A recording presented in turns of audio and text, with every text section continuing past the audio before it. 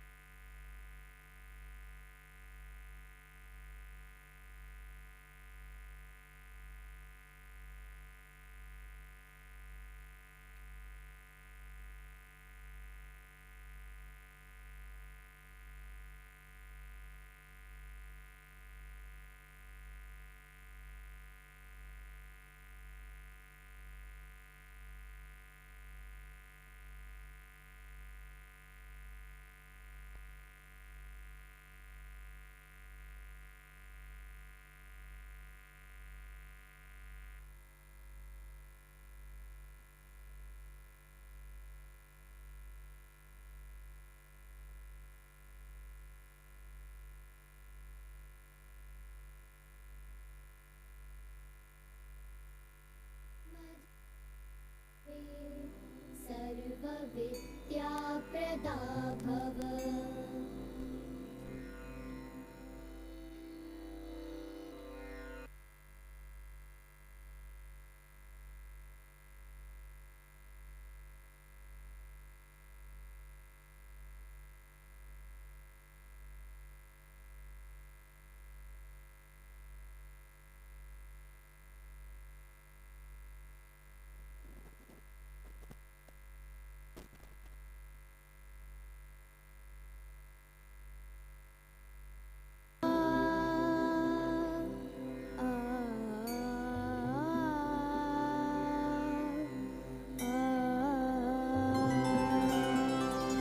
नमस्ते शारदे देवी Saraswati.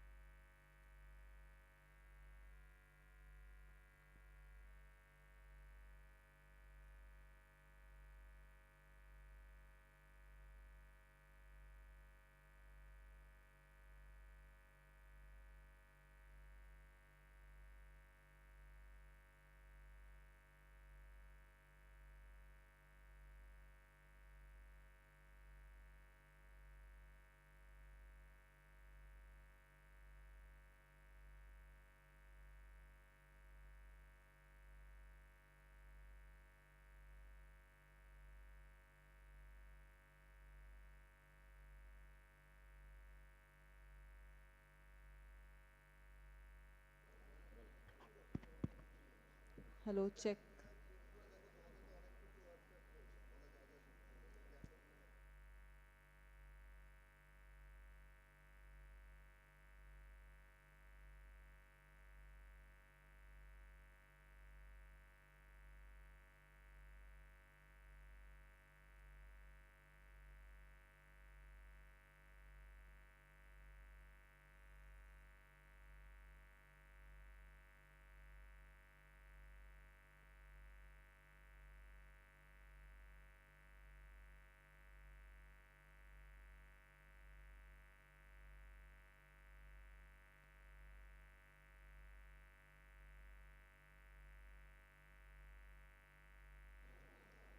Good morning.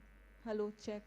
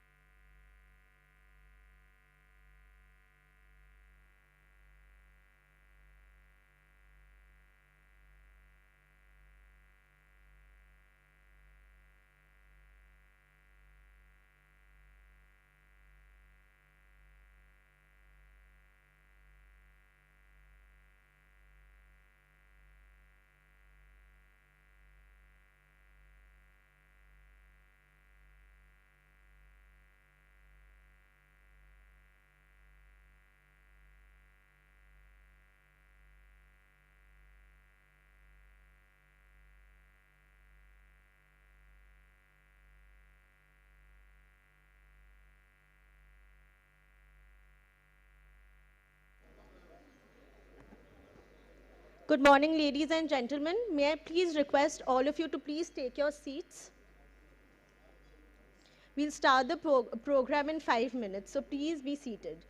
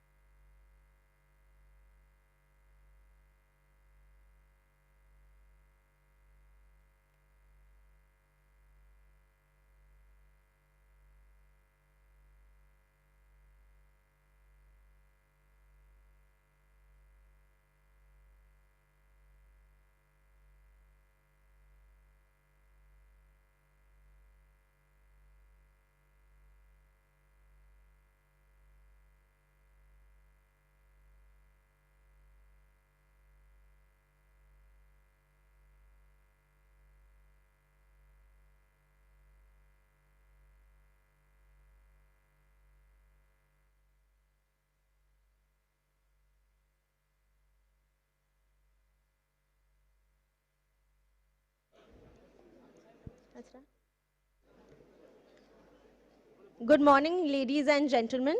We welcome all to the 78th Shaping Young Minds program of the All India Management Association in collaboration with Calcutta Management Association. May I request all present to kindly switch off your mobile phones and put them on silent mode. I would request the ushers to please ensure that all are seated. Thank you. The Shaping Young Minds program has been one of the mainstays of IMI's outreach to the aspiring managers, leaders, and entrepreneurs. IMA has been holding the program since 2004 in various parts of the country in partnership with the local management associations, and today we are in its 78th edition. Now nearly 2 decades old, SYMP is still going strong. The objective of the SYMPs is to instruct and inspire young people to become better managers and leaders as well as mindful citizens. The method of SYMP is storytelling.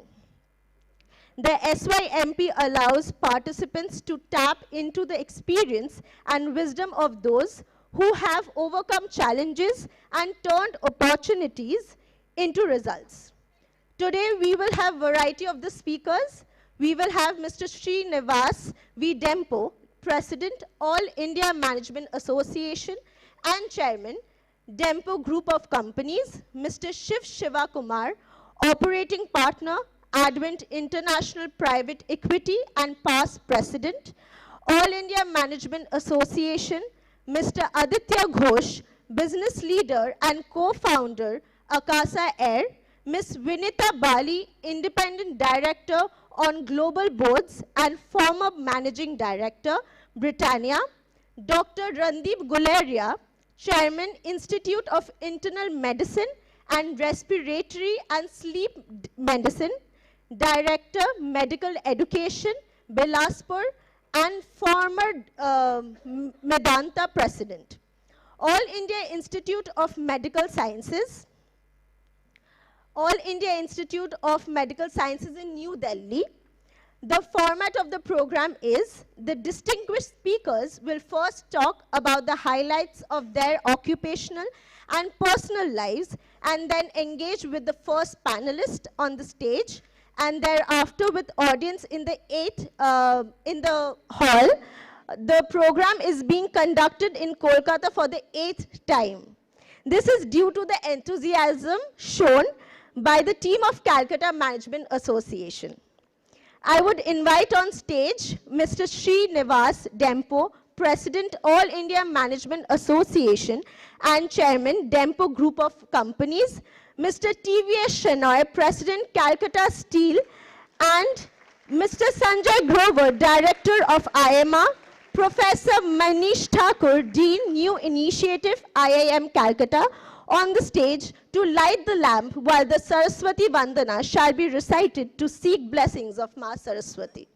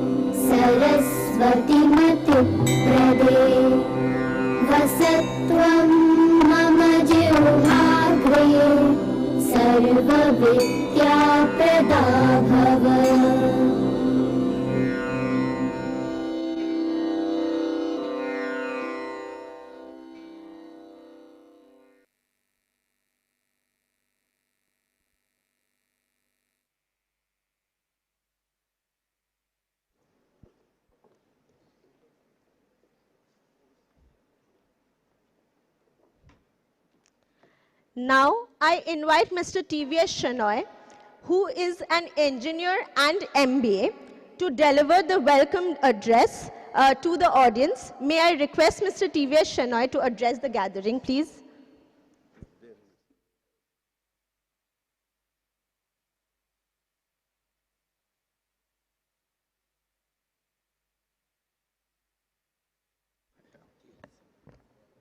Thank you, Riddhima. Good morning. Hello, good morning. Hey, let's give a good loud morning to in Calcutta. I know it's raining out and it's wonderful to see such a loud and large audience here, and to all of you connected online as well, a very good morning. Wonderful to see the young minds, and as this program is aptly named as well, is also a great privilege to welcome each one of you to this Shaping Young Minds program. But before I get started, a bit of the context of why the Shaping Young Minds program is important in this day and age. Often it's said, and in this day and kind of turbulence and what COVID has really taught us, change is imminent, and only thing life is permanent is change. And during the course of making the changes, is often that you need a mentor, a guide, a philosopher, or often somebody whom you need beyond work to perhaps give you a small little nudge and at times a push to get set on the right direction, right? And in my experience in the corporate world, I've seen to have such sessions like these, where you have young minds like you all and have experienced professionals like Mr. Dempo on stage to share with you their experiences, are wonderful, indelible memories, which perhaps when you all leave this room, you all should take with you. During the course of the day, you're going to have plenty of other speakers. We have Mr. Shiv Kumar, Mr. Aditya Ghosh, Vinita Bali, Randeep Guleria. You're going to have wonderful interactions with them, all leaders in their own right. And my only request to each one of you, as you step into it and immerse in the discussions what you hear, is to be sure that you take out something from each session. Take out something from each session which will help you to shape your career, to shape the way you look, your outlook towards life, gratitude towards life, and more importantly, to be a great human being as you get on to the corporate world or entrepreneurship wherever you are. I must also say on behalf of the President, being the President of the Calcutta Management Association, lots of gratitude to IMA for having conducted this, for having enabled this, for having brought this to Calcutta. And more importantly, a bit about CMA is also not out of place. We started the trend of management associations in the country. CMA is one of the oldest in the country, and the vision is to always create management community where relevant and contemporary practices are shared. Before I also conclude, I'd like to thank Professor Uttam Sarkar, Director of IIM Calcutta, for making this happen. And as we step into the first session, I'm reminded of Rabindranath Tagore, where the mind is without fear and the head is held high. I'm sure that open your minds and let the knowledge seep in. Thank you very much and look forward to this wonderful session ahead. Thank you.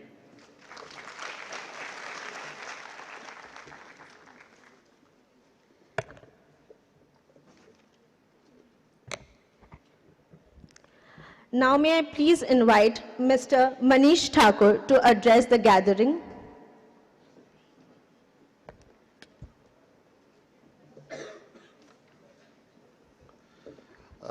On behalf of IIM Calcutta, it's my honor and privilege to welcome guests on the dais, and some of the guests who are on their way.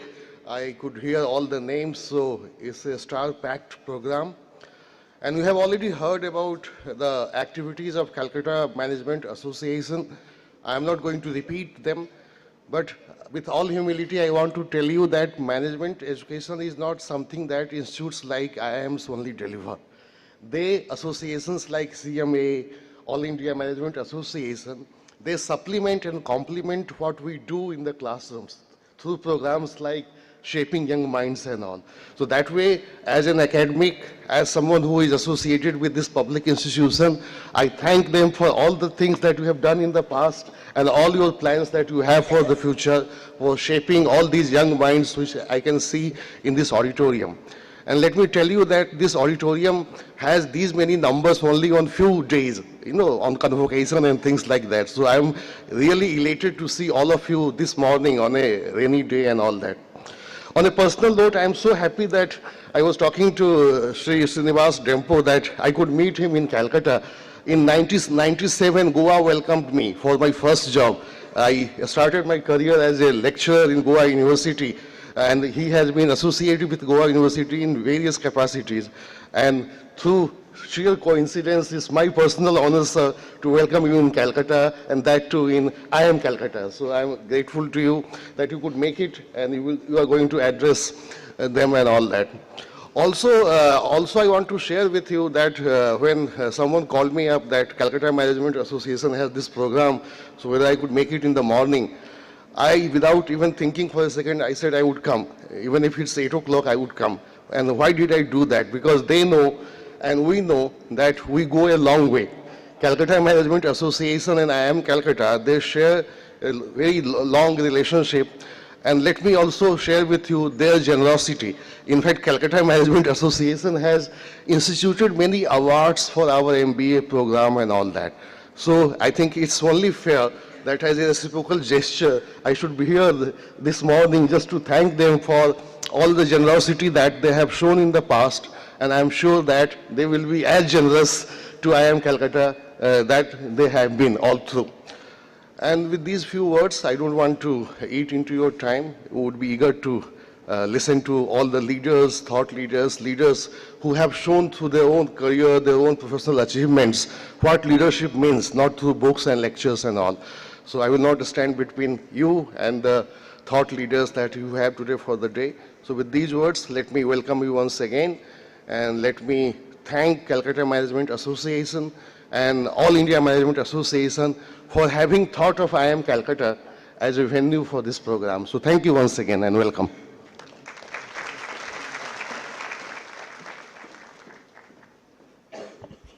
Thank you, sir.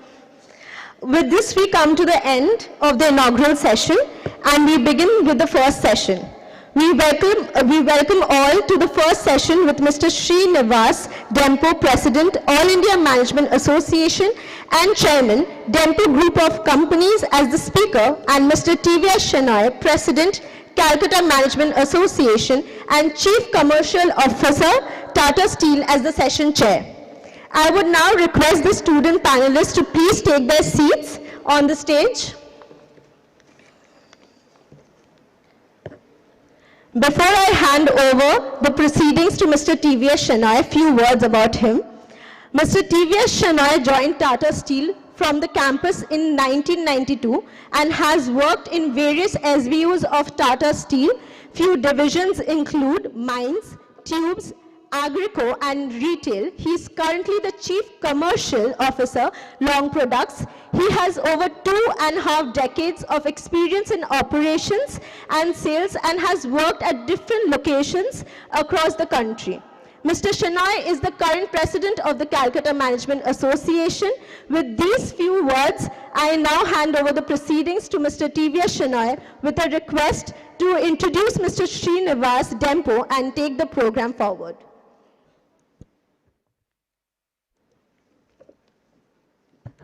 Thank you. Good morning again, and I'll not do the sound test again with all of you. First of all, big welcome to Mr. Dempo, and I must tell you, as a child, when I grew up on the west coast of Karnataka, Dempo was a big name. And little did I know that few decades down the line, I'll have an opportunity to sit beside you, Mr. Dempo, and actually have a session with you. But let me introduce Mr. Dempo to each one of you.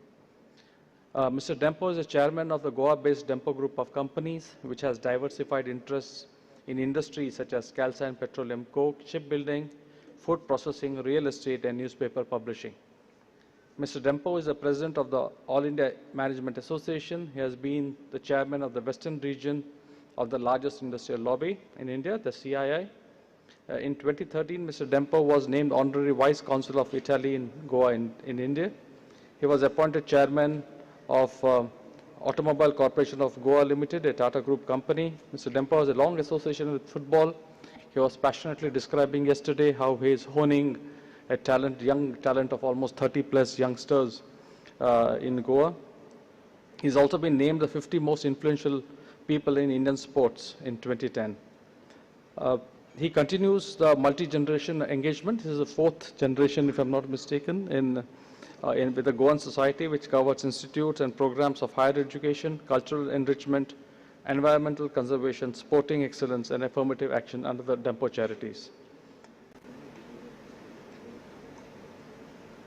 He did his graduation from the University of Mumbai in 1990 and 92. Later on took on Master of Science degree in Industrial Administration and Finance from Carnegie Mellon University in Pittsburgh, Pennsylvania in the US in 1995.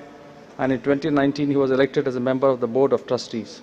In 2020, he received the Tepper Achievement Award in recognition of his influential role of Chairman and Managing Director of the Tempo Group and in professional associations and civic organization in India. Over to you, Mr. Dempo, as we hear you speak and address the audience. Thank you very much.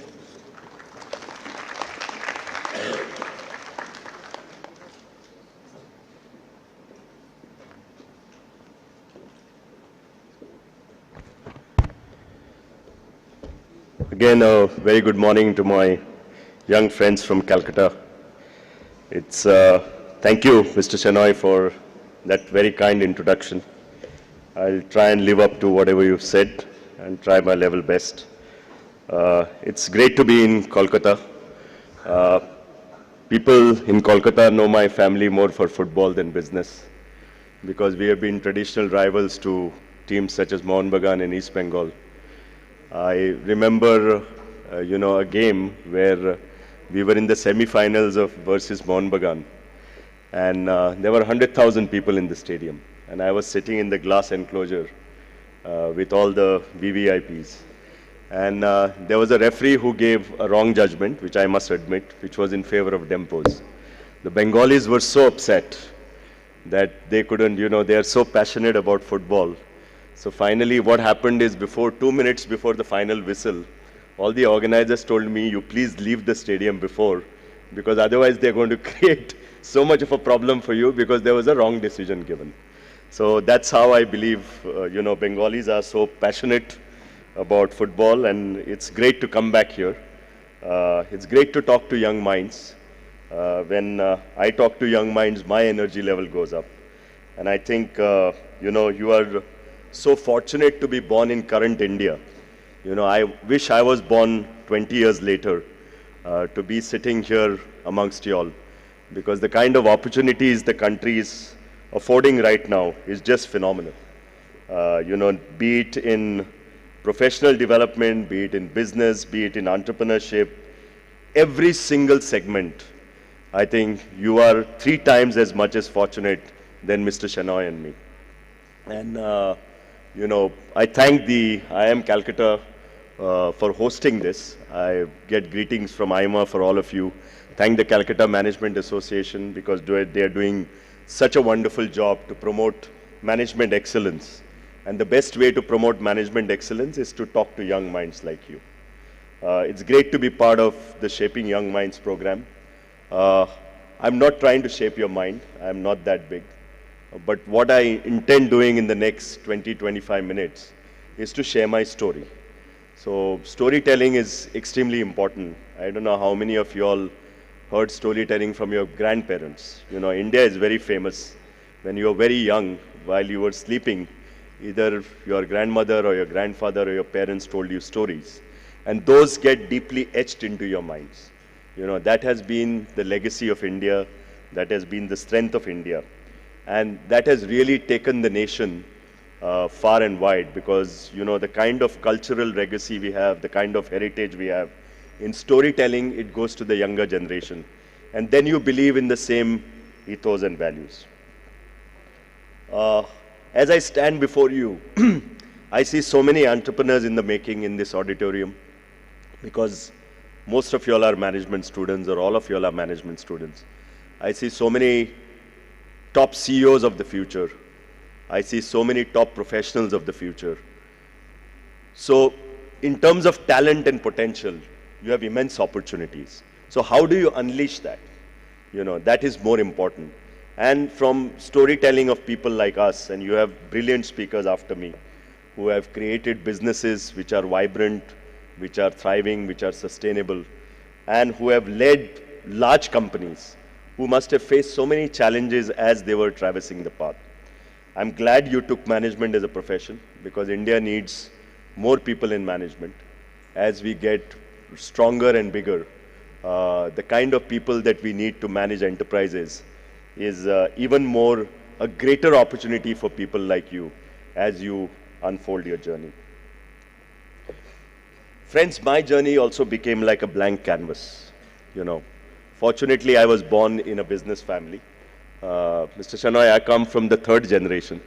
And third generation is normally a big challenge because I don't know whether you know the famous saying that the first generation creates it, the second generation runs it, and the third generation destroys it. But I am 54 and I am, fortunate enough to still run my group of companies. The business was started by my grandfather way back in the early 40s. And, it's been now almost 60 years for the group, that the group has been doing its service to the nation, to the state, and we passionately believe in giving back to society. That's one lesson that all of you all should carry home, is never ever do anything with the primary focus of making money. Money is a side effect. Money will come so long as you work hard with your profession and are sincere to your profession, but have a purpose in life. So just like each of you, I was born into this world with limitless potential. All of us have kids. We are very creative. We have limitless potential. And as a child, I dreamt big dreams. It's great to dream. There's nothing wrong in dreaming, so long as you work hard towards your dreams. And I imagined a future that held the promise of endless possibilities. So this is, as a child, you were always focused, though you were very much influenced by your parents. And I think we are blessed in India to have the family set of values which really take you forward, and you sets you a Lakshman Rekha. You know your limitations, you know where you can reach up to. And one thing that stands India apart from all over the world is your ethos and values. Respect for elders, respect for teachers, professors. I think this goes a long way in basically pursuing what you want to do with solid foundations that you have built. One of the most significant lessons I've learned is the power of passion. Do what really interests you. Or I can say, do what you like, and once you do what you like what you do. It's very, very important to do that. I was pushed into the family business, and I was pushed in rather difficult circumstances because I just got back from my MBA from America. And as I got back from my MBA, I probably wanted to work a few years outside of my own organization just to get a feel of how it's to work without your family business. But as luck would have it, I was not fortunate enough to work with my father for a very long time. He was detected of cancer. And when I was 27 years of age, he passed away. So I had to really take over businesses in very, very difficult circumstances. Manage 5 businesses, which were very, very family-centric. And I'll explain to you how I changed that situation.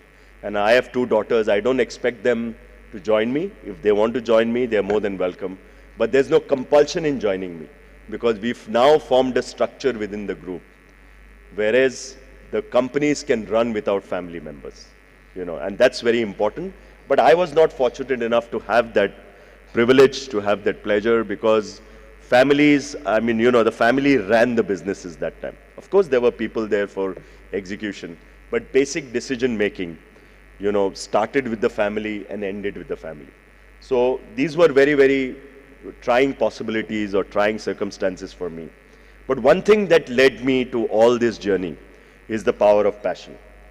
And I pursued what I loved rather than what was expected of me. Don't pay too much attention to what the society says. This is one more block we have in India. We are too much society conscious, And when we say, failure is not accepted, I don't know what's wrong with failure. I failed. Out of the 5 businesses that we had 8 businesses and we failed in 3 businesses. So we closed them down. So you have to be honest enough to yourself, learn from the failures, and get up again in the straddle. It's no point in saying, but I see a lot of your generation, your patient quotient is very low. You want things to happen at too fast a pace. And taking failure in your stride becomes very, very difficult. So passion really fueled my persistence and drove me to excel even in the face of obstacles that I just talked about. The one thing that you must overcome is fear. And fear can, it is a powerful force, often holding us back from realizing our full potential. Now, when I say fear, of course, you have to be cautious in life in what you do. There are always boundaries that, you define yourselves in. But within those boundaries, you must muster the courage to try what you firmly believe you can. So I'm connecting passion, potential, and fear. So once you realize your passion and you realize your potential, you have to try and overcome fear. Most of the big people who have achieved it big, whether it's a Jamshedji Tata or a Dhirubhai Ambani, I don't know whether you know their stories. You know, the only thing which stood them is courage and fear. They overcome fear. Dhirubhai Ambani was a petrol pump attendant in Aden when he dreamt big, and you see today all of you are with Jio phones. And you know, I remember the famous saying of Mukesh Ambani when he went to present to Dhirubhai about Reliance Telecom. And that time, I believe Mr. Mukesh Ambani asked for 500 crores. And he said, what are you going to price a call at?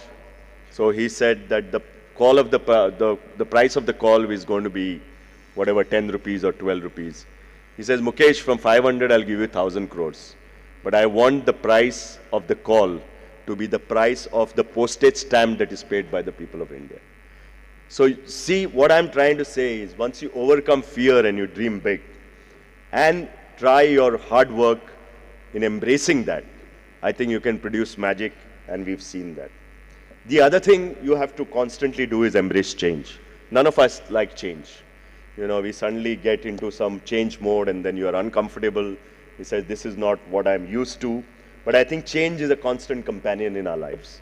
And I had to change. I told you that, you know, I entered a family business which was large family driven. I had very senior executives who were 30 years older to me. So it was tough to manage them because they had seen me as a kid coming to office for once a year for pujas and for celebrations, but never could accept me as a boss. So I tried my best to embrace change. I tried my best to counsel them to embrace change. And it was very difficult to convince 50 and 55-year-old men when I was 26. But how I did it, I bought into this. One thing that you need to do is be a very keen listener. I don't know how many of you all know, our Prime Minister is such a keen listener. I talk to business leaders who go and meet him. They say in a half-an-hour meeting, Mr. Modi listens for 20 minutes and speaks for 10 minutes. So I think this is what I did when I wanted to, you know, embrace change and I wanted my people to embrace change. I gave them a chance. It's extremely important to build value-based relationships. And why I'm saying this is, you are a generation of mobile technology.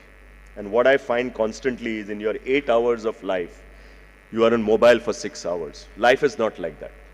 You know, you need to meet people. I'm completely against working online the whole day. Of course, online is an option. If you can't attend the program physically today, online is a great option, and I think COVID has taught us how to manage online. But online is not the solution for life. Can you imagine you get online married to a partner and you never meet him? So you need to see physical relationships are very, very important. And I think the value of relationship is something that every successful person will tell you. It's your mentors. You know, I was talking to Mr. Shenoy in the morning, and he says, how do you manage your day? I said, I'll talk to the students. I get up at 6:30. I have my tea. I read a little bit of the newspaper because that's an old habit. You guys read it on iPads. We read still on physical. It's nice to get a feel of the paper. And one thing that I do every single morning is spend an hour and a half in the gym. It's extremely important to have a fit body and a fit mind if you want to contribute productively in your personal and professional lives. I know that the younger generation is doing a great job in terms of going to gyms, working out, but those who are not doing it, please do it. It's very important for your health. It's very important for the fitness of your mind. It's very important for stress taking. I am telling you the kind of stress that is prevalent in work today, with so many uncertainties that we fight, whether it's, you have all sorts of crises today. You have climate crisis, you have inflation crisis, you have commodity crisis, you have geopolitical crisis. And how many crises are you going to tackle, or, you know, how many crises is the MBA course going to teach you? It is not that easy. So stress management becomes very, very important in your daily lives. And I would strongly urge you, You need not go to the gym. You can go for a run. You can go for a walk. You can do yoga. You can do meditation. Whatever gives you. Again, it's your passion. But spend about 1 to 1.5 hours every day by yourself, because it gives you it keeps your body fit, and it gives you your mind for introspection before you start your day. I'll tell you one more thing, and you may think that this is an old school of thought. We Indians are used to working even till 10:30 and 11 o'clock at night with our mobiles. I asked Mr. Shenoy in the morning, and he says he often gets mails at 11 o'clock and he has to reply to them. I don't think this is a good practice. You have to divide your day. And I remember the saying of our father of the nation, Mahatma Gandhi: you sleep for 8 hours, you work for 8 hours, and 8 hours is for yourself, for your family. Please practice that. I'm not telling you not to study late night. I know the pressures on MBA students and management students. But as you traverse the life path, make sure you give enough time to your family, enough time to yourself, and of course, enough time to your work and enough time to your health. These are most important. And God has given you 24 hours, you can plan it well. What I do, I'll tell you.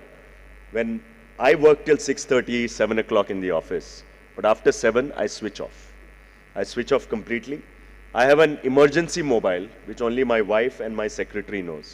So if my house is on fire, then they call, but they know when to call, because that time is really for yourself, for your reading, for your family, for your children, so that you enrich your life. It's very important to have a work-life balance. And to a large extent, the current generation is so stressed and so compressed of time that they're losing this. The other thing is knowledge. I think knowledge is really a beacon that has illuminated everyone's path. Never stop learning. And however stupid you may feel, you can ask me a stupid question. Never keep it in your mind. You must always have a curious mind. You should drive your mind to endless possibilities. Now today you may think that Chandrayaan has landed. 50 years back we could never imagine. So your minds have to have endless possibilities. And from those endless possibilities, then you filter down. And then you say, what is my passion? How do I want to pursue this journey? How do I want to execute this journey? So your core values, focus and passion. And in all this thing, I'm repeating again, money should not come in the way. I know all of us want to have a good lifestyle. We want to possess a lot of things. Nothing wrong in it. But if you define your career path by the amount of money that you're earning, I find a very unique trait, Mr. Shenoy, and I don't know whether you all are finding it in your companies.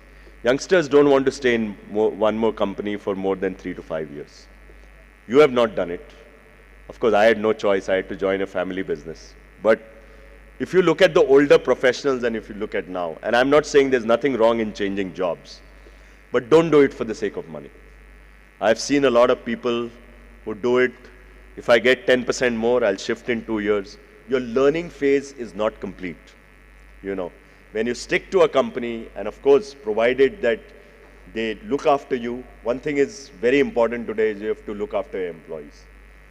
Rather than saying, I'm going to cost cut on my employees, you have to say, I have to look after my employees. So it's extremely important for everyone to be looked after, for everyone. And for that, at least in the first few initial years of your life, you have to have a stable job where you keep on learning. As you mature in the job learning cycle, that's when you are ready to take a decision whether this job is for you or you want to switch.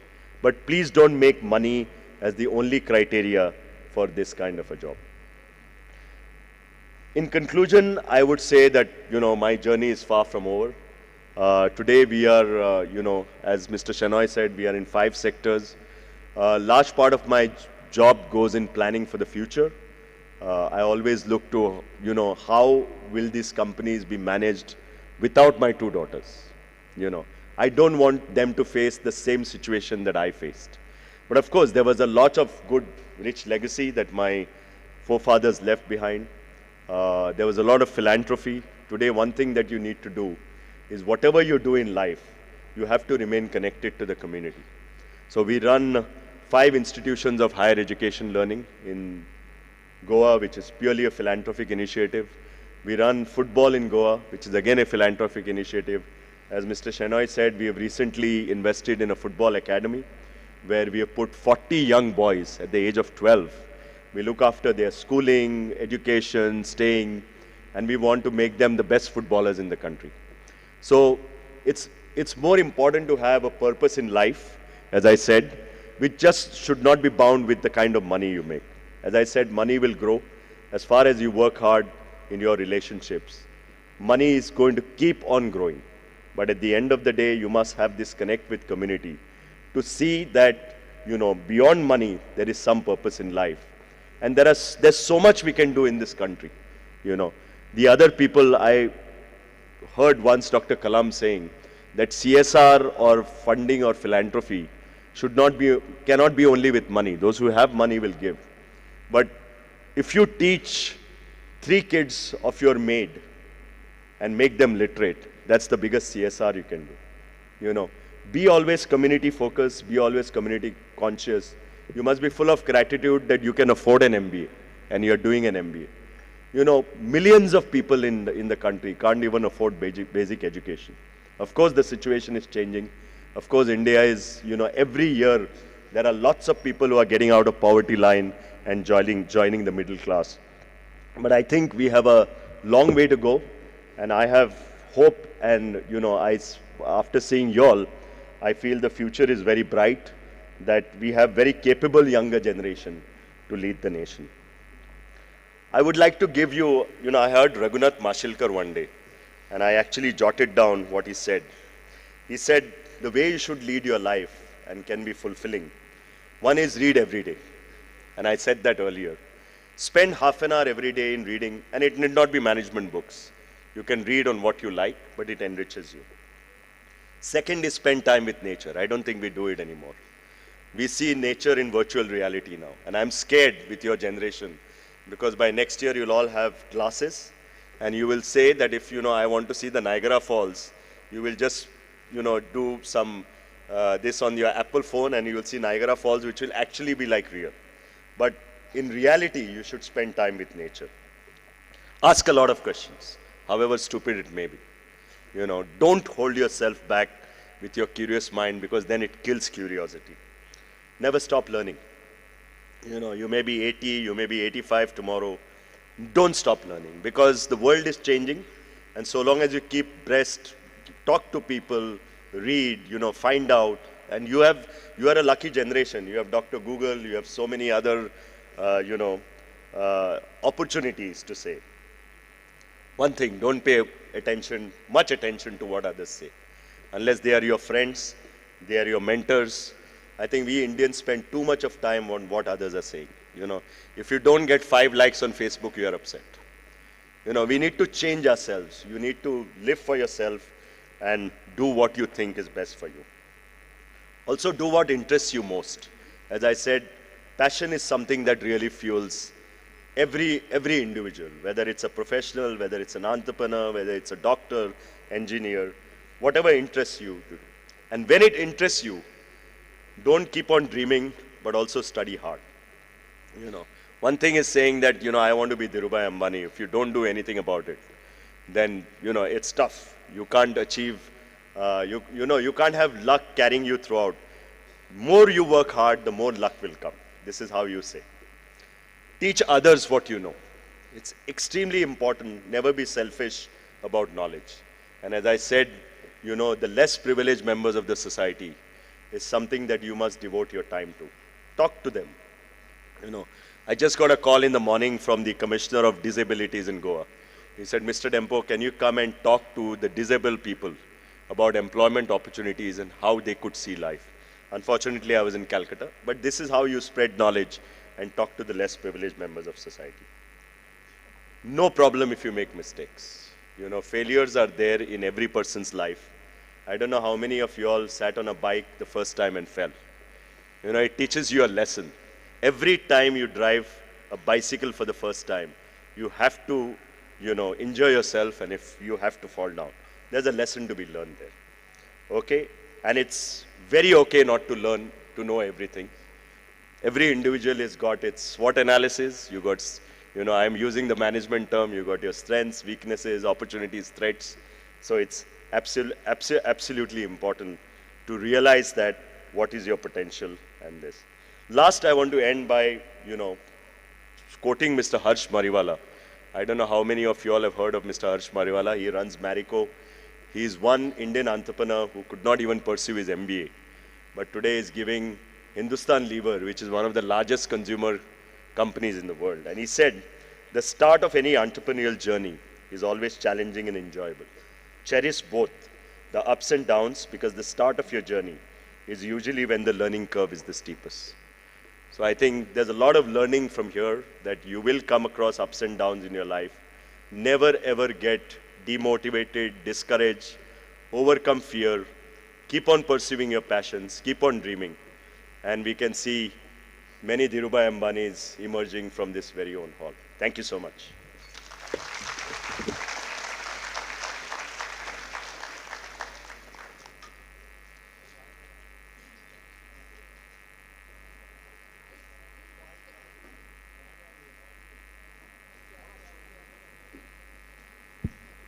Yeah. Thank you, Mr. Dempo, and can we have a big round of applause for Mr. Dempo? I must confess, having been in the corporate world for 3 decades, what you just heard was a crash course or a master class of 30 years of entrepreneurship, corporate nuances, wrapped up in a space of 30 minutes. I've taken out a few of the notes, and I'm sure we'll have it. Many of you would go back out of the room taking out 3 or 4 nuances for sure. Thank you, Mr. Dempo. I think it's been a fascinating insight into how one has to grow himself or herself in this world. We have about 30 minutes of time, and we've got about 8 questions the students are going to pose to you. If you could introduce yourself and a quick one line of introduction, and what is that you'd like to ask Mr. Dempo. Yeah? Good morning, everyone. Good morning, sir. I am Aditi Jaiswal from Institute of Engineering and Management. Sir, my question to you is, being a leader in so many industries, how do you maintain a balance between the work and... From my normal reading, I think reading enriches everyone's life, and I would strongly urge, apart from your normal management coursework and books that you all read, you must read something that really interests you. And from that, a lot of ideas emerge. And the third is, I devote a lot of time to fitness, because as you grow older, you need it even more. It's a very stressful life otherwise, because you need to balance work and you need to balance your holistic development of life. So this is how I try and, you know, spend my 24 hours. Try and get adequate sleep. I know that, you know, all of you all burn the midnight lamp during exams. That's okay, it's once in a while. But also try and get adequate sleep, because you don't realize it at a younger age. But as you cross your 50s, if you don't sleep well enough in your younger days, you pay for it. So these would be my simple fundas and lessons in life. Thank you so much, sir. Yeah. Good morning, sir. I'm Shreya Singh from NSHM Knowledge Campus. So my question to you is, can you please share one instance from your career where you faced a major setback, and what are the key motivators which keeps you going regardless of all the hurdles? So, I mean, I'll share one since you asked, but I had many setbacks in life. In my work life, when I joined, you know, we used to run a pig iron project in Goa. And those days, we had a debt of about 100 crores. So, and as I said, my father passed away. I was saddled with this. The banks were after me. And I had a legacy to protect. It was not easy. As he said, the family has a name. It has a standing in society. And it's not good to default on something that is all taxpayers' money. It's all your money that the bank, that the business people borrow and try and build a wealth for the nation. So how I approached it is, I was very honest. I think one thing that I forgot to mention in my speech is be honest up front. Honesty pays in the long run. I think shortcut methods pay in the short run, but they become very expensive in the long run. So I sat with my executives. I worked on a plan. I worked on a revival plan. I shed my ego because, I could have said I'm Mr. Dempo and I will never sell this plant and, I will try and see how I can make two ends meet. I was humble enough to admit that this was not my industry. I couldn't compete with the likes of Tatas. So I sat, with all humility, I worked out on a plan. I gave it to the banks. I was honest enough to say that so long as the banks are paid, I'm flexible on the price. And fortunately, then it was bought by another buyer and then we worked it. So I think 2-3 lessons that I learned. One is humility. One is, having less ego about yourself and being honest to yourself. This is what pays you in the long run. Thank you, sir. Good morning, sir. I am K. Pranit from Sister Nivedita University. My question is on IMA as a significant role plays on management education. So how would you envision on future management education in India? So, we were sharing yesterday, I met Calcutta Management Association. I've been very fortunate enough to, have the IMA presidency with me for the last 1 year. And I'm going to lay down office next month. So this is going to be one of my last visits. IMA generally is to promote thought leadership within management. And, the activity that we are doing right now is one of the, objectives of IMA, that we really train future managers. And we give them flood of knowledge for them to absorb and then decide how they want to pursue the career of management. Of course, it's also to train management professionals, industrialists, corporates. So this forms a part of the stakeholder eco-balance, that you have management students, you have companies, and you have professionals. So all in one forum so that, each one stands to gain from each other. What I see in the future is the MBA education is going to change substantially. With the digital intrusion, with so many uncertainties that I described in the speech, you may have to tweak on the MBA model.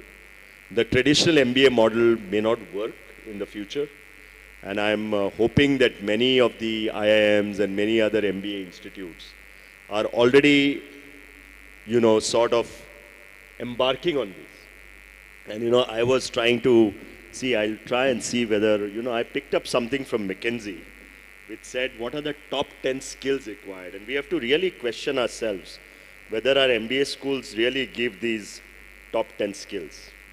So they said, this was in 2020, so of course not very old. They said the first skill that is required is complex problem solving. The second one is critical thinking. The third is creativity. The fourth is people management. The fifth is coordinating with others. The sixth is it's not IQ, but it's EQ, emotional intelligence. The seventh is judgment and decision making. The eighth is service orientation, which I talked about, community connect. Ninth is negotiation. And 10th is cognitive flexibility.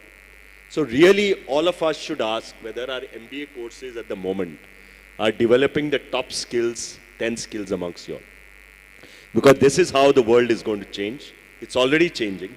And I think in India, probably the curriculum doesn't keep pace with the kind of changes that are happening. But I'm sure with now implementation of the new education policy that the Honorable Prime Minister has so passionately pursued, we are going to see substantial changes in the curriculum and how, more than rote learning, it has now to be more application-based. They are actually said in the latest circular that the exams will have to be made less difficult. Our examination system is very difficult. And that's why we resort to rote learning. You get so stressed about, every day life has to be an exam. And it need not be, burning the midnight lamp till 4 in the morning and then going and answering your paper. That's not how life works. So we need to change that system. Thank you, sir. Good morning, sir. I am Shreya Agarwal from Heritage Business School. My question to you is, could you please share your perspective on importance of collaboration and partnerships for growth and expansion? I'll give you my story, which is a very interesting story, and I couldn't relate it. I had a business in food processing, and I'll tell you the value of relationship and collaboration. The food processing business was started as a contract manufacturing for Glaxo. Glaxo entered you know, heard of Glaxo, which is a very famous pharmaceutical company. They decided to enter the family products division in India. So we were very keen to collaborate with them because they are a multinational, you know, Forbes Fortune 500 company. So the world chairman of Glaxo came, he inaugurated the plant in Goa. But their Indian experience was not very good. Farex didn't do well. They were eaten by Cerelac from Nestle, which is their competitor. And the plant started languishing. It started languishing, you know, but we continued with losses and small turnover. It was a listed entity, so the market cap was languishing. It was not going anywhere.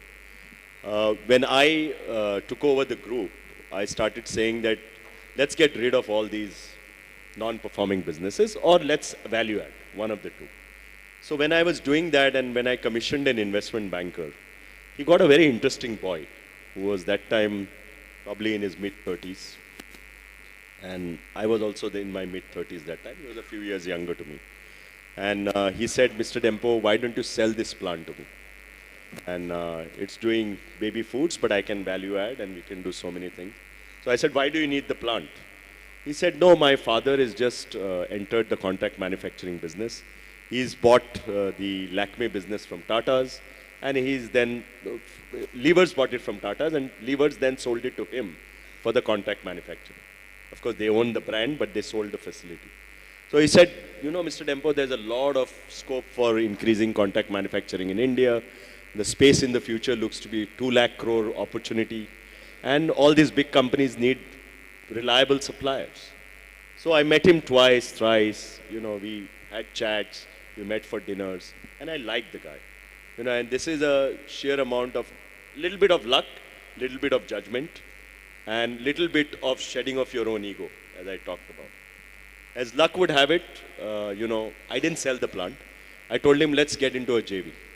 You know, I am a listed entity. You can create value in the future. You get your assets into this company. And, you know, but he said, then you'll lose majority. I said, I don't mind. You know, so long as I sail or sink with you, I'm fine, you know, same or swing. So he went along. And this was in 2013. So you can imagine, from 2013, a 70-year-old, 70 crore market cap company, today it's 6,500 crores. And from 2013, with a sales turnover of 50 crores, we are at 2,500 crores today. We are Hindustan Lever's largest contract manufacturers. You know, more than 50% of our business. And how did I do this? I could not have done it. I was lucky enough to get a passionate partner. I shed my ego. I said, I'll collaborate. I'll get into a relationship. It can work both ways. You can be disappointed. But somewhere down the line, I thought he's sincere. I saw the spark in his eyes. I saw the youthful energy like I see in all of y'all. And the rest was history. Today, you know, I own 22% of the company, which is far higher in market cap than owning 70% of the company when the market cap was 60 crores. So I think building relationships, building people-to-people connect is very important for your future. But of course, you should be wise enough and vigilant enough to understand, and that will come with experience. I can also tell you a couple of bad experiences, which I don't want to waste your time, but collaboration and value relationships are very important. Thank you, sir. Good morning, sir. My name is Karishma Singh. I'm from Heritage Business School. Sir, first I would like to say thank you for a wonderful and enriching session. Sir, my question to you is, how do you think an organization should approach talent acquisition and development to ensure a skilled workforce? So I'll tell you what we are doing. You know, this is one of the biggest challenges today. And one of the things that I'll tell all of you is leadership doesn't just get acquired. Leadership is cultivated, you know, and the cultivation starts at the level that what you are saying. When you hire talent, today retention becomes a very, very difficult task. You know, A is your generation now primarily looks for hefty increases in very short periods of time, and they lose interest very fast. They are very smart, by the way. They are 10 times smarter than Mr. Shenoy and me. Very smart, have phenomenal exposure, quick in learning. But these are some of the challenges that we are facing. So what we try and do is, during the interviewing process, we find whether the person that we take has a fit with our philosophy, you know. And we do it through a guru. We have a lifetime coach that we have for senior management, so which we call as guru in Indian language. And we have now sort of identified 10 or 11 major key areas where we feel that as we grill the student or as we grill a first timer in the job, you know, we find that they be a fit. We also ask, whenever guys like you come in for a job, we also ask, what's your purpose in life? And if your purpose in life is to own a BMW and get a Louis Vuitton bag, then, you know, we don't subscribe to those views. Nothing wrong in it. You know, it's great if you can afford everything, and, you know, that's how wealth has to be built. But that can't be your purpose in life. Once all these thresholds are crossed, the second thing we spend is a lot of time in orientation. During an orientation time, you know, youngsters like you get a feel of what the culture in the organization. You know, we take you all to different plants, we take you all to different facilities, we ask you to talk to middle-level managers, senior-level managers. So, and then you start getting comfortable in that environment. Beyond that, we also follow the normal tools of retention, performance pay component. You know, we also give a lot of importance to how you assign your time to the company. And when I'm saying time to the company, it's not only in productivity of the company, but if you take up any philanthropic activity that the group subscribes to, we also give a lot of value to it. So in nutshell, in one word, if I may say, we try to create a family culture within that organization. And I'm happy to say that not 100%, but we've achieved about 65 to 70% success in retaining talent this way. Because a lot of people then get identified with the group, they get identified with the culture within the group, they get identified within the vision and mission within the group. And if you are then subscribing to those views, and if you feel comfortable that you will, and one thing that we say, that nobody will stop your growth opportunity. So we have a system whereby even the junior most employee in the company, if he feels aggrieved, can reach the chairman of the board. There is a mechanism to do it. You can't come directly. There is a system to do it. But at the end of the day, you can reach me.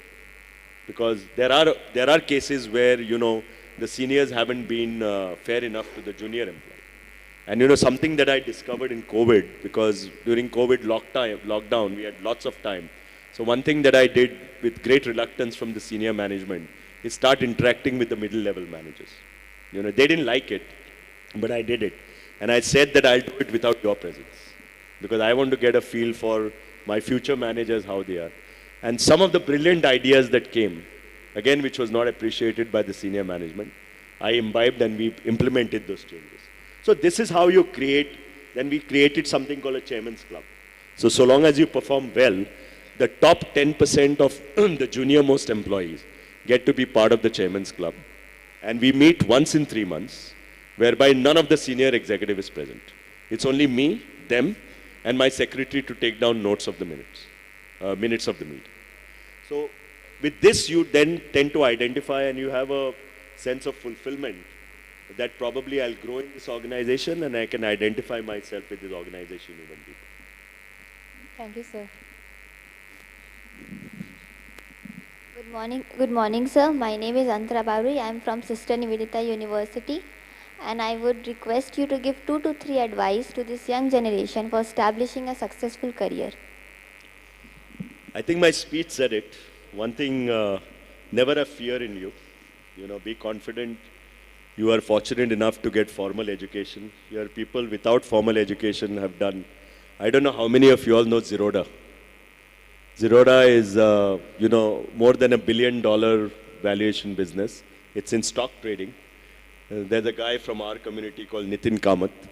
And I'm not by no way saying you please drop out from college, but he was a college dropout.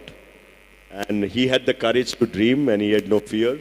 And today his business is worth, you know, every year he generates 2,000 crores in profit. And his own salary is about 100 crores. So, you know, nothing stops one of you all either on the stage or off the stage from doing this. But you have to do 2 things. Within your parameters or within your boundaries, do not have any fear. If you strongly feel about an idea, keep pursuing it. However stupid it might feel. You know how Uber was born.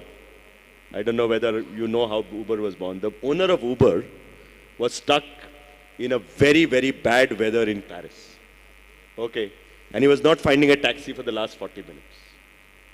And then suddenly it struck him that we have mobiles today.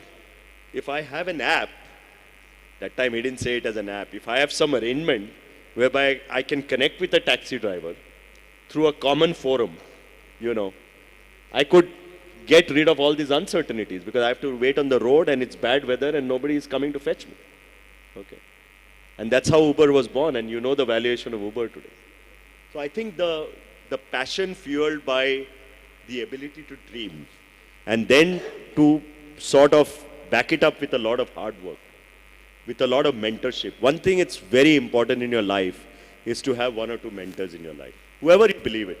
It can be your father, it can be your mother, it can be some professor from the college, it can be a person that you've met in the business fraternity.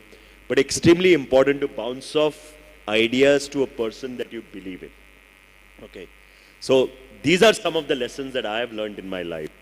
That if you don't have fear, if you have enough passion in you, if you demonstrate the courage to dream, and if you have surrounded with good people around you, I think you can make what Nitin Kamath made in Zerodha.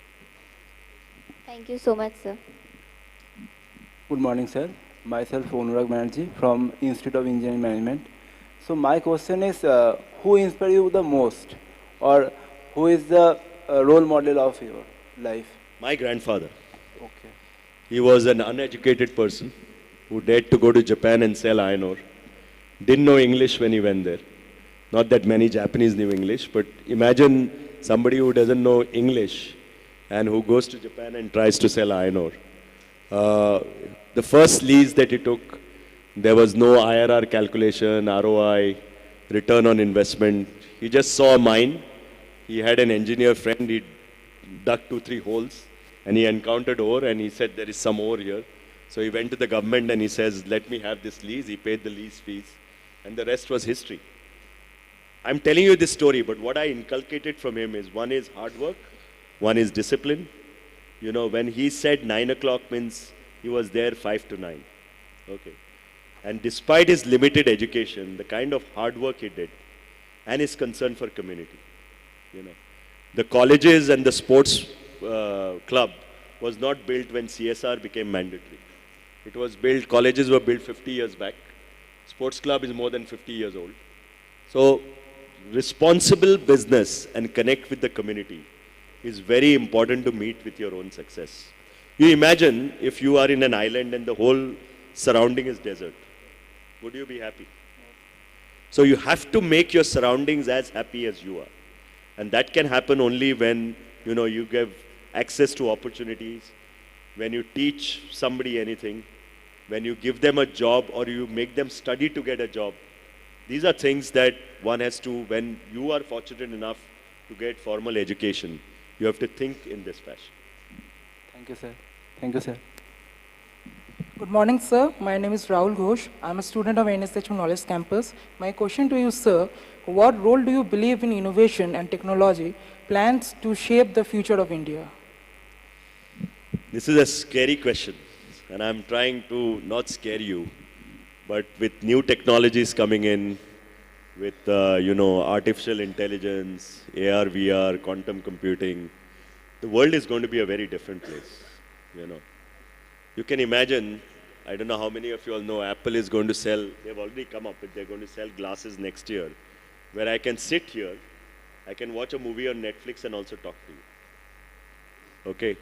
So my worry is that the younger generation, and I'm talking about, not so much about you, but one generation younger, probably will never come into the real world. They'll only be in virtual world.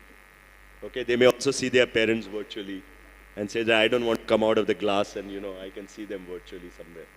So that's one part. The second part is fundamental shift in the nature of jobs.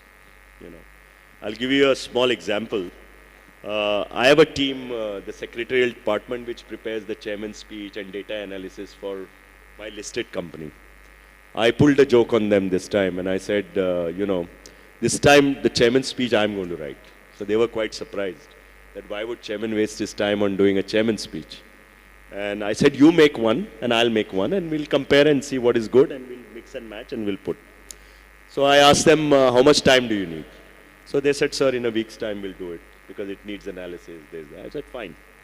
I went through ChatGPT, put all my parameters, Goa Carbon Limited, chairman's speech, please go through audit report, this, that, and it's all public knowledge. I got a speech in less than 3 minutes. So I called my company secretary and his team, and I said, your chairman has done a speech in I didn't say 3 minutes, in 1 day when you're taking 8 days. They saw and they laughed because they knew it was ChatGPT knowledge. But what I'm trying to arrive at is if these jobs are going to be taken up like this, how does your generation think in the future? Innovation is going at such a rapid pace. One is the cost of technology is coming down. How many of you all could have afforded mobile phones 15 years back? Mobile phone was a luxury. Only the top CEOs used to go or, wealthy parents. Today, even I was telling Mr. Shenoy, I was shocked where our, digital payment mechanism has reached. I was at the Taj last week in Bombay. And, normally near the India Gate, there are beggars sitting there. And when they asked me for money, and, I looked at my wallet, I didn't have money. And I said that, sorry, mere paas paisa nahi hai, sir, GPay lete. So you can imagine the role of technology in this country is mind-boggling and phenomenal. And every year or every month, forget about every year, there are lakhs and lakhs of people who are getting added onto this. Now, unless our business is shaped like this, Mr. Shenoy was asking me, what are we doing in our businesses? I said, I'm not happy with the pace, but the pace is going on. It's going on at a gradual pace.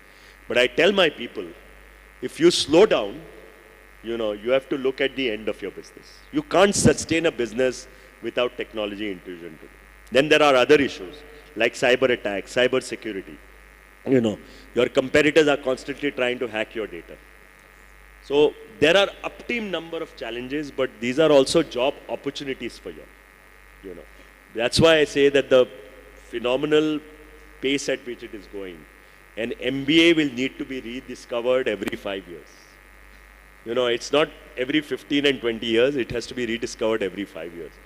God alone knows what are we going to see in 5 years. If we are seeing ChatGPT, whichever version that is coming now, I was told, and I sit on the board of Carnegie Mellon, where I am an alumni from, and I'm saying that they are working on technology now, that if you want to see an ice cream on virtual reality, you will be able to feel and touch it and smell it.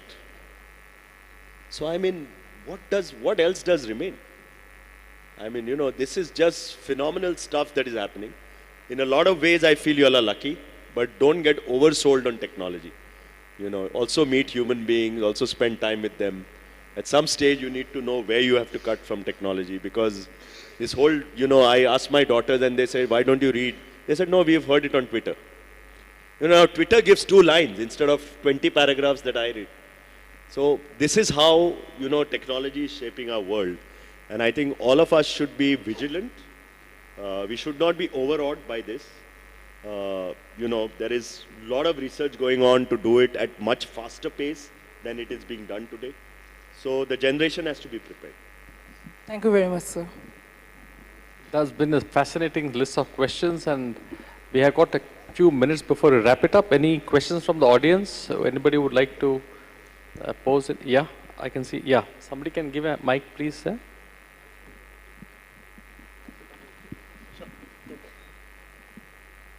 Yeah, good morning, sir. So nice to hear the deliberation. This is Shomnath Chakraborty, Assistant Professor of Narula Institute of Technology of JS Group. So India is at a crossroad. We have become the most populous country in the world. On the other hand, the blessings of technology is looming large. So we are at the crossroad of the IoT-based technology. So what is the philosophy? So what is the future? So if you say the few words in this connection. So whether it will be the job displacing, labor displacing, because we can't deny the huge manpower. So what is the solution if you provide a few words? Thank you. So I agree with you that, it's going to be a challenging time. But where I differ from you is, what are companies doing to reskill and retrain their labor? What are the companies doing to retrain and reskill their employees? I think a lot of work needs to be done. There are other areas today are emerging in terms of whether it's climate change, whether it's environmental, social and governance aspects, whether it is to do with sustainability. I think a lot of people will be required in these areas. And if we can reskill our employees, retrain our employees, retrain our labor, give them enough opportunities to learn more, I think we can change the landscape. Because in every industrial revolution which came, when we were doing manual to machine, we thought that labor will go. But labor re-emerged. They were trained on those machines and they re-emerged. So I think the most important aspect is to realize that if we want efficiency in the system, and if we want our younger population to contribute productively to the GDP, because at the end of the day, if you're going to displace lots of people, your GDP will not have the multiplier effect. Only Mr. Dempo cannot create GDP. It has to be created by all of us. So I think the key word here is retraining and reskilling. If we can educate our employees as to what's happening. So one thing that I have done is during our Founders Day, I always spend about 15 to 20 minutes talking to employees about latest technologies that are emerging in our fields, in our sector. So that people are sensitive to this. If they want to do something about it, they come back to me, said, sir, can I go for a management training course? Can I do this? Will you subsidize 50% of my fees? So we have started doing all that. So I think it's very, very important to realize where we are going, and I fully agree with you that the changes taking place are going to be very rapid. But the advantage is everybody is looking to India. I don't know how many of you all know that probably, what China is going through right now is going to be a systemic risk, because China is infusing a lot of liquidity into the system, but it's not creating demand. So that's a huge problem that China is having. And which is the next country that you have? It's India. And India is today minuscule of China. So I'm just saying minuscule because see the potential. We may be India's second largest mobile phone producers. We may be India's third largest, world's third largest automobile producers. We may be the second largest steel producers in the world. But you know the difference. India is 200 million, China is 1 billion. So we have to go 7, 6, 8 times of the volumes. So this China plus 1 is really going to be an opportunity for India, provided, as he says, we are conscious of the fact what changes are taking place in technology, what changes are taking place in nature of jobs, and it is our responsibility as government, as industry, as IMA, as stakeholders, to see that the younger generation is trained in a manner that they will get productive jobs in the future. We can slip in one question. We are running out of time. Hello, sir. Yeah. Yeah, good morning, sir. I'm Shodhip Banerjee. Sir, currently, I'm also working with virtual reality and generative AI. I have a startup. So, what do you think, sir, as per virtual reality for student education, training, and for the corporate world training, how it can help the students as well the corporate world's employees to grow and cut the time? First of all, congratulations. I love people who have startups. I think they have a lot of energy and enthusiasm in them. And I wish you all the best for, growing your business. It's a great area to be in and very promising area. Your question on, employee training and, school training, I fully agree with you that virtual reality can really augment this. And I am saying why. Though I believe in people-to-people touch and I believe in physical meetings, it so happens sometimes that the best resource is far beyond your means. Whether it's in cost to get him here down, to speak to him physically, or, whether when he comes here physically, he will charge you an X amount. So today you can dream of getting the best resource in the world if you have the right connects through the virtual reality or through, through the model. So I personally feel with new techniques, with new technologies that are emerging, you can be far more creative in VR.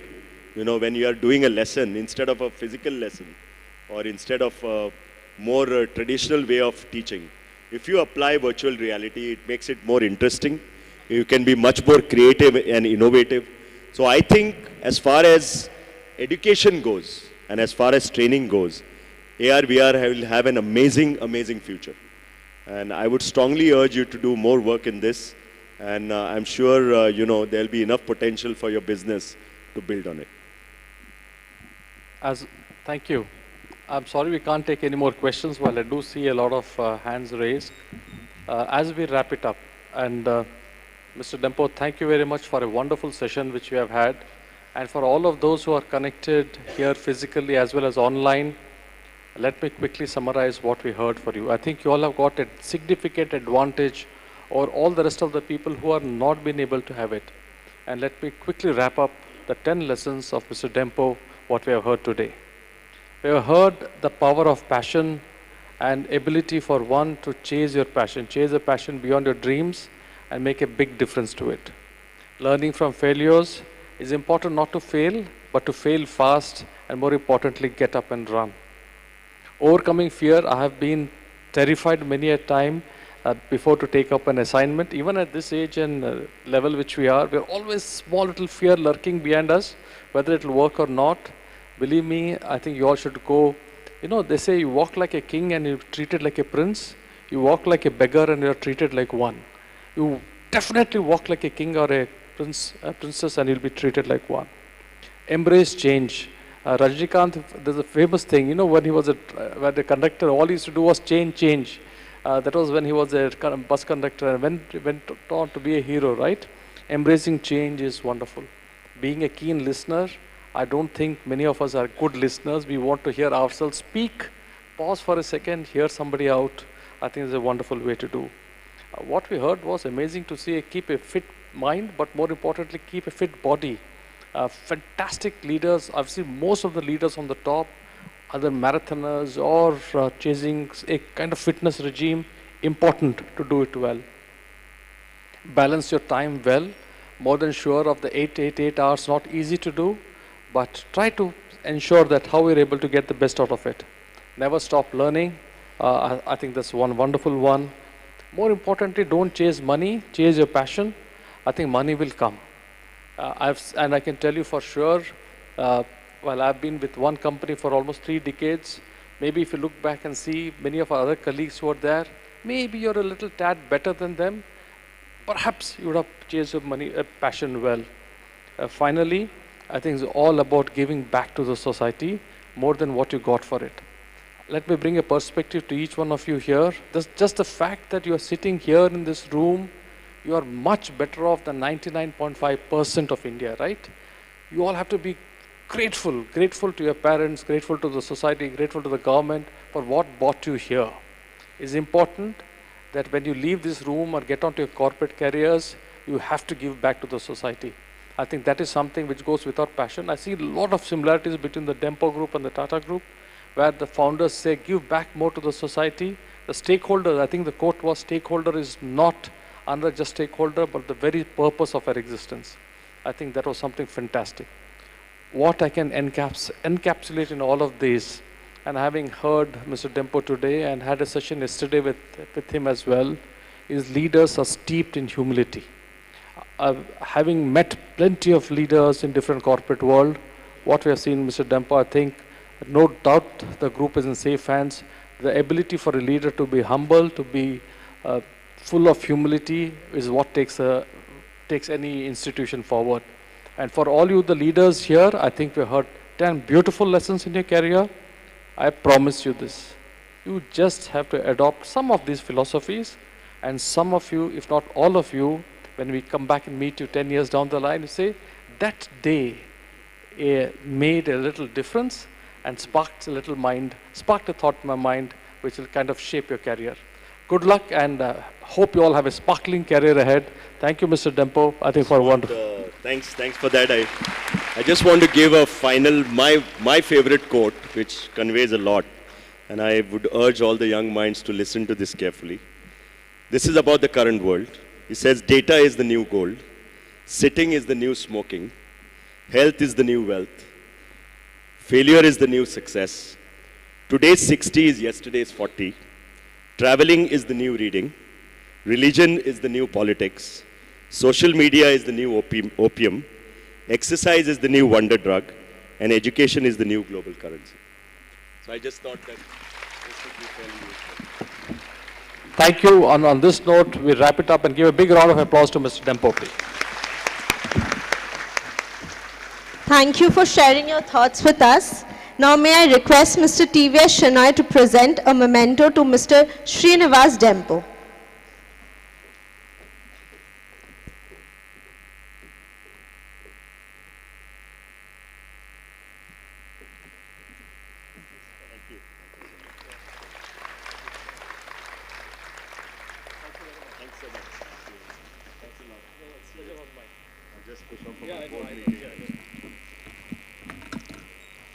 Thank you, sir. I request Professor R.C. Bhattacharya to present a memento to Mr. TVS Shenoy for chairing the session.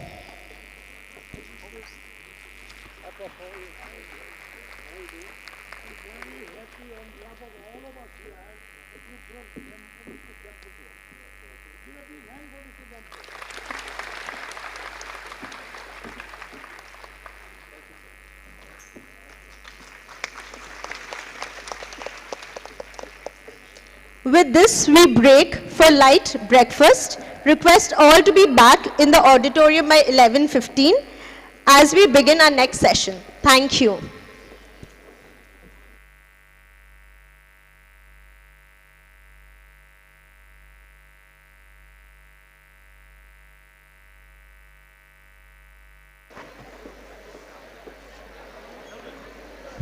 The panelists for the next session, request if you could please come back in 15 minutes. Please have a quick bite and come back. Thank you.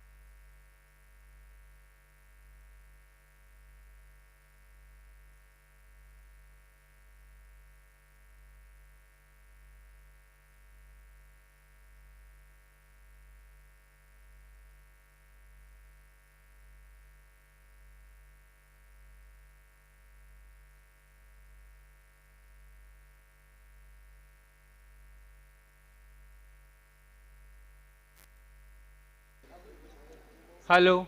Yeah, please, food is not allowed to be had inside the auditorium. If anybody is having food, request you to please move out and have it in the lobby area. Thank you.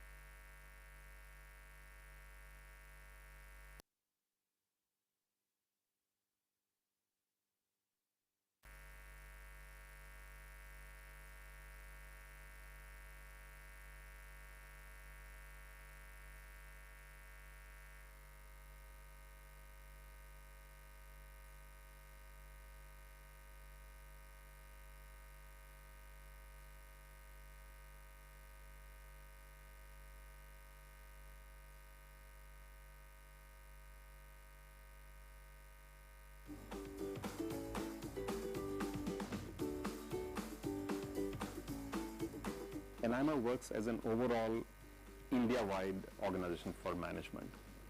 It has for long supported, promoted and nurtured the management movement, and it's also reached overseas to try and connect the world with India as well.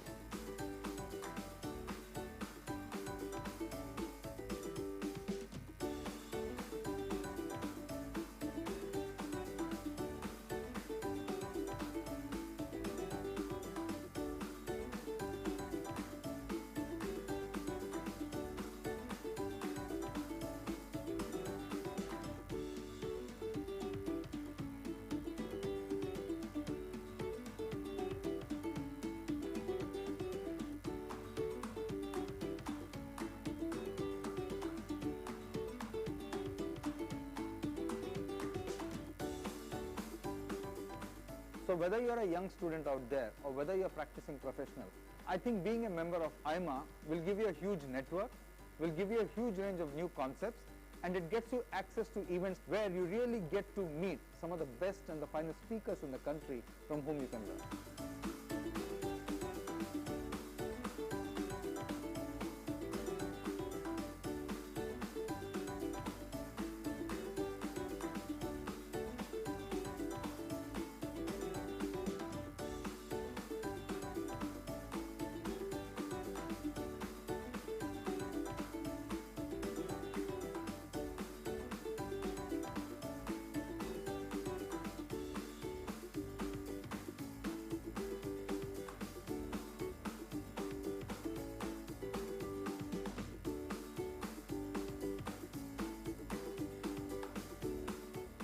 You know, every manager needs to be updated in terms of the latest techniques, the latest thinking, the latest direction.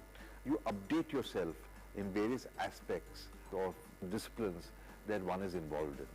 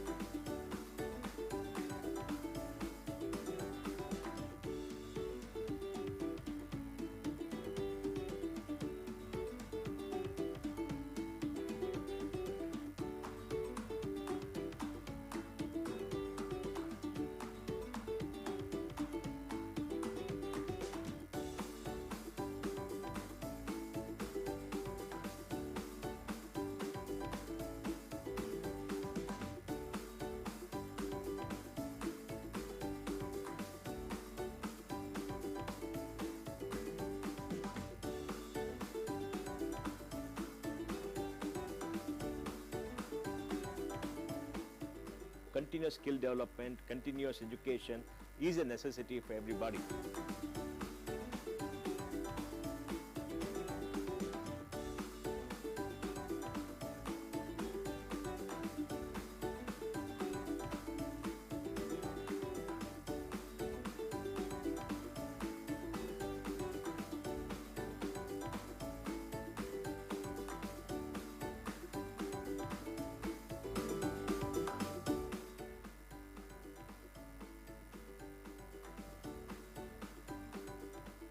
IMA has been known for its testing services.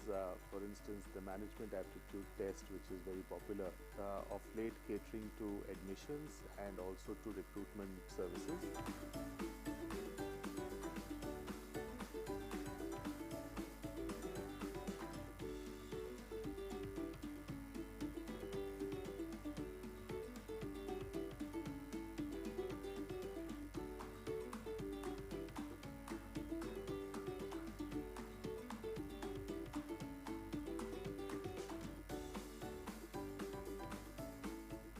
Is not just the desire for success, but a fear of failure.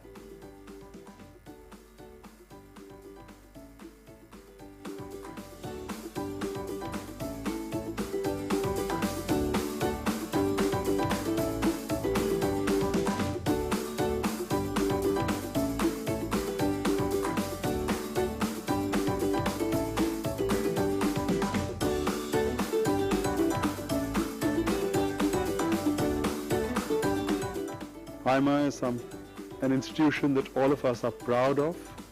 We are proud of its legacy, and we are proud of the role that IMA plays in society.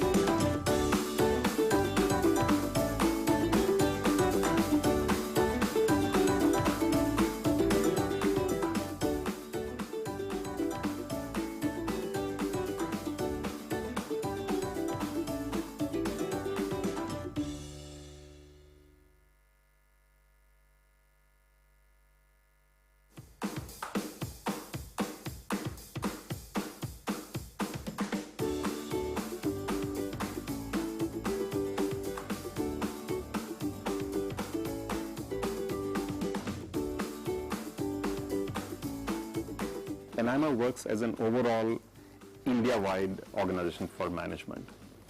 It has for long supported, promoted and nurtured the management movement, and it's also reached overseas to try and connect the world with India as well.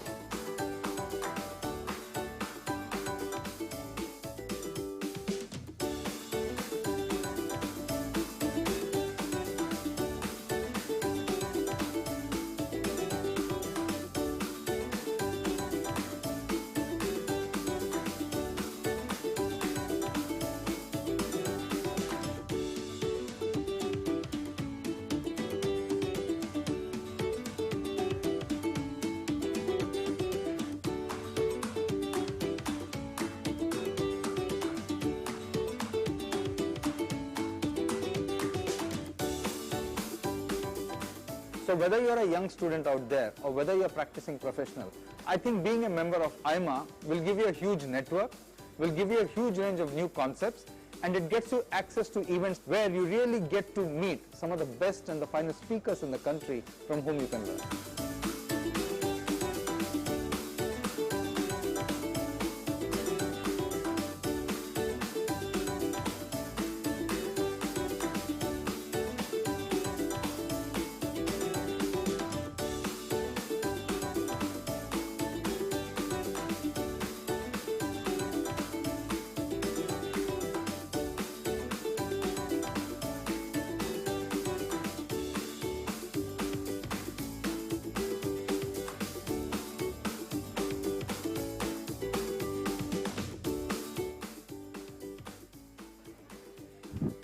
Request all to please take their seats. We have to begin the program in time. Students, can I request you to please take your seats? We have to begin the next session. You will be having another break after this, which will be a longer break, a lunch break, so possibly then you can take more time.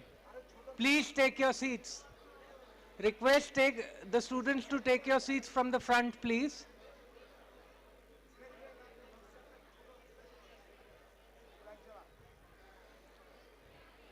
Ma'am, if the photograph is done, please don't hold on to the seats. Please take your seats quickly.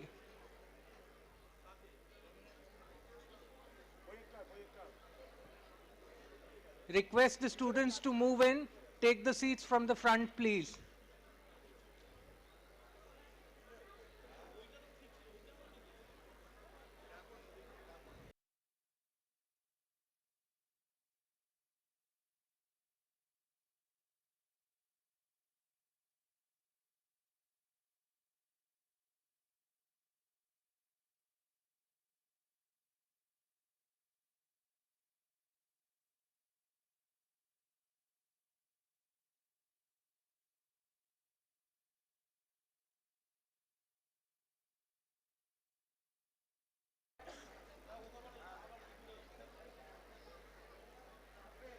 Live.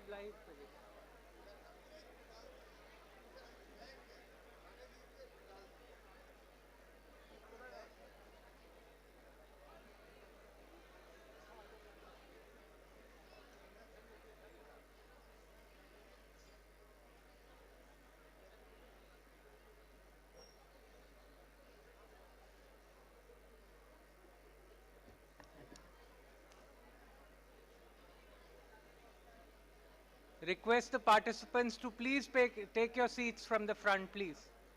Panelists for the second session of Mr. D. Shiv Kumar, please align yourself in the second row. Thank you.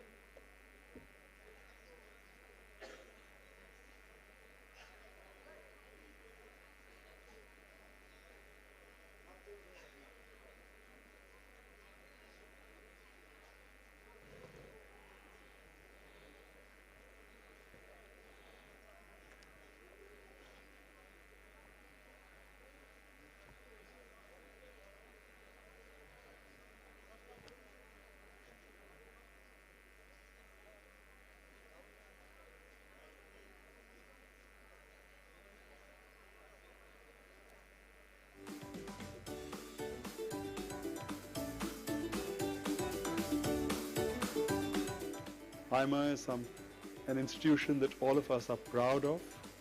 We are proud of its legacy, and we are proud of the role that IMA plays in society.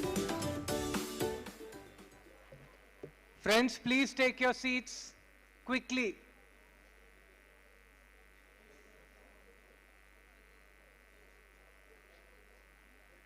Please put your phones on silent. We are just about to begin the next session.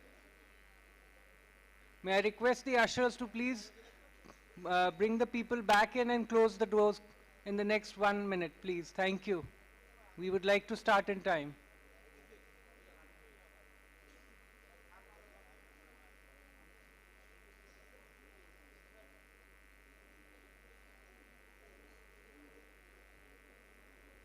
Please take your seats. Thank you. We'll just be starting in the next few minutes. Thank you.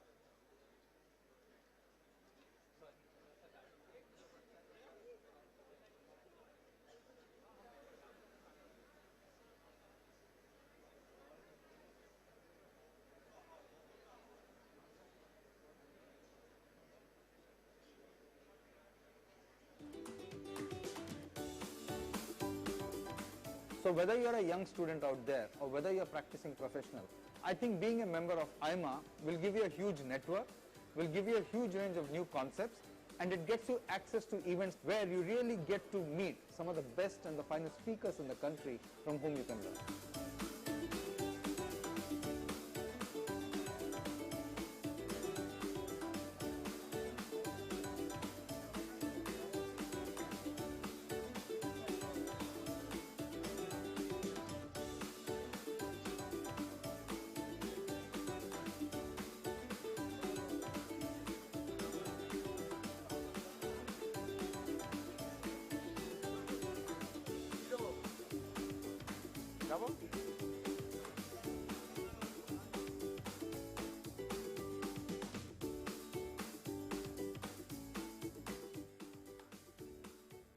You know, every manager needs to be updated in terms of the latest techniques, the latest thinking.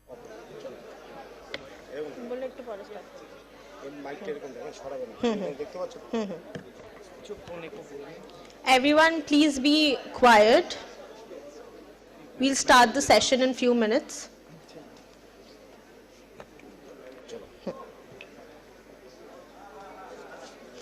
We now begin with the second session of the Shaping Young Minds program with Mr. Shiv Shivakumar, Operating Partner, Advent International Private Equity and past President, All India Management Association as the speaker, and Ms. Madhumata Basu, former President, Calcutta Management Association, Board Member, NU Vista Limited, and CXO Novoco Vista Corporate Limited as the session chair. Before we request our dignitaries to be seated on the dais, I would request the student panelists to please be seated on their respective seats on the stage. Now, it is my proud privilege to invite on stage Mr. Shiv Shivakumar and Ms. Madhumata Basu.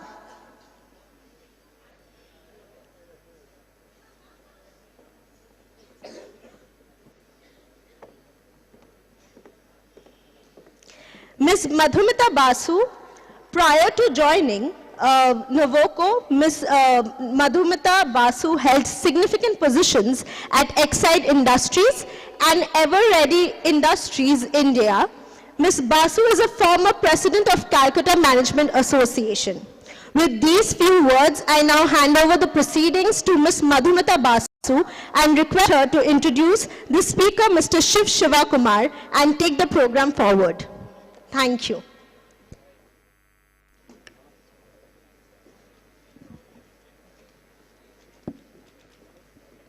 Thank you. Good morning, everybody. I'm audible? Yeah, thank you. So everybody's settled. I see some of the audience still standing. We'll just give them a second to find their seats. Yeah, all ready to begin. Not every day do you get an opportunity to introduce a corporate celebrity. A man who has been a CEO for more than half of his career. And that too, starting off as one of the youngest CEOs. He began his career in Hindustan Levers, then went on to head companies such as Nokia India, later Nokia's emerging businesses in Asia, PepsiCo, and also as executive group director on the Aditya Birla Group for strategy and business development. He has worked with over 50 brands, a true blue marketing and management person, and has seen many business transformations. I should say, has led many business transformations. He is currently the operating partner of Advent International Private Equity. He writes and teaches prolifically on subjects such as business models, innovation, leadership, digitization, etc., in leading management schools globally. He has authored 2 books, The Right Choice, which discusses career dilemmas, and The Art of Management, which has to do with managing self, managing teams, and managing your business. He has won several awards. Best CEO, Best Brand Builder, for his leadership capabilities, for turnaround cases, et al.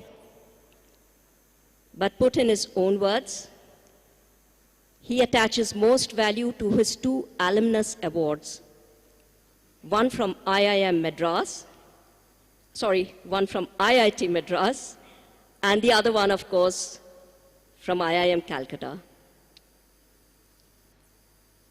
On a personal note, I follow him on LinkedIn, and I'm absolutely amazed by his voracious reading, his ability to take these learnings from books he reads and put it across in a succinct PPT, his numerous engagements with engineering and management students, and true business wisdom that he shares through media interviews.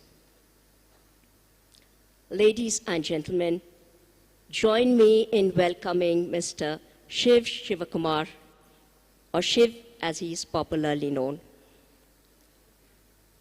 What better forum than IMA's Shaping Young Mind program, which encourages an anecdotal and not a preachy, jargonistic, but an anecdotal coaching kind of interaction for interacting with such a celebrity. Let's take this moment to learn from his vast experience and his storytelling. So over to you, Shiv. Thank you so much for being here today.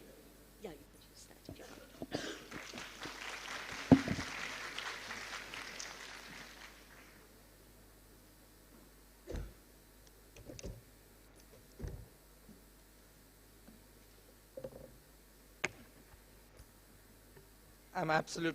Hello, can you hear me? Yes, fantastic. Okay, you don't need to call me sir. You can call me Shiv or whatever. It's a little warm in here.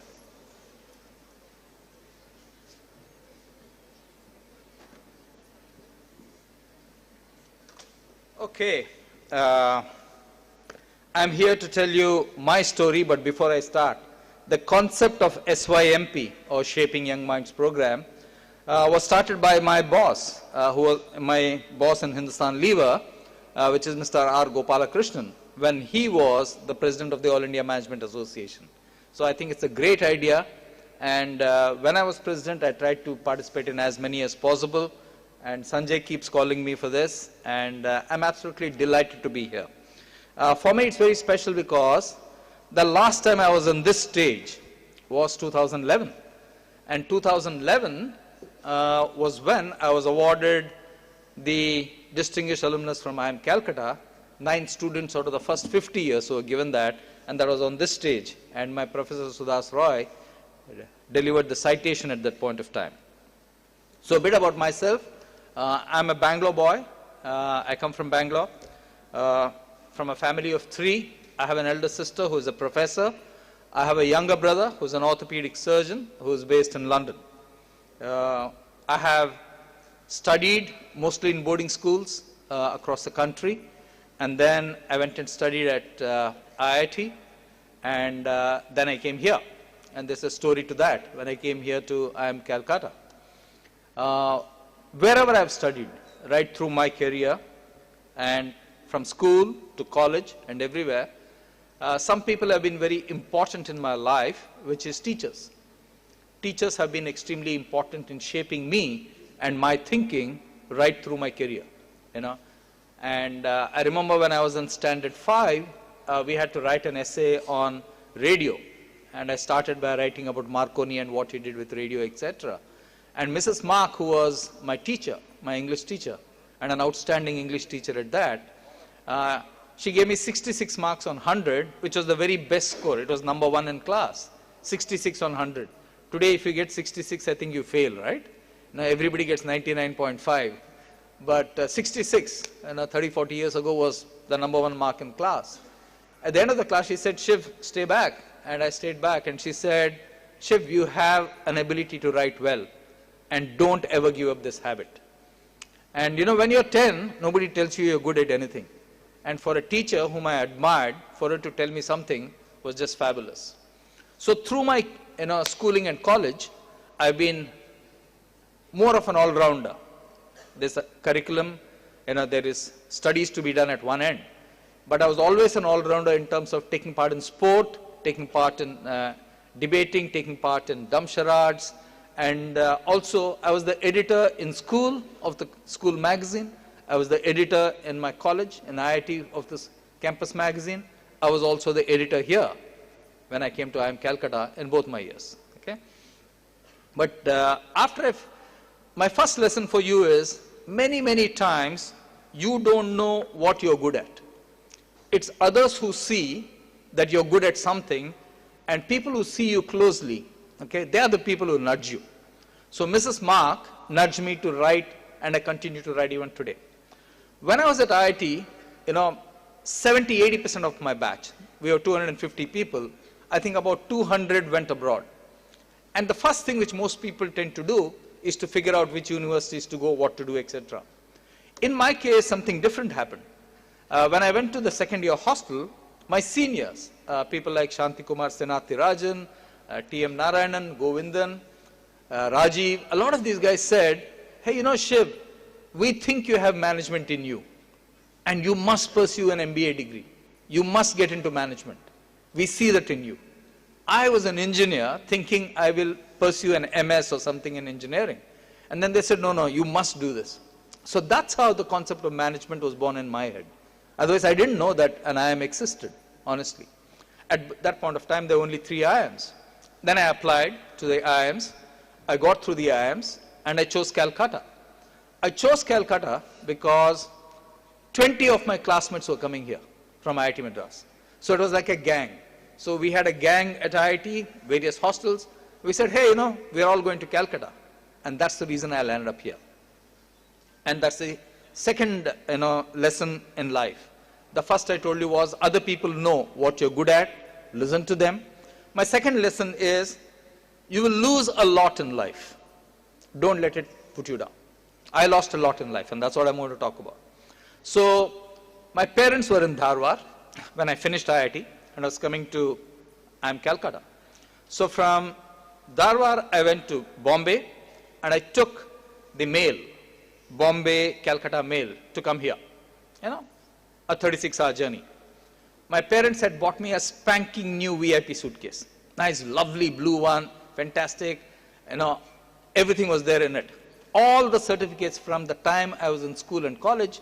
I had possibly some of the best recommendations from my director at IIT Madras, Professor Indrasan, the dean at IIT Madras, Professor R. Srinivasan, everybody. I had the best recommendations, every single thing, all the files neatly stacked in my suitcase. I'm sleeping in the lower berth. Okay, I cross, the last night. I wake up next morning in Kharagpur, my suitcase is gone. Just gone. Luckily for me, I had an airbag with another t-shirt, and I had a tennis racket.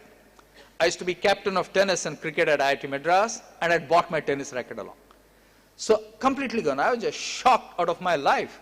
I'd never lost anything in my life till then. Okay, it was the most significant moment. I was in utter panic. So I landed and went to the police station. Went to the police station, filed a complaint and said, I've lost everything. My clothes, my traveler's checks, but most important of all, everything I had valued about my education was gone. All my recommendation letter, all my marks cards, everything was gone. Degree, everything, completely.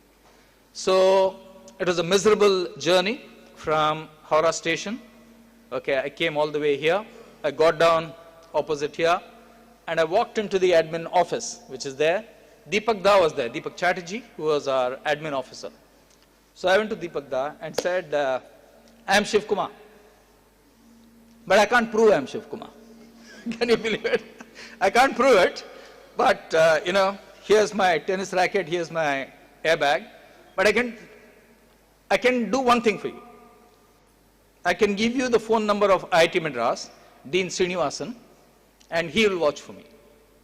So, and I said there are a number of my classmates here and my seniors who will also watch for me.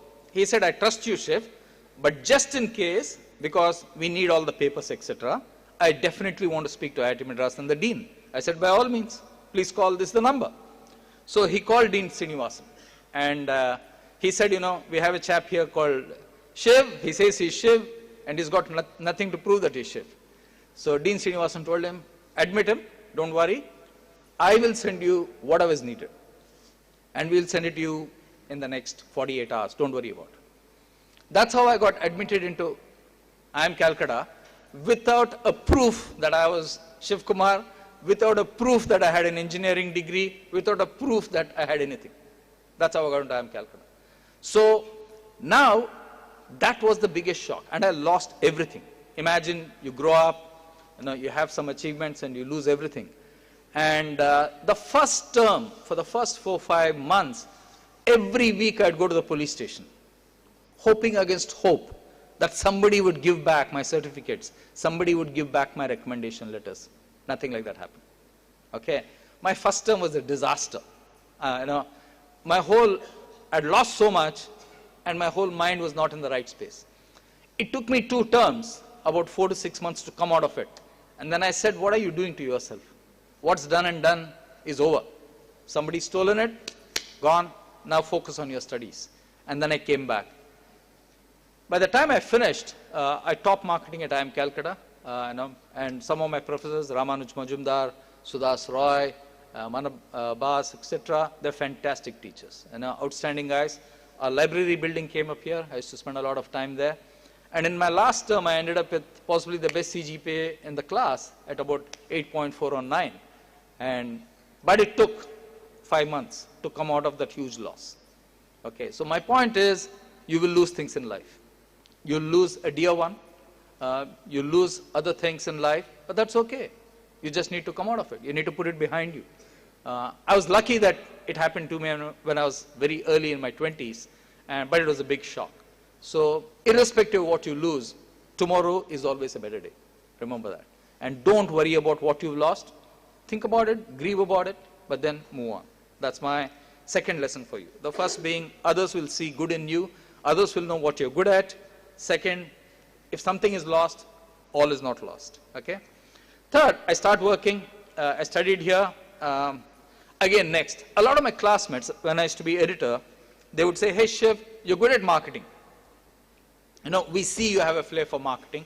We see you have a flair for connection and insights. So you must take marketing. So that's why I ended up in marketing. Again, I didn't know that I was good at it. It was my classmates and my professors who told me that, Shiv, you're good at this. And that's how I ended up doing marketing. So once you do marketing, then you say, this is a very important question for all of you. Whatever you specialize in, if you want to be the best at that, go and work in the best companies in that area. So automatically, I went to Hindustan Lever, which was one of the best marketing companies of that decade and that era. Okay. Then you start working. When you start working, and many of you will do that, whatever you do, do your best. Whatever you do your best for the company. In doing your best for the company is your success. If the company does well, you will do well. Today is a day and age when a lot of people self-promote themselves and put themselves ahead of the company. A few of them will succeed, most of them will fail. Your success will come when your company succeeds. Remember that. Okay, so do your best in whatever you are assigned, whatever job. I've done all kinds of roles, from sales manager to this, to that, etc. When I was sales manager, I would travel 23 days a month in Andhra Pradesh, 23 days a month. I would go, come back after 14 days, go again, come back after 9 days. To me, it was special that my team and my distributors, really felt that I was there with them, shoulder to shoulder, pushing sales and doing all the right things. So whatever job you are assigned, don't worry about the next job, don't worry about the previous job. Try and beat the living daylights out of the job that you are given. Don't go by the job description. A job description exists because somebody needs to fill a job. You have to go well beyond the job. The job description should not limit you. Okay? That's what I would say.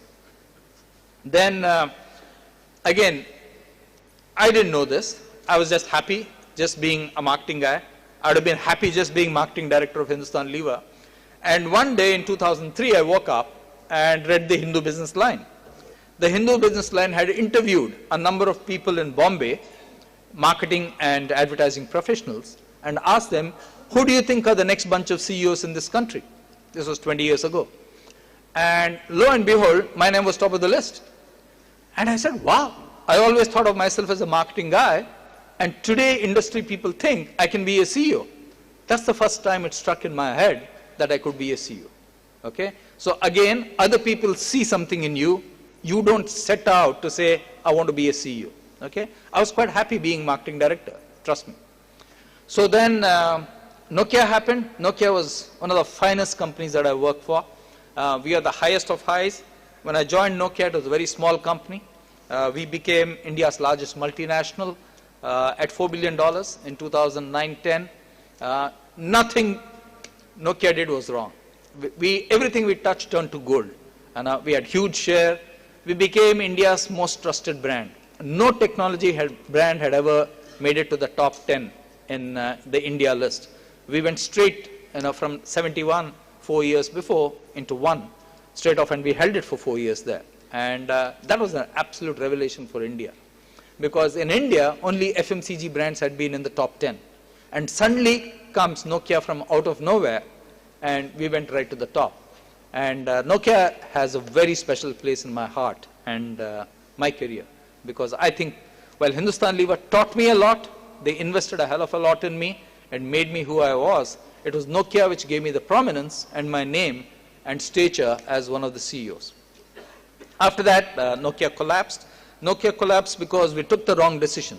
The CEO and the board decided to go with Windows operating system rather than Android. We had 32 share of the global market, and in devices, we chose an operating system which was 4 share. And it was a marriage made in hell. There was no chance of success. When I left Nokia, it was a very emotional moment for me. I'd spent a decade there. And a lot of my friends in the headhunters told me, you should have left a year ago, Shiv.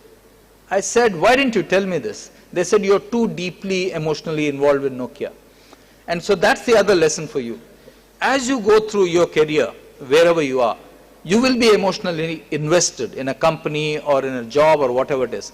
But don't be so invested that you can't step back and say, hey, you know, am I doing the right thing? Maybe I should have left a year ago. I was the last of the top 25 managers to leave Nokia. But okay, it happens, it happens. But again, I put it back behind me and then joined PepsiCo. Now, PepsiCo was a fun ride because we had to make the company profitable. It had not been profitable for 25 years of its existence. We had to make it profitable, which we did.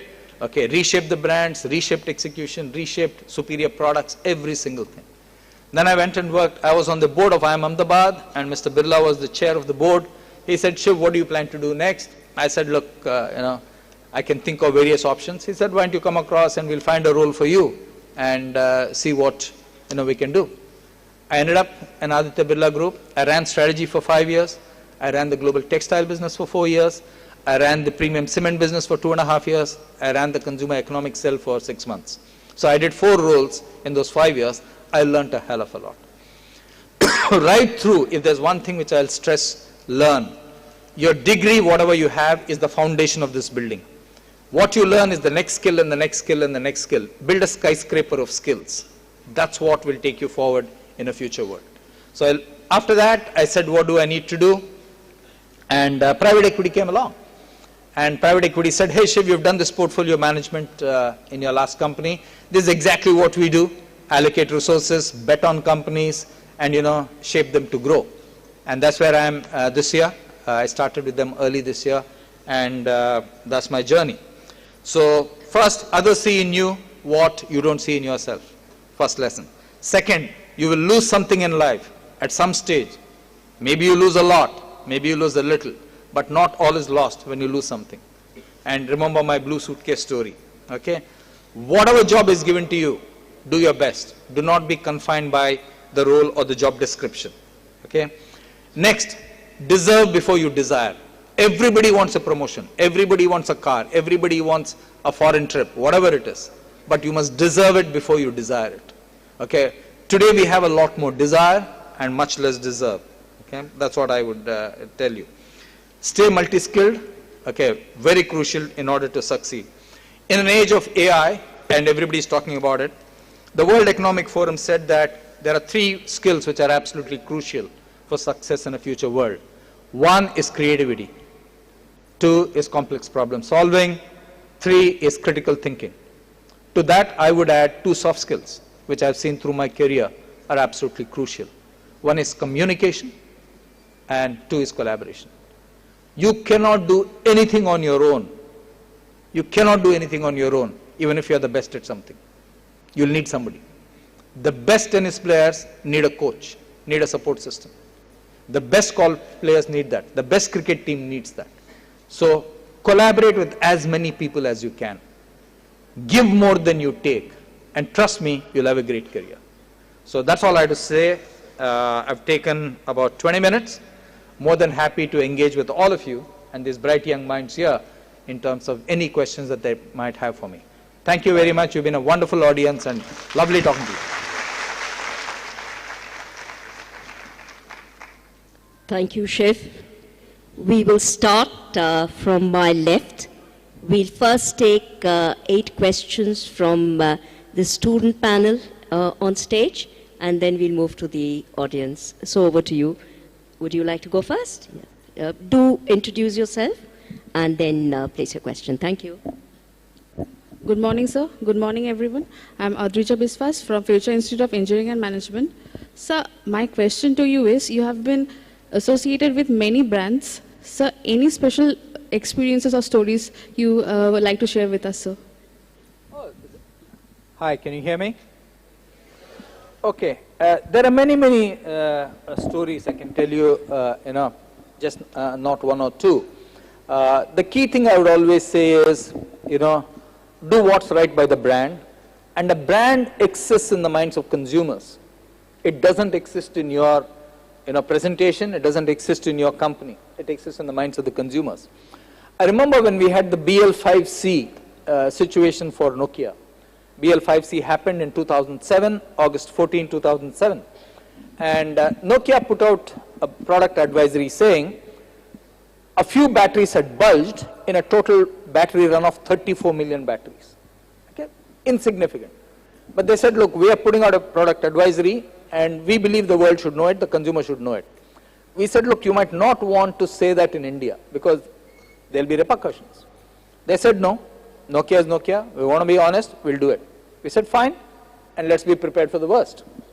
I was on a flight from Singapore to Delhi, and then I was connecting from Delhi to Helsinki after 3 hours after that.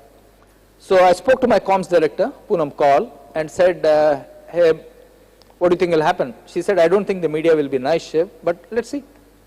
When I landed, I called her, and she was in utter panic, and she said, Shiv, everything's off now. I said, where are you calling from? She said, I'm calling from the office. I said, it's 11:30. She said, yeah, the whole management team is sitting here.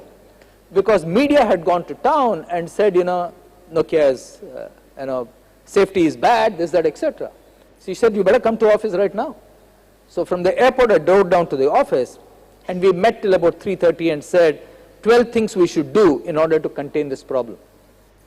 We did 10 of them in the first 48 hours. Okay, the last 2 later. And we went on stage and we said, all batteries are safe, this is fine, this is the situation, you can you can come and replace it, etc. We didn't know it at that point of time. It took a month by the time it died down. Okay, and people were claiming all kinds of things, etc. But the way we handled it made Nokia the #1 brand next year. So my point to you is, there is adversity. Okay, but as long as you tell the truth to the consumer and you deal with the consumer in an honest manner, which Nokia did and the whole team did, that's why we got rewarded. That's my lesson. Hello, sir. I'm Shodhit Banerjee from Heritage Business School. Sir, my question is, as I'm a young entrepreneur starting my business, and as a student as well, every day we face some high and lows. So my question is to you, how one tip for students and entrepreneurs like us, how to tackle these lows? So the thing is, both highs and lows are part of life. Okay, you can wake up in the morning feeling high, you go to office, things don't go well, by lunchtime you could be low. I think the first thing I would say to all of you as young people is keep balance. Okay, life is full of highs, life is full of lows. But what's important is not to get arrogant when you're high and not to get despondent when you're low. Okay? When you're low, you need the emotional anchors around you, people who support you. They typically are your spouse, your family, your close friends, your teachers in college, whoever it is. Okay? Surround yourself with a few people who are your emotional anchors, and they will see you through this tough phase. And whatever low you go through, a good question to ask is, did I do my very best? That's the question I've asked every time my brand has failed, or a pack has failed, or an advertising has failed, or something has failed. I would always ask, did I do my very best? If the answer is, I've done my best, then you can sleep in peace. Okay? But surround yourself with people who believe in you, who are your emotional anchors. That's absolutely crucial for you to come out of your low. Good morning, sir. I am Shravana Nashkar from Future Institute of Engineering and Management, and my question to you is, sir, in today's competitive market, what do you think that makes a brand stand apart from others? There are a number of things. First is, a brand is a promise, and I think Samuel Johnson said this many years ago, promise, large promise is the soul of all advertising. Whatever a brand says, it must do, and it must go beyond that. a brand must stay relevant. It must stay relevant to today's times. For example, if Levi's were to sell to you people today, then they have to sell a lot of these patch jeans and tone jeans, etc. They cannot stay with their 5-rivet jeans, which was their a big success in the 1960s or 1970s. So you need to stay relevant to today. Your content and communication must be relevant to today. Okay, so there's a promise which a brand has. You must always meet it and exceed it, and the brand must always stay contemporary and stay relevant. The day that brand doesn't stay contemporary and relevant, it relegates in your mind. Then you suddenly say, I have gone past that brand. Okay, and brands have to always be aspirational. It doesn't matter at what price point they come, but brands must be aspirational. Those are the simple things which make brands. Thank you so much, sir. Good morning, sir. My name is Orko Mahato. I am from Heritage Business School. So, sir, our country has recently launched Chandrayaan 3, and it's a great successful for our country. So, sir, my question is, in this global scenario of rapid changing technology, where do you see India positioned in the current future? And this technology is going to be a boon or curse for the rural part of our India? Okay. So here's the thing for you. India has always been a physically challenged country. But India is a digitally rich country.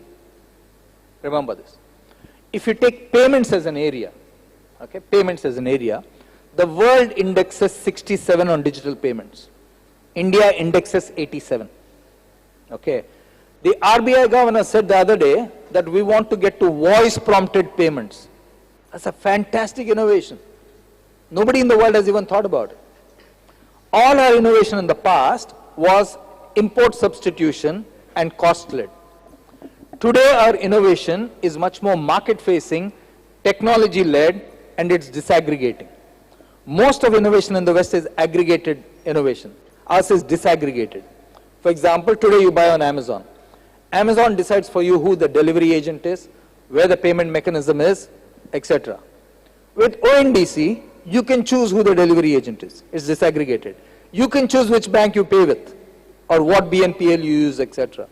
So disaggregation has actually helped consumers, and it has helped keep prices down in this country. So I personally believe that your generation and whatever is happening, we've had multiple skill missions in this country, etc. I think there's a huge tailwind which is happening thanks to digital in India. And I think it's a matter of time before we go up the value chain. While some people might say, okay, Shiv, digital payments, etc., you had inefficiency in the past and that's why you're doing it. I give you another good example, EV, scooter EVs. India is leading in scooter EVs. That's a product in innovation which we are leading in, which is good. So we have to lead in services. We also need to lead in products. I think both are happening right now. I personally think India is on a very good cusp, and I think it will only get better. Thank you, sir. Thank you so much.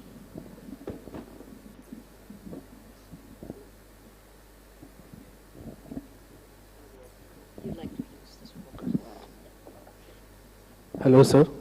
So my question is, everyone has their own role model in their life. So who has been your role model and why? Okay, good question. So who is your role model and why? You know, as you go through life, when you are a kid, your parents are your role models. Okay, willy-nilly. Kids might not even know the word role model, but somehow they tend to ape their parents, their dad, their mom, etc., and the way you speak and the way you conduct yourself, etc. So when you're a kid, your parents are your role model. When you become a teenager, like some of you might be teenagers in this room, which is between the age of 13 to 19, when you become a teenager, the richest uncle, aunt or relative is the role model. Because suddenly we see the world through material eyes. We want that car, we want that watch, we want that fashion accessory, whatever it is. So they become your role models. Okay. In school, and actually junior school, teachers are big role models. For example, I have a friend, Bhavya, whose daughter, Malhar, wonderful girl, she's 5 years old. When she goes to kindergarten, every day, believe it or not, she goes and hugs all her teachers, every day. to her, teachers are a huge thing in her life. So right at a very young age, teachers are huge role models. Then when you get into college, and whether you're in boarding or otherwise, your seniors become your role models. Because you see these guys, they're the secretary, football captain, cricket captain, hockey captain. You say, okay, I want to be somebody like that. Okay, then they become your role models. When you start working, your bosses and your seniors become your role model. Okay, and there'll be some people who you read about, who you never meet in your life, who could be role models. For many people, Gandhi is a huge role model. Okay, nobody will ever meet him, but reading about the person makes him a role model for you. Or Jack Welch to a number of people, okay, or Robert McNamara, etc. So for me, it has been my teachers, okay, definitely, my early bosses in my career. Robert McNamara, the World Bank president and Ford CEO, Jack Welch, Obama, okay, Mandela. Okay, there's something about them and what they say and what they do which resonates with me, and that's what they wrote. Thank you, sir. Good afternoon, sir. I'm Ovinandan Chakraborty from JIS University, and my question to you is that, so you have studied from IIM Calcutta, which happens to be the venue for today's program. So, sir, what are the memories that comes to your mind when you revisit the campus here today? In fact, as I entered the campus, right to the left is a building, and there used to be a restaurant run by Mihir. Mihir used to also run our hostel. I think he's still there. I'll go say hi to him on the way back. So that was my first recollection. Then the car took a left turn and came across the hostels. So I looked up. H1208 is where I used to stay. I could see my room right up there. It's the first room as you enter this road. And then I saw the tennis court. Tennis court is swank and nice. It was not this good when I played there.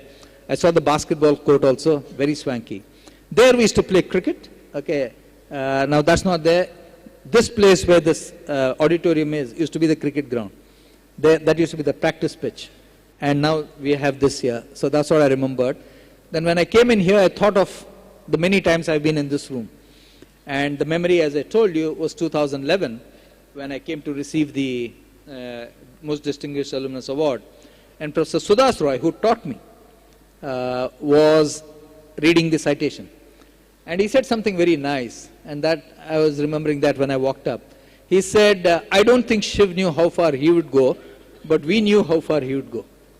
Okay, so that is there in the citation. That was very special.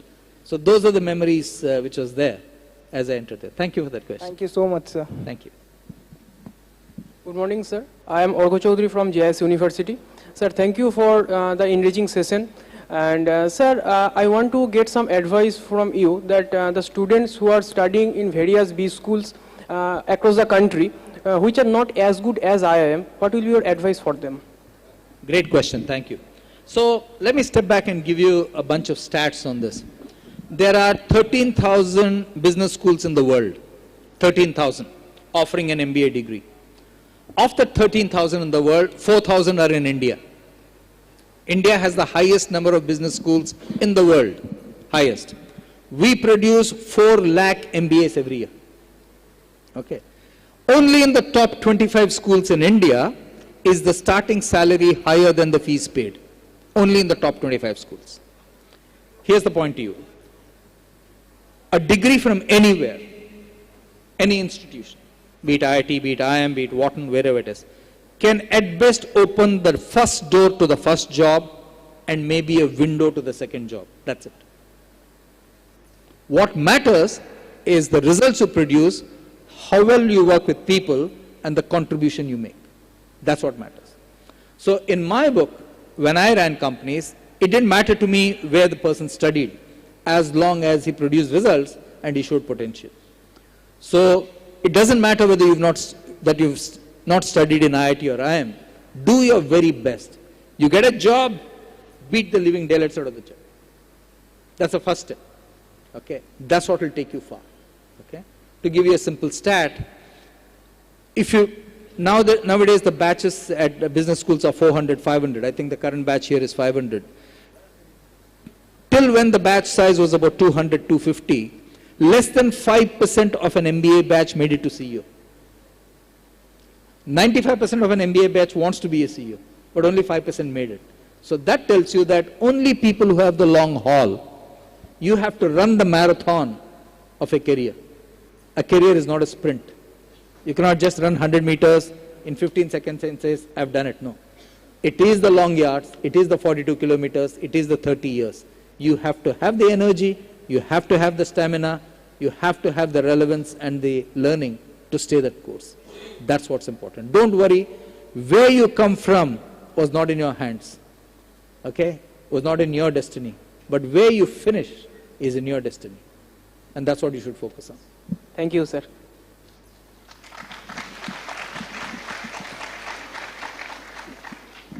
Good afternoon, sir. My name is Vidipta Datta Roy, and I'm from Institute of Engineering and Management. So my question today is that you have headed organizations where brand promotions have been done by a lot of celebrities, and I'm sure you must have interacted with several of these celebrities. Any memorable interaction or any light moment which you would like to share with us? Okay, there are lots. So I worked with Shah Rukh for about 20 odd years. He's a friend. If Shah Rukh was not an actor, he would be a CEO. He is a very sharp, brilliant guy. And absolutely hats off to him.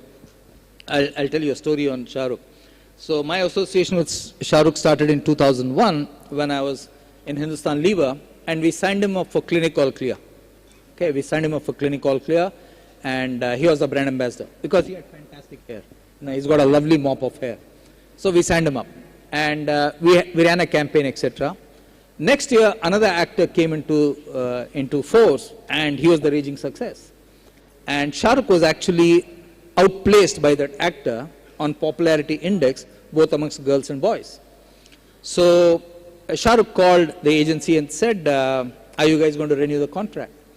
And the agency called me. I said, look, I don't think, because Shah Rukh's stars are not looking good, you know, at this point of time, and I'm not so sure we should do that. So they conveyed that to Shah Rukh, and Shah Rukh said, fair enough. He said, Shiv, it seems you have some data, why don't you come and see me? So me and the agency, we went and met him. I met him in his, vanity van. He was shooting for Devdas, I still remember that. Okay, wearing that white. So he said, Shiv, I hear you don't want to renew the contract. I said, yeah. He said, why? I said, Shah Rukh, I have some data, this is what it is, etc. He looked at it and said, I agree. Close. He said, but I'm having some great movies coming up, Shiv. Okay, I want to do this. I hear you have a dancing script. I can dance bloody well. I want to do this. I want to do this. And he said, okay, between us, this is the deal I'm putting at the table. It was a very compelling deal. On the spot, I said, yes, Shah Rukh, we'll do it. And then we did it, the Dodala campaign, hugely successful. He landed in Delhi and he saw himself on all the posters, everything. He called the agency and said, fantastic, I really like this campaign. Okay, then his fortune turned. Next year was on top again. Time for renewal. So he called the agency and said, does Shiv want to renew? So I said, what price? And his price had doubled. Okay. So I said, Shah Rukh, let's be friends. Let's stop it. Very bright guy. He knew when the brand needed him. He knew when he needed the brand.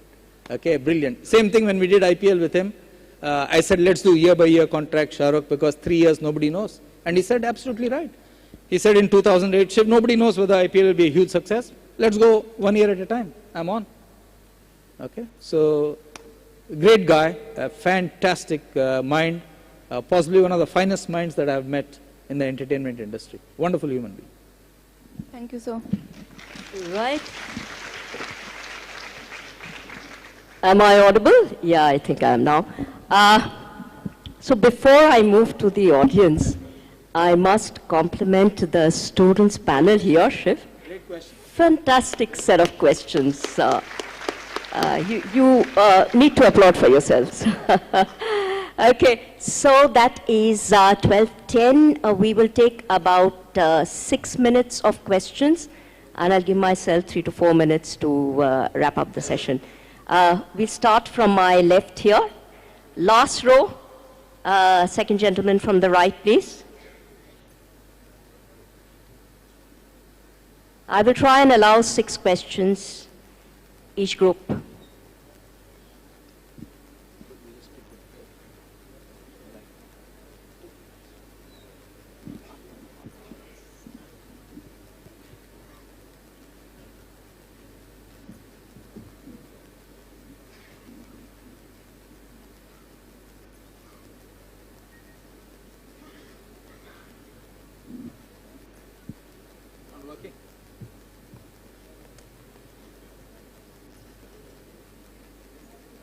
We have a couple of extra microphones here.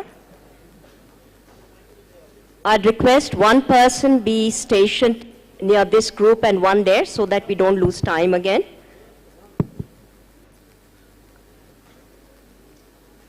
Hello. Hello, am I audible? Yeah. Good afternoon, sir. My name is Shardul Pandey, and I'm from Army Institute of Management, Kolkata. Having worked across multiple industries, sir, I believe you have an expert opinion on adaptability. I was wondering how you train adaptability, and how, if you have had any issues or problems relating to it. Any stories, perhaps? Yeah, Thanks, sir. so that's a great question. So here's the thing. When you go from a different industry to a new industry, nobody thinks you know that industry. And everybody will try to teach you, etc.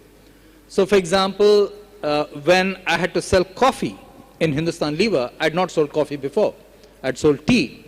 I did a very simple thing. I called all the coffee big guns of the South, the Narsus, the Leo Coffee, etc., and called them and said, you know, my name is Shiv Kumar, I work for Unilever, I know nothing about coffee, but I'm willing to learn. Okay?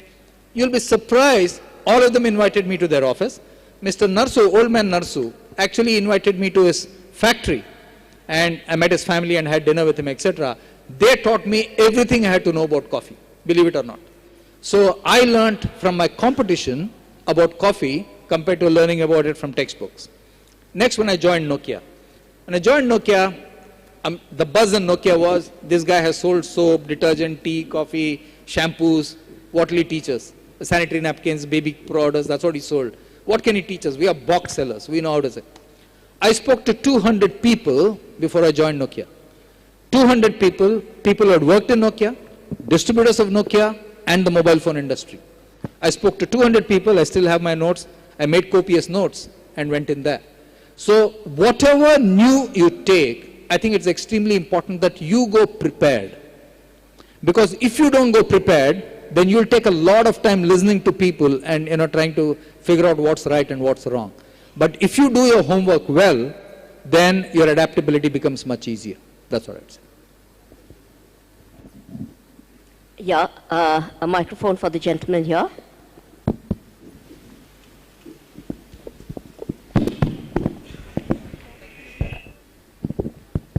Hello, my name is Akash Ghosh and I am from EILM Kolkata.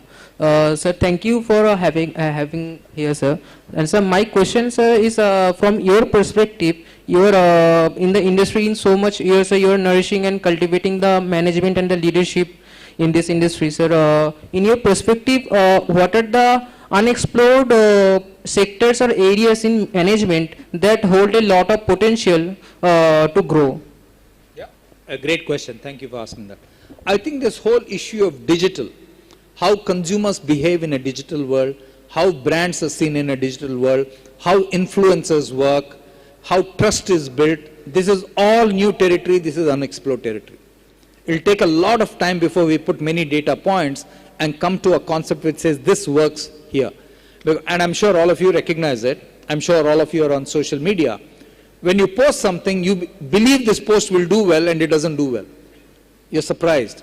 Then you post something and you think it won't do well and it flies off the handle. It does very well. So the science of it is something that I think we'll understand over the next few years. Thank you, sir. You get a benefit because they haven't put up a hand in that section. Please go ahead.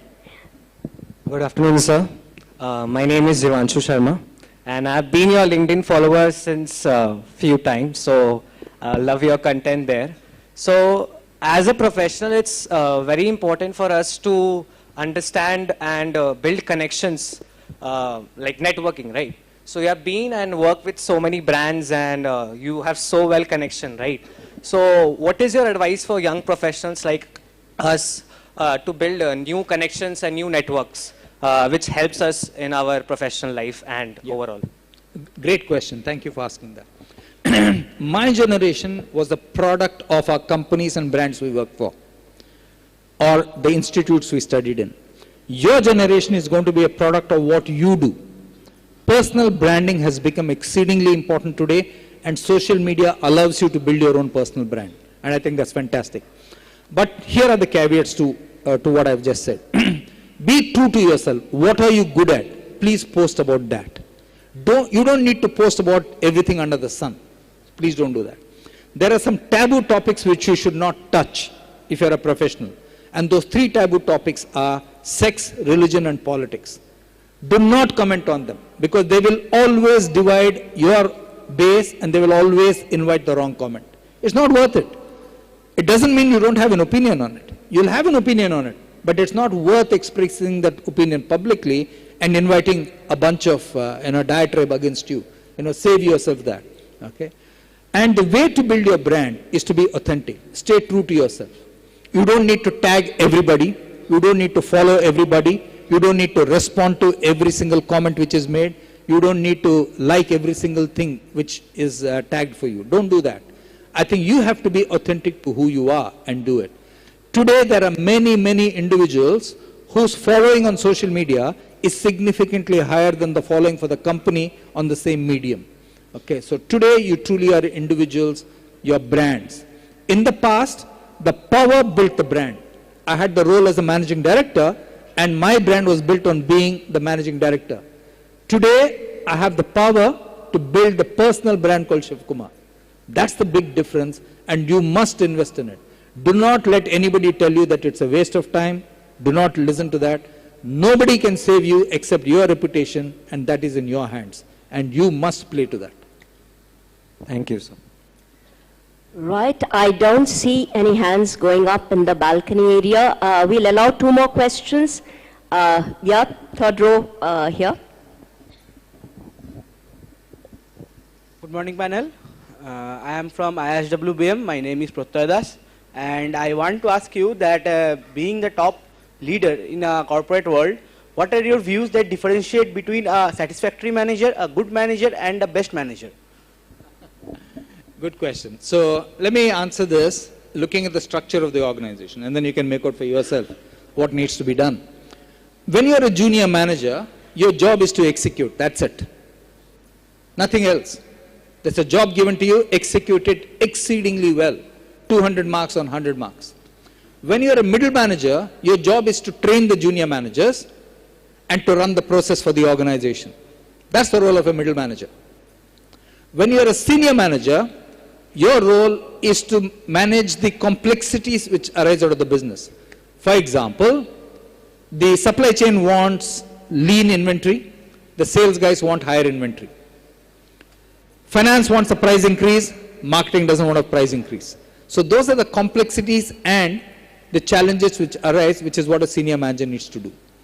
And the role of a leader is to move people from mindset A to mindset B, apart from being good at all the other 3 that he or she is doing.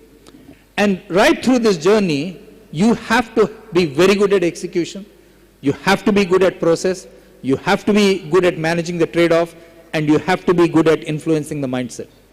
That is what truly differentiates very effective and inspirational leaders from everybody else. Thank you, sir. Thank you. I think we are overshooting by 2 or 3 minutes, but given the quality of the questions that have been coming and the most involved and high energy response from Shiv, you to all of them, I can't allow 3 questions. I'll allow 1, and I'll take the lady.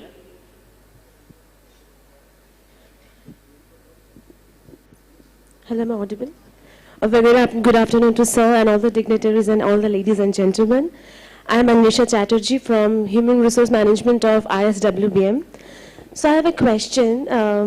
As we have already heard and learned about virtual reality, augmented reality, artificial intelligence, as you have mentioned that you have been a voracious reader, a writer, and have been an editor, the young generations are having a very low patient quotient, and people are trying to be little over, trying to have some smart way to do works.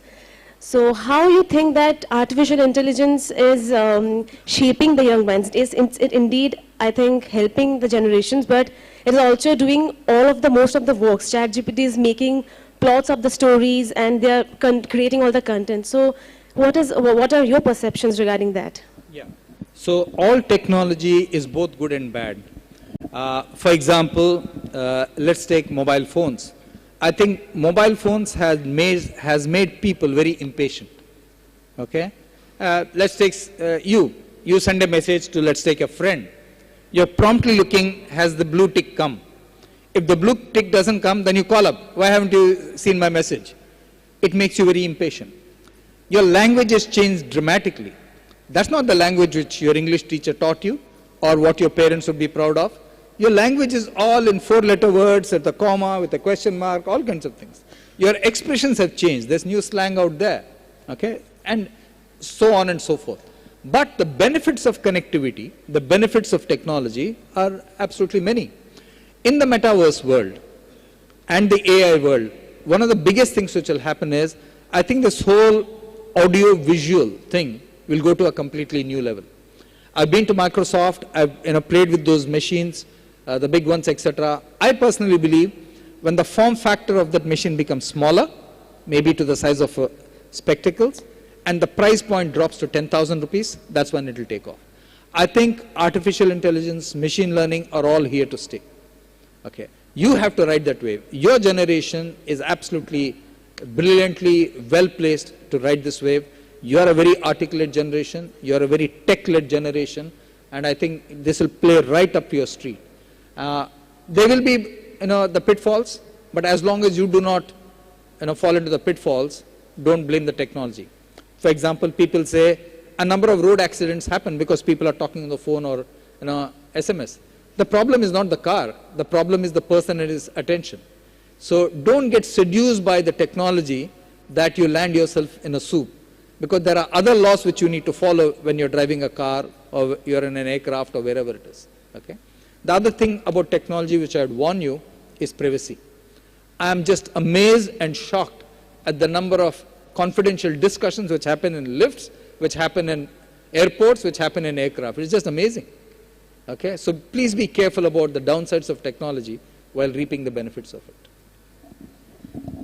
Thank you, Shiv. I'll take my summary from that last question. I have this picture of you walking in with your blue suitcase to talk to a DigiLocker and cloud generation. And you have bridged the connect amazingly well. Storytelling has its own stickiness, and I think all of us will carry back from here almost entire anecdotal hour soaking into your experience. I'll still make an attempt to leave behind for all of us 5 things which Shiv reiterated. I'll of course have to leave the stories out of it and hope that all of you will remember. Firstly, others know or see something in you. Be open about accepting that knowledge. Standing where you are, you may not see something in yourself. That spark may be visible to somebody else. Respect the spark. Put your losses behind you. Move on. Go to the best and give it your best. Wonderfully put by Shiv. Even later when he was responding to the question about what a junior manager should do. Do your task, do it better than the best, give it all you have. Stay emotionally invested, but not emotionally handcuffed. Beautiful. Learn to build a skyscraper of skills. Something like a tongue twister, but beautiful. Skyscraper of skills. Deserve before you desire. And finally, wrapping up, we had Mr. Dempo in the previous session also speak about critical thinking, complex problem solving, and creativity. And Shiv brought that very human dimension to it, collaboration and communication. Thank you once again to our panelists, to a fantastic audience and lovely questions. And thank you, Shiv. We will treasure this hour with you. All the best. Thank you, ma'am. Thank you, sir, for sharing your thoughts with us. Now, may I request Ms. Madhumata Basu to present a memento to Mr. Shiva Kumar.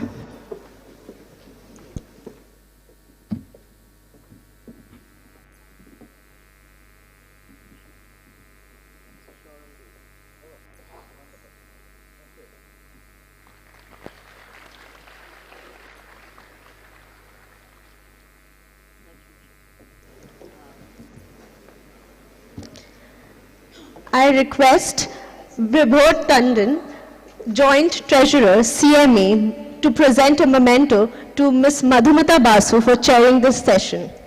Thank you.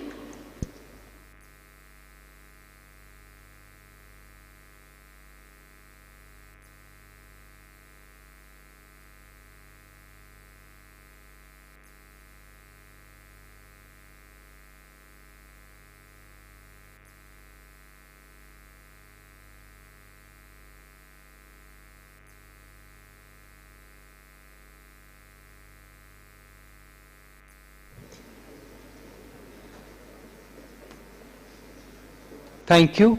May I request the participants to please continue to be seated as we begin with the next session. There is no break in between. The panelists of the next session to please be ready as they are called on the stage. Thank you, sir. Thank you, everyone.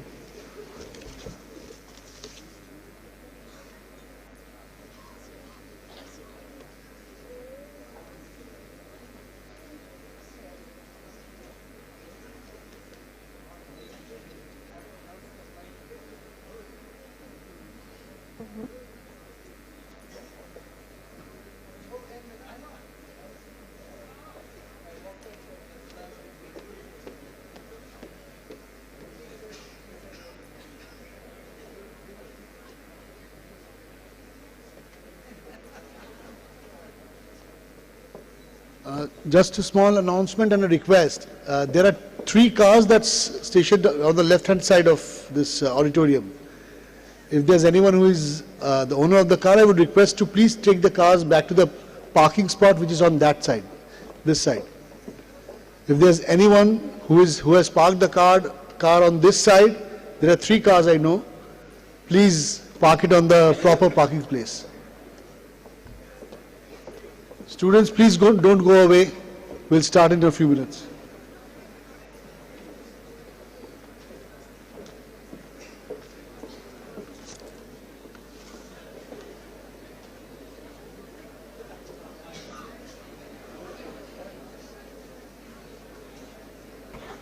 Thank you. We begin with the next session. May I please invite the panelists to please come on the stage before we invite the esteemed speaker and this session moderator. Thank you.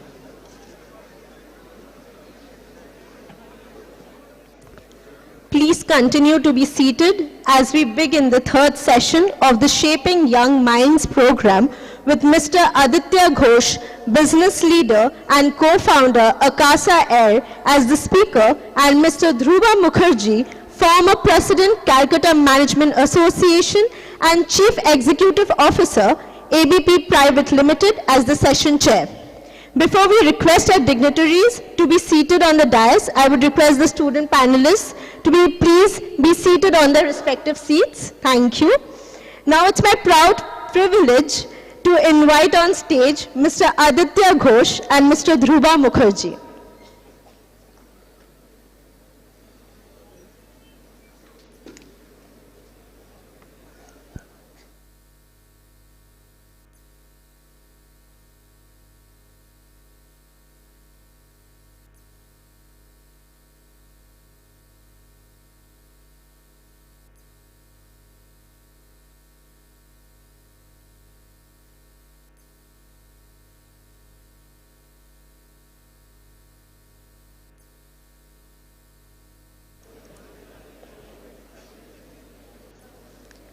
Before I hand over the proceedings to Mr. Dhruva Mukherjee, few words about him. Mr. Dhruva Mukherjee joined ABP in 1997 as the management trainee and currently is the CEO of the organization. Mr. Mukherjee is an MBA from IIS WBM.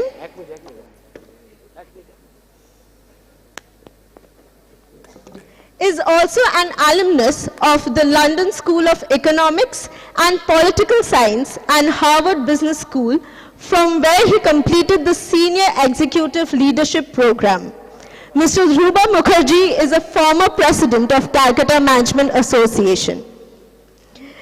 With these few words, I now hand over the proceedings to Mr. Dhruba Mukherjee and request him to introduce the speaker, Mr. Aditya Ghosh, and take the program forward. Thank you, sir.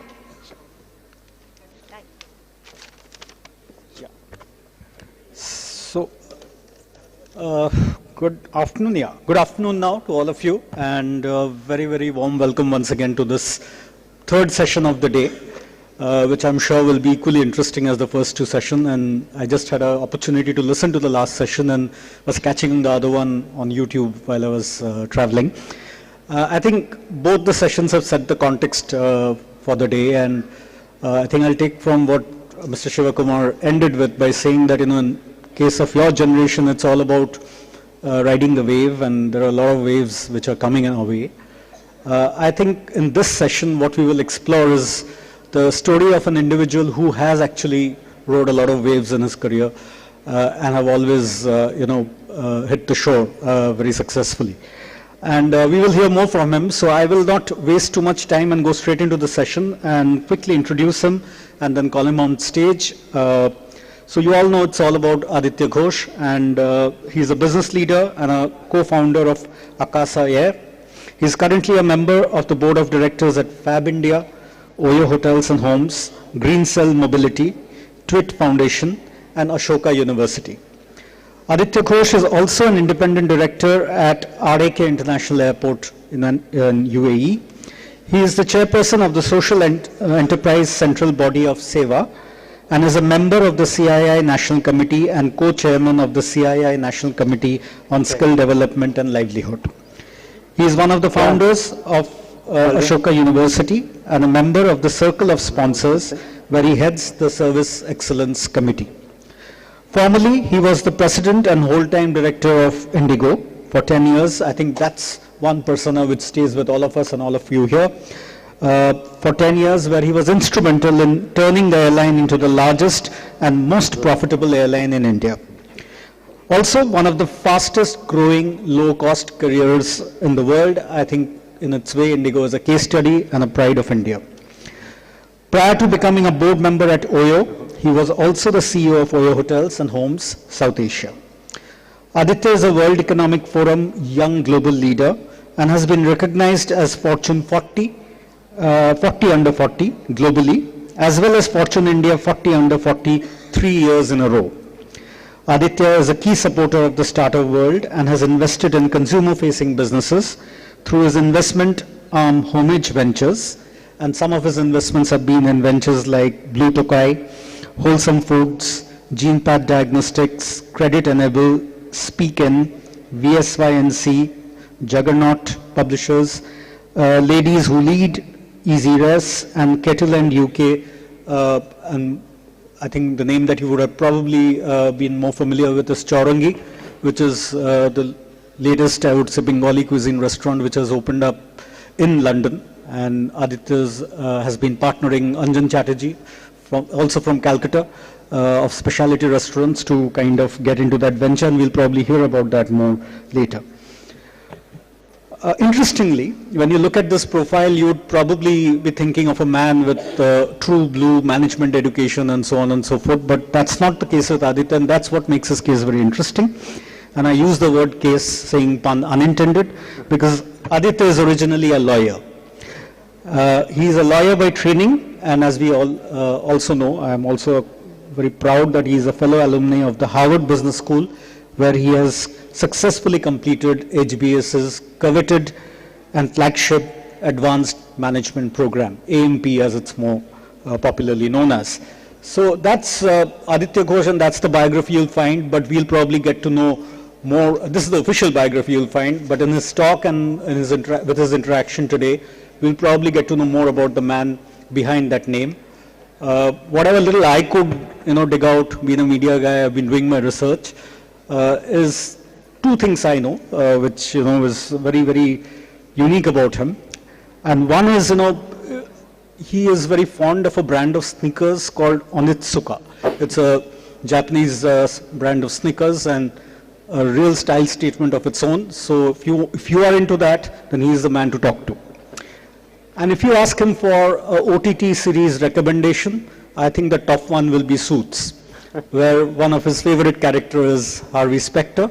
And I don't think I'll be wrong if I say that, in a way, Aditya is the Harvey Specter of airlines industry. And with that little introduction, I'll call on Aditya to come on stage and share his story, and then we'll open it up for interaction. Thank you so much. Thank you. All right, good morning, everyone. I don't know about you, but it's beautiful weather outside, so I wish I was outside with all of us. But we'll try to make the most of the next 1 hour. What I've called this session today is a winding flight path. Because like Dhruva was saying, there is nothing that has happened in my career which, somebody could have scripted in the beginning, and there is no linear path to all of it. But I've just definitely enjoyed what I've been doing, and I continue to enjoy what I'm doing right now. So hopefully, if anything, if you're confused, the good news is so am I.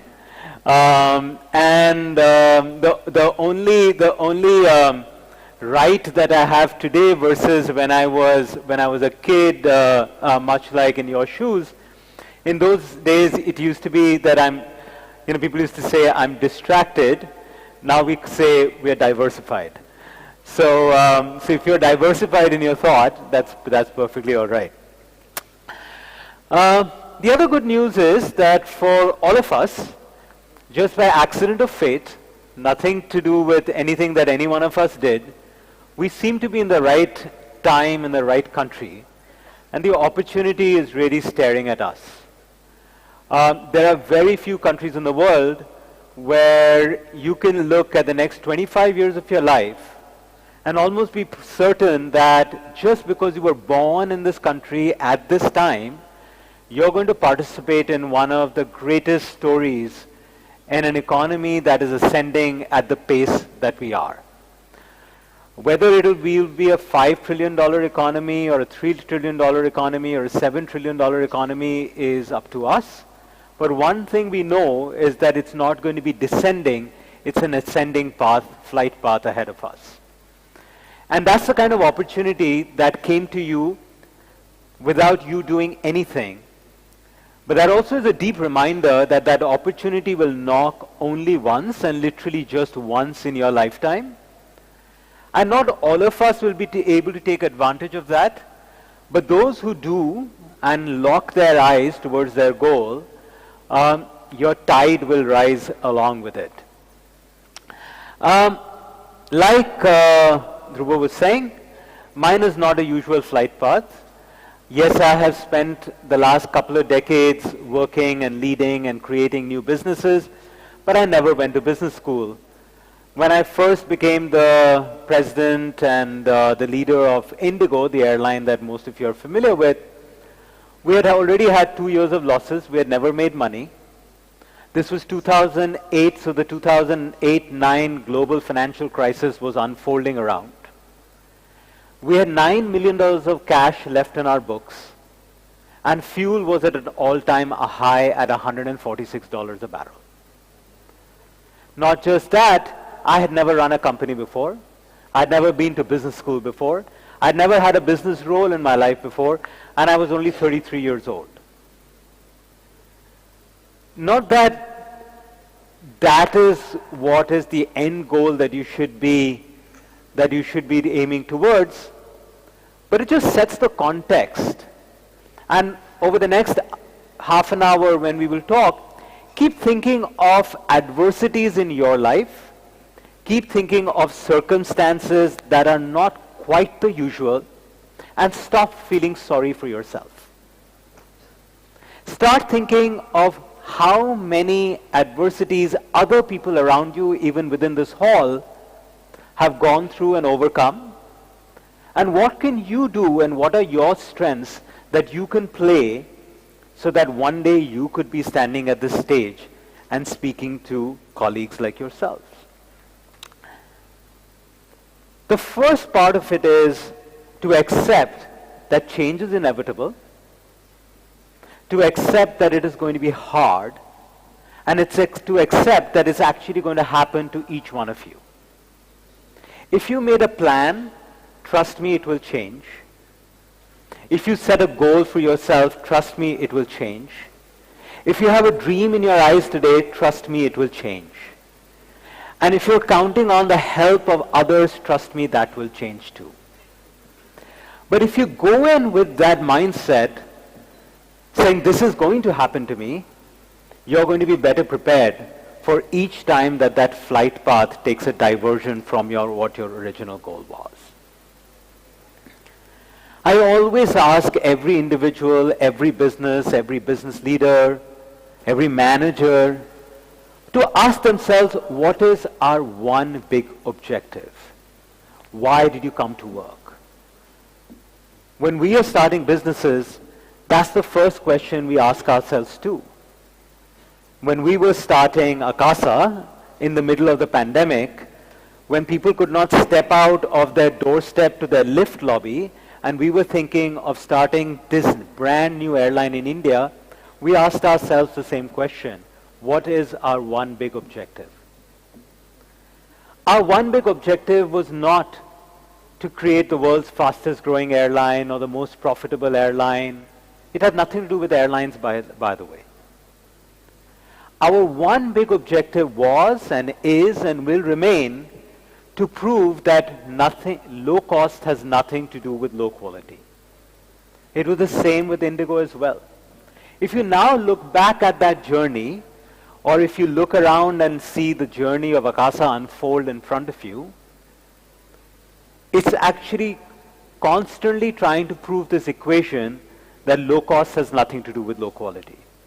You can create a ferociously low cost structure and yet churn out a very, very high quality product. It's a myth to say that you need large amounts of capital, you need infinite amounts of capital to turn a very successful business. Anybody takes a guess on which is the most premium smartphone in the world? Anybody? Apple, okay. Which is the smartphone in the world which has the lowest cost of production? If you're thinking Xiaomi, Samsung, M3, Micromax, you're all wrong. You're all wrong. The company with the lowest cost of production of the smartphone is also Apple. There are businesses all around us that are creating amazingly cost-conscious structures and creating amazingly, high-quality products. Akasa is the same, by the way. I told you our one big objective was not to create the world's fastest-growing airline. Akasa today is the world's fastest-growing startup airline in global aviation history. Right here, in front of your eyes. The next question that we often ask ourselves is, what do customers want? You figured out you're in the right country, you figured out that you want to be in this business, and you want to create, and you've even figured out what your one big objective is. And the next question that we often ask ourselves is, what do customers want? That is one of the most stupid questions that you can ever ask yourself. I don't know about you, but I can tell you a little secret of the business of life and life of business. Customers want a lot of things, they just don't want to pay for it. So the real question to ask is, what will my customers pay for? People ask me all the time, in 2005, Aditya, how did you know that on time is what's going to make a difference? In 2020, when the world was shut down, how did you know that an airline business will become the fastest growing in the world? Because I knew, and we knew, and we focused on what the customer is going to pay for. And that's the difference between wants and needs. Now, and once you've figured out what are the needs of the customer, you're going to try out different things. You're going to try out different things even as you build your career. But please remember, that it's not important never to fail, because failure will be a constant companion. What sets leaders apart, what sets people who are successful apart, is that they stand up, dust themselves off, and start running all over again. Each time that you have a failure, chances are that the first thought that runs through your mind is, what will my parents say? And the next is, what will my friends say? And what will my classmates say? It's the most stupid waste of time. Because irrespective of whether your parents said, "Khub bhalo chale, kichu hobe na next time," or your friends said, "Don't worry about it, yaar, nothing will happen," these are all irrelevant comments. If you focus on yourself and try to think of this as a journey, and try to focus and identify things that you could have done differently, chances are your next flight is going to be a little bit better than your first one. And that's where comes the spirit of standing up, dusting yourself off, and start running all over again. At the same time, like Michael Jordan, you have to remember that every shot you did not take is a shot missed. Michael Jordan was one of the greatest basketball players ever to have walked on planet Earth. And he had one of the poorest strike rates. So someone in an interview asked him about his poor strike rate. And he asked that journalist, "What do you want me to do? Wait till the ball is perfectly positioned, I'm under the hoop, and then I'm just going to dunk it in? Or I'm going to take the ball in my hand and I'm going to keep shooting at the hoop? And even if my strike rate is really bad, chances are that we'll win the game, because every shot that my opponent did not take was a shot missed." And while you're taking these different shots, it's also easy to be distracted. It's also easy to get lost into, what are the 50 different things I'm going to do? Anybody's been to a McDonald's? Yeah? Anybody's been to a McDonald's and asked for a pizza? You should wonder why. I'm sure over the years, there are many consultants who have walked into the McDonald's boardroom and said to the management team there, saying, "We have a problem. These families come into the restaurant and they have kids, and half the kids want burgers and half the kids want pizzas. And those who want burgers, we keep them, and those who want pizza go to someone else. They go to Pizza Hut. All we have to do, we've got a great brand, we've got great locations, we've got well-trained staff. All we have to do is put a pizza oven and we'll get 100% of the market share." But what amazing discipline that the board or the management team of McDonald's has, where they say, "Great idea, that's for Pizza Hut, we'll take a vada pav and turn it into a $92 billion market cap business." Right? That's the focus of discipline and knowing what not to do. Sachin Tendulkar burst into the world of cricket at the age of 15. And very soon he became one of the world's best batsmen. Sachin Tendulkar retires 25 years later, still the world's best batsman. He does not become the world's best captain. He does not become the world's best all-rounder. He does not become the world's best fielder or bowler. He figures out what his fortress is, and he guards his entire fortress, irrespective of who the opponent is, and makes sure that he is the world's best batsman.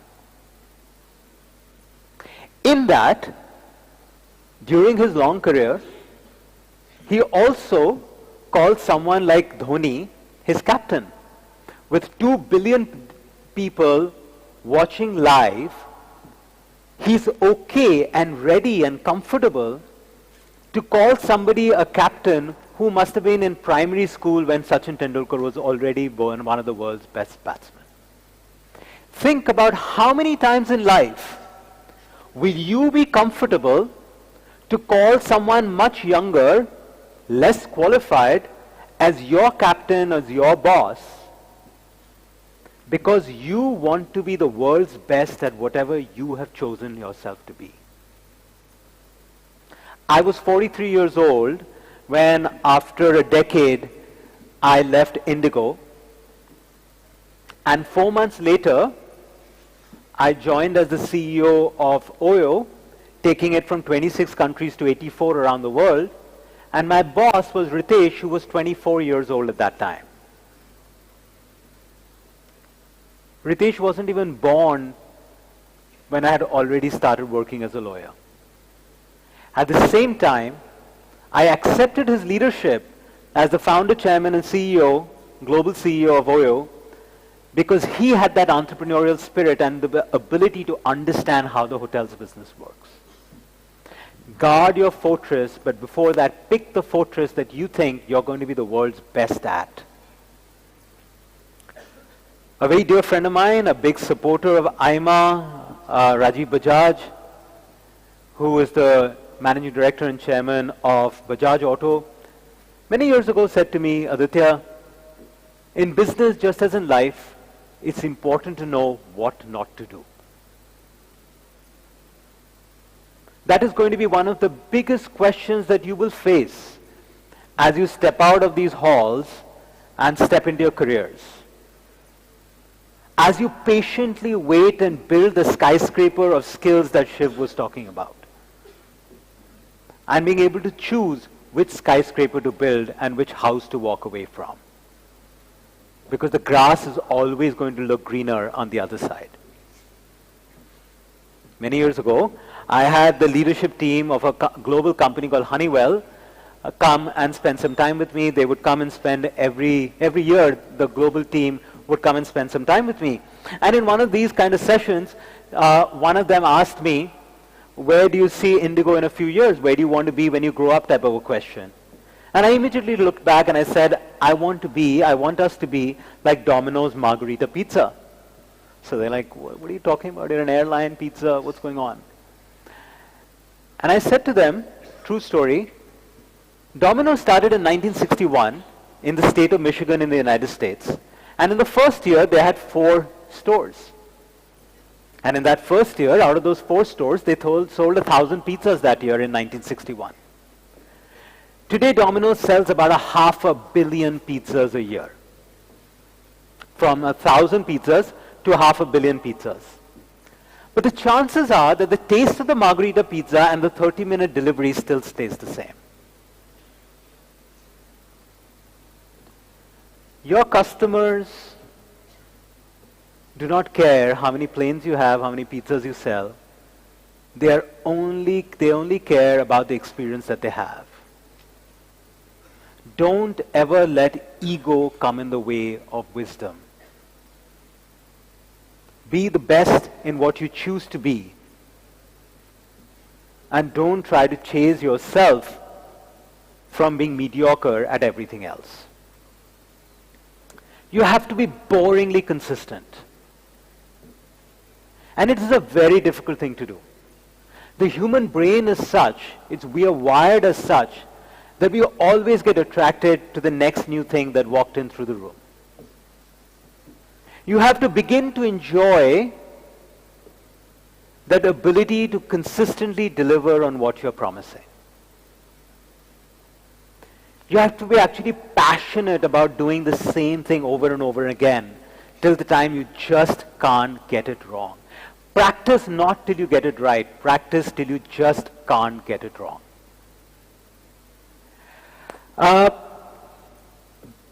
And when you do that, you have to remember that you have to also understand why you're doing what you're doing. Okay? How many of you go to a beauty salon or a barber shop? I know you're all naturally good looking, but on an off day, it's okay. You don't be shy. You can put your hand up. All right? How many of you go back to the same beauty salon or a barber shop? And possibly to the same person over and over again too. You can, if you tried, You can find a beauty salon closer to your house, or closer to your school or college. You can find a place which is more luxurious. You can find a place that gives you a free magazine and a Coke. But you go back to the same person over and over again because after the haircut, you want to come out looking like you and not like me. Trust and reliability are the biggest loyalty programs. If you want people to stick to you, if you want colleagues to stick to you, if you want customers to stick to you, focus on trust and reliability. Handing 2 shirts for 1 or 3 shirts for 1 or 4 coffees for 2 is not going to buy you loyalty. Just like that free Coke and that magazine did not buy the loyalty away from the beauty salon and the barber shop that you go to. So always try to understand the why behind the what. How many of you have ever flown Indigo or Akasa? Anybody has flown Indigo or Akasa? Oh, excellent, great. Have you ever noticed how they always make the coffee and then give it to you? They don't give it to you. Why do you think so? It's not that they doubt your intelligence in being able to, pour water into a cup and stir it. They don't do it because the chances of splattering from that coffee mug, dropping on that tray table getting shut, and there not being enough time to clean each tray table on a 23-minute turn is too much of a risk, so they'd rather do it and give it to you. There is a reason why everything happens the way it does. And unless you understand the why behind the what, you will be just like turning spanners in this movie called Modern Times of Charlie Chaplin. If you haven't seen it, please go watch it. And if you know the why behind the what, you will not just be that mechanical spanner monkey. Like I said, you've got to practice not till you just get it right. You've got to practice till you just can't get it wrong. Try to aim to be the world's best. If you're not the world's best, many people ask us this question. I'm sure Shiv gets asked this question a lot too, and I get it too. When is the right time to move from one career to another? The answer is very simple. When you have a fighting chance that you are already the world's best. If you aren't, then you still got some time to go. Consistency is the bedrock of building great brands. Many of you raised your hand when I asked how many have been to McDonald's. What's your name? Akansha. Okay, and what's yours? Anirban. Okay, so let's say Akansha and Anirban have decided to go get a meal, and Anirban does not want to, Akansha doesn't want to spend too much money. Anirban does not quite know whether he wants to spend too much time with Akansha.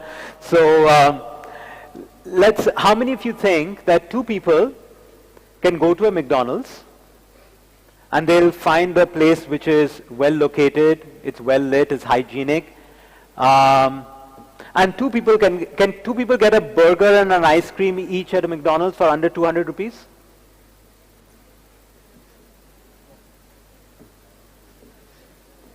Can 2 people go to a McDonald's and get 2 burgers and 2 ice creams under 200 rupees?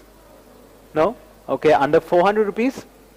Yeah, okay. How much is the price of a McDonald's burger? How much is the price of McDonald's ice cream? Without knowing the exact price of the ice cream or without knowing the exact price of the burger, we somehow felt that it can be done under 400 rupees. Because they're doing it over and over and over again. And that consistency gets under your skin, where they make you begin to feel that it is possible. That is the power of consistency. And if you're looking for inspiration, inspiration is all around us. We just have need the eyes to observe, not just see, and the ears to listen, not just hear. People ask me all the time, who are some of the people who inspired you? Like, when you talk about work ethic, and if we've got to go and start my career, and I want to grow in my career, Who are the people I should look up to? Which books should I read? And here is a great example of work ethic.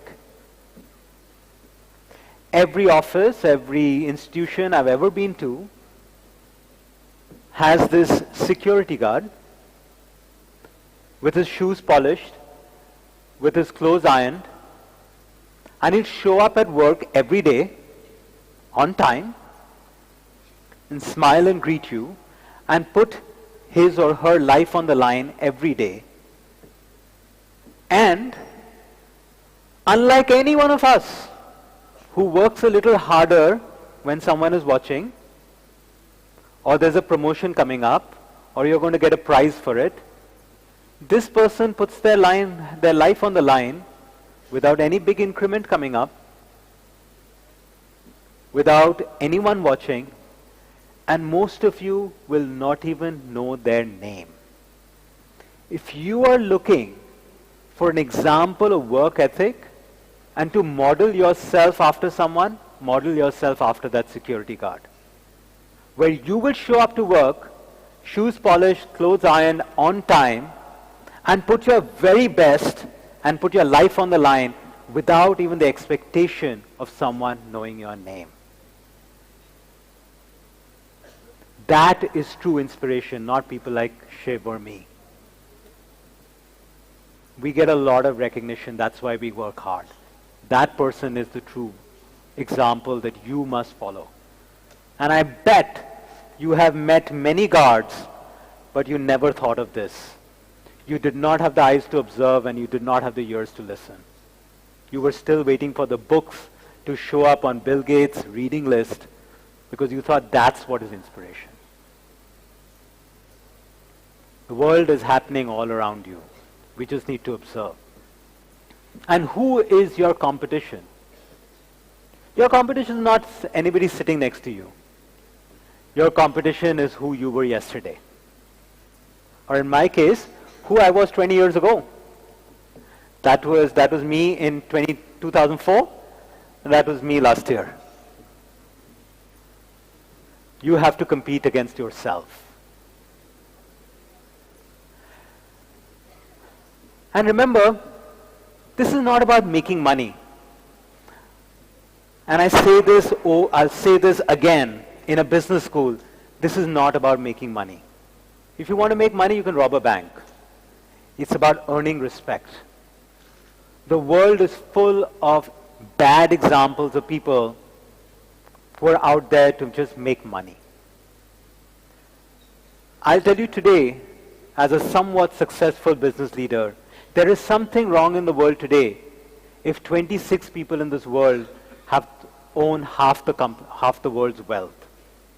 And if those 26 people are your goals or your inspirational idols only because they are wealthy, there is something wrong with you. Look around you and find people who make a deep impact.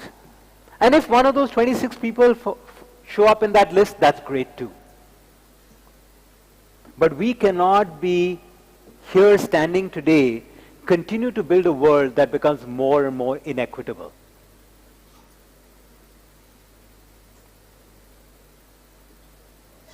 Rakesh Jhunjhunwala, who passed away almost exactly a couple of years ago, last year, and I was in Kolkata actually the day he passed away.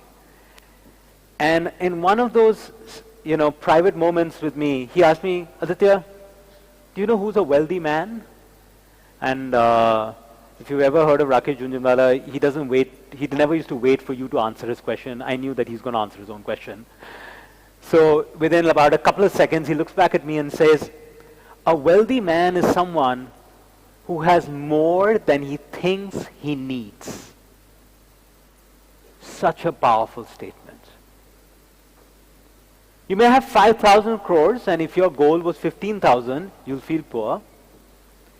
You may have 90,000 rupees in your bank, and you think you need only 50,000, and you think you're wealthy. So one way to become wealthy is the old tired way of trying to accumulate more. The other way to become wealthy is to cut down your needs. And bringing profit and purpose together is what is going to help you create great institutions that outlast a period of time. Fab India, a company that I've been on the board of, 60 years old, one of the most profitable retail businesses, works every day with 65,000 artisans, and they refuse to sell factory-made products. There are no mills in Fab India. There are no factories in Fab India. Okay. Turning out a powerful, purpose-driven business is what you should be aiming for. Edwin Gay was the first dean of Harvard Business School. And he said, not me, that the purpose of Harvard Business School is to educate leaders who will make a decent profit decently. So when you go and aspire to be somebody, when you go and aspire to be a leader that people will follow, let it not be about making money. Let it about creating wealth decently so that you make a deep impact on others. I often get asked this question, what is success? To me, success is not how many watches you have or how many homes you own or how many cars you drive or purses you bought or shoes you have in your cupboard or aviator sunglasses that you bought. Success is if 20 years from now, you are in a hall full of people and there are these youngsters who look at you and say, I want to be like her. That ability to create an impact on people's lives is what is success. But in this long 20-year journey, you'll have to make a lot of right choices. You'll make a few bad choices, but hopefully you'll make more right choices than bad. And that ability to create an impact on people's lives is what is true success. That's how people will remember you. So be young and enthusiastic. Don't be young and impatient. I was talking to one of your colleagues who was with me in the car, and I said, remember, even some of the most fancy CEOs that you idolize, they spend entire careers in one company. They are continuing to patiently build that skyscraper of skills that Shiv was talking about. Life is a marathon, not a sprint. Which basically means that if anybody, one of you, has done long distance running, it's a lot of pacing, it's a lot of patience, just putting one foot after another. It's a lot of not giving up. It's that tenacity to keep lasting out. And only once in a while you'll get that corner where you'll be able to pace up. So life is not a marathon. Life is a marathon, it's not a sprint. So combine that wisdom of age and the energy of youth. Go out there and seek wisdom. It'll be in your homes, it'll be with your grandparents, it'll be someone who's been around for a long period of time. And combine that with the energy of the youth that you have.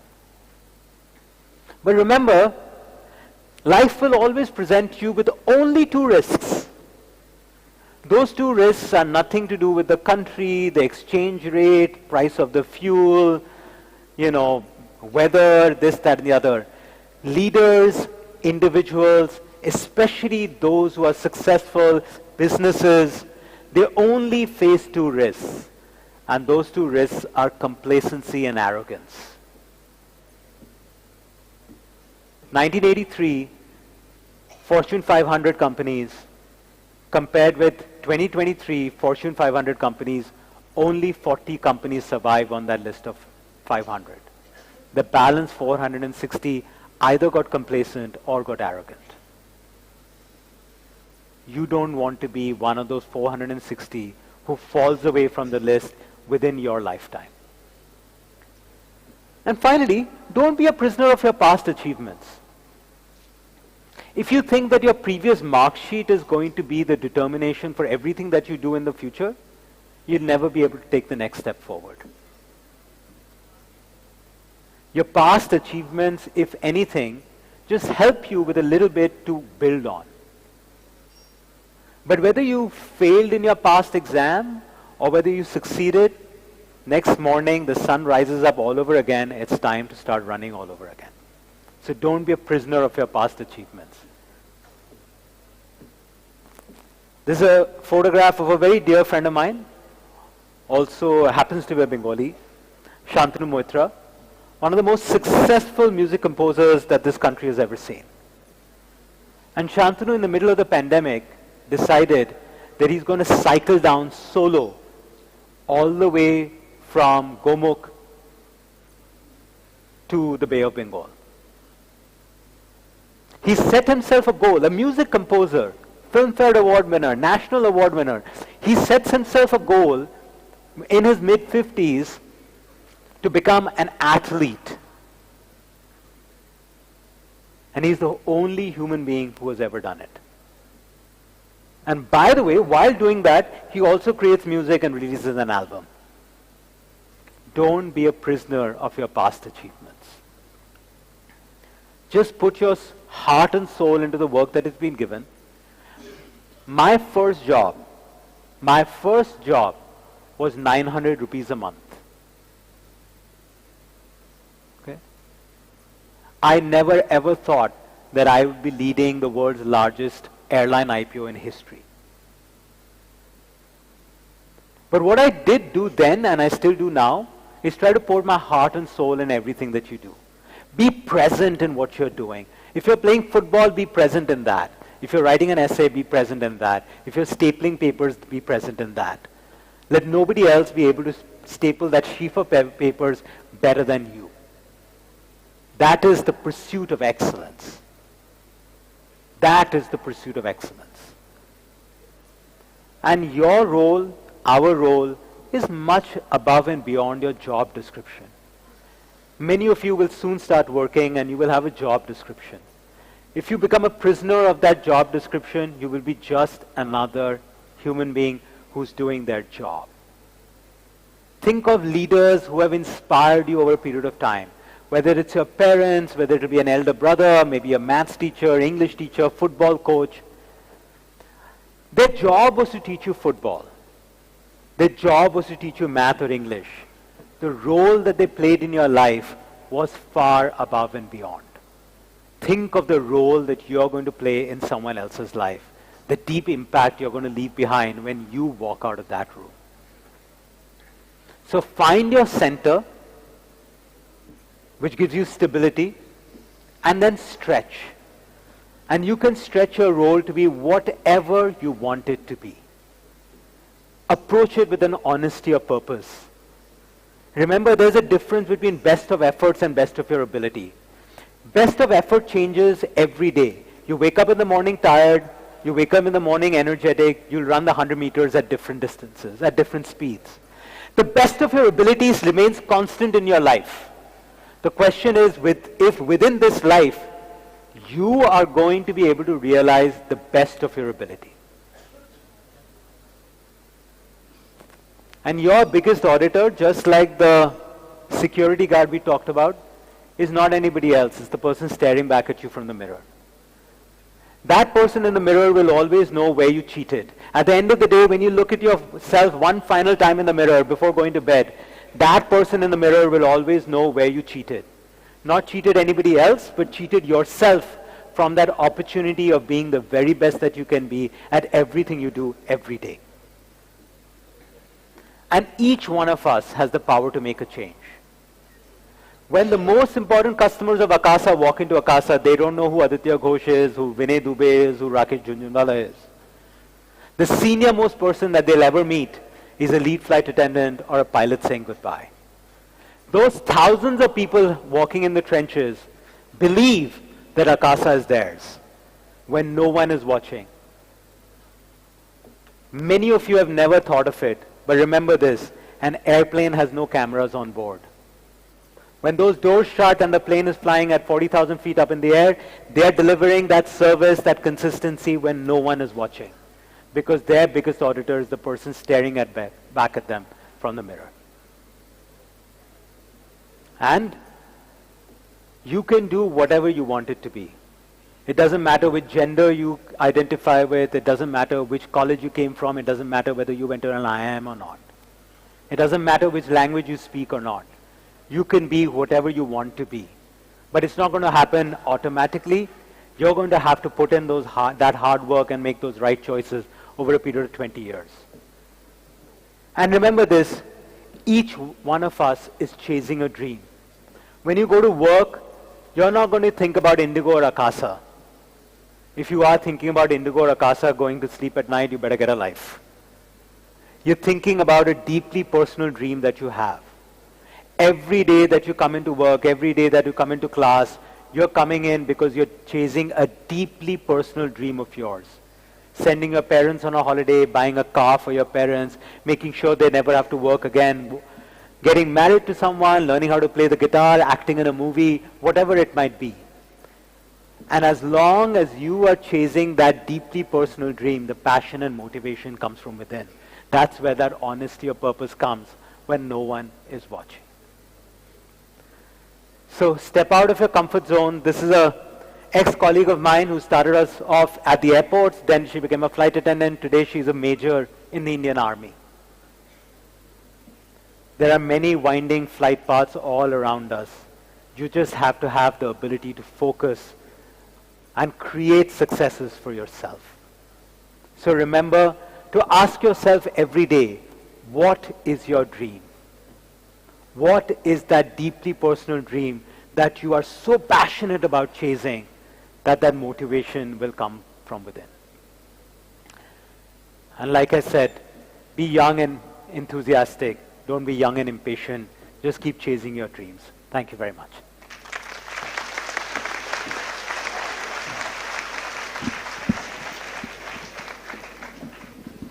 Great. Hello, yeah, check.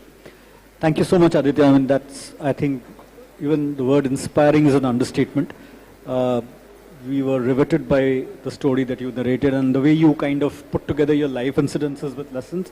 I think it can actually be a book and not just a session. Thank you so much. We're a little short on time. This session is supposed to finish at 1:20, so I'll just take maybe 5 to 10 minutes and eat into your lunch time a bit. It's okay. You can have a quick lunch, but I will not rob you the opportunity of asking questions to Aditya. You don't get this opportunity every day. So I'll just start off with one, then go to my panelist, and meanwhile take a few questions from you. So Aditya, I just pick up from where you finished, and I would like to ask you that you've been through so many experiences, you've done so many things. If today I ask you, figuratively speaking, to say what keeps Aditya Ghosh awake at night, what is it, that one thing which you still want to really pursue with that passion in you, or passionately pursue, as you said? Well, literally, I've got 2 young dogs, so they keep me awake at night because they sleep with me. But I think what keeps me going is knowing that there is so much potential that is untapped.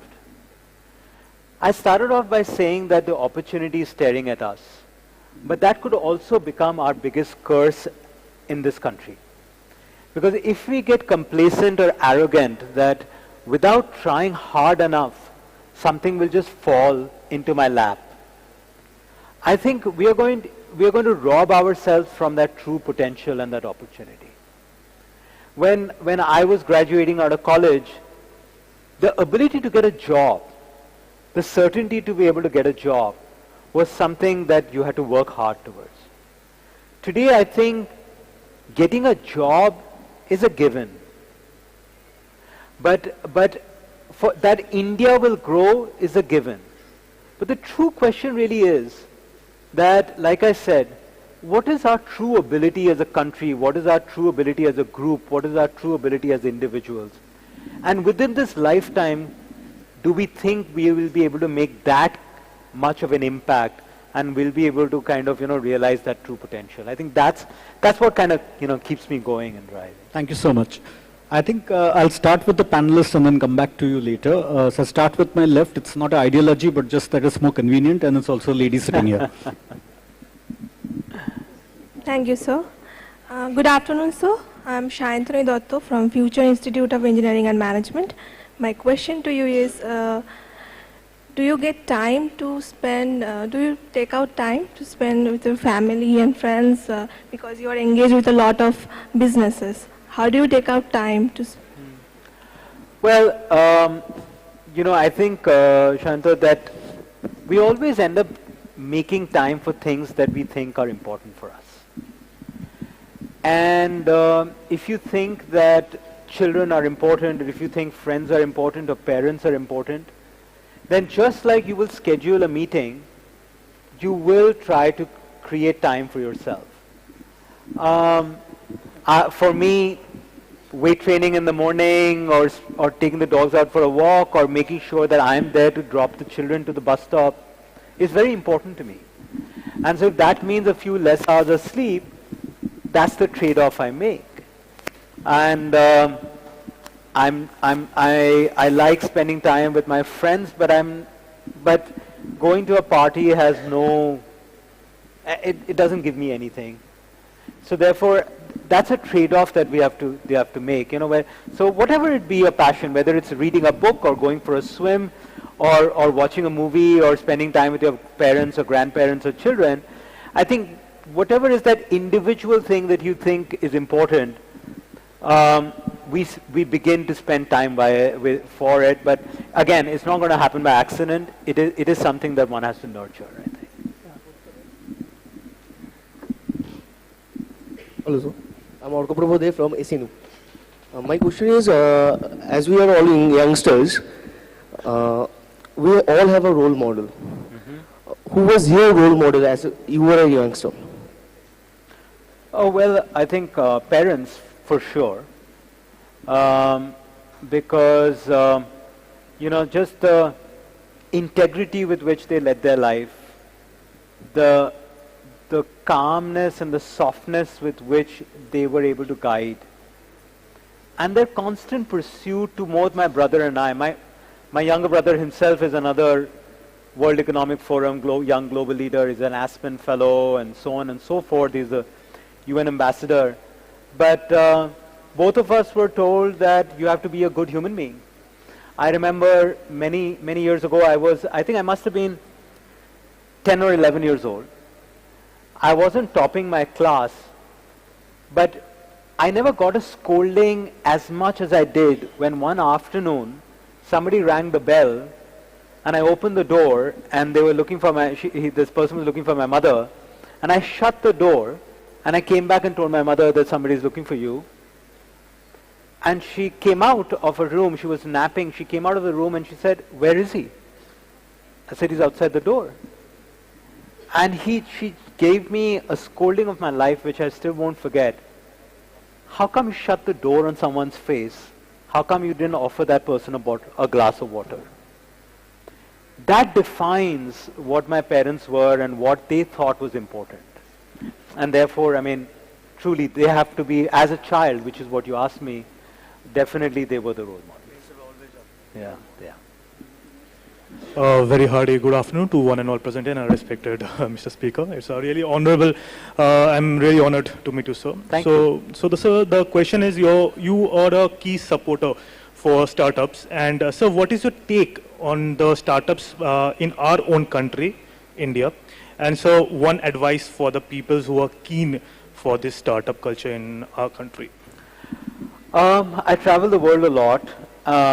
And one thing which is very evident is, I haven't been to Israel, but when I go to the United States a lot, I go to Europe a lot, or Southeast Asia, I think the entrepreneurial spirit, the number of youngsters who want to do a startup of their own, is far more evident and prevalent in India as opposed to many other parts of the world.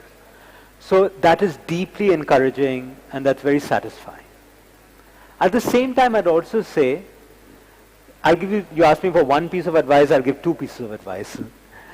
So the first piece of advice is, if you're thinking of being an entrepreneur or a startup person, finding the purpose is more important. Building a unicorn or chasing a valuation cannot be that purpose.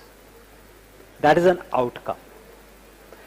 The second piece of advice is, We live in a country like India where if you're looking outside the window of your bus or your car, there are many hard problems to solve. Pick one of those hard problems to solve, and that will be a need of a consumer that you can chase. So if you're looking for the next 50 unicorn ideas, look out of the window and you'll see hard problems to solve. Whether it is roads, nutrition, water, quality of food, education, power, there are so many hard problems to solve. You would hate to be in a country where you're trying to do a startup where everything is already solved for.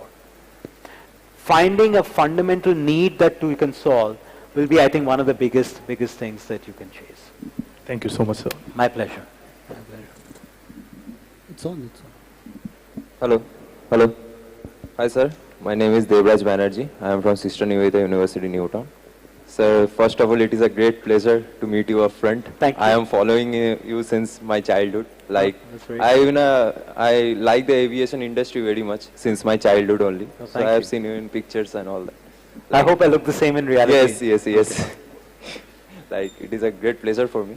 So, sir, my question is that as you are a co-founder of Akasa Air, so my question is that how did you co-founded Akasa Air, and what are your plans for the future, and how can an individual start an airline? Like, what are the steps? Well, the original idea of Akasa came from my business partner, Vinay Dubey.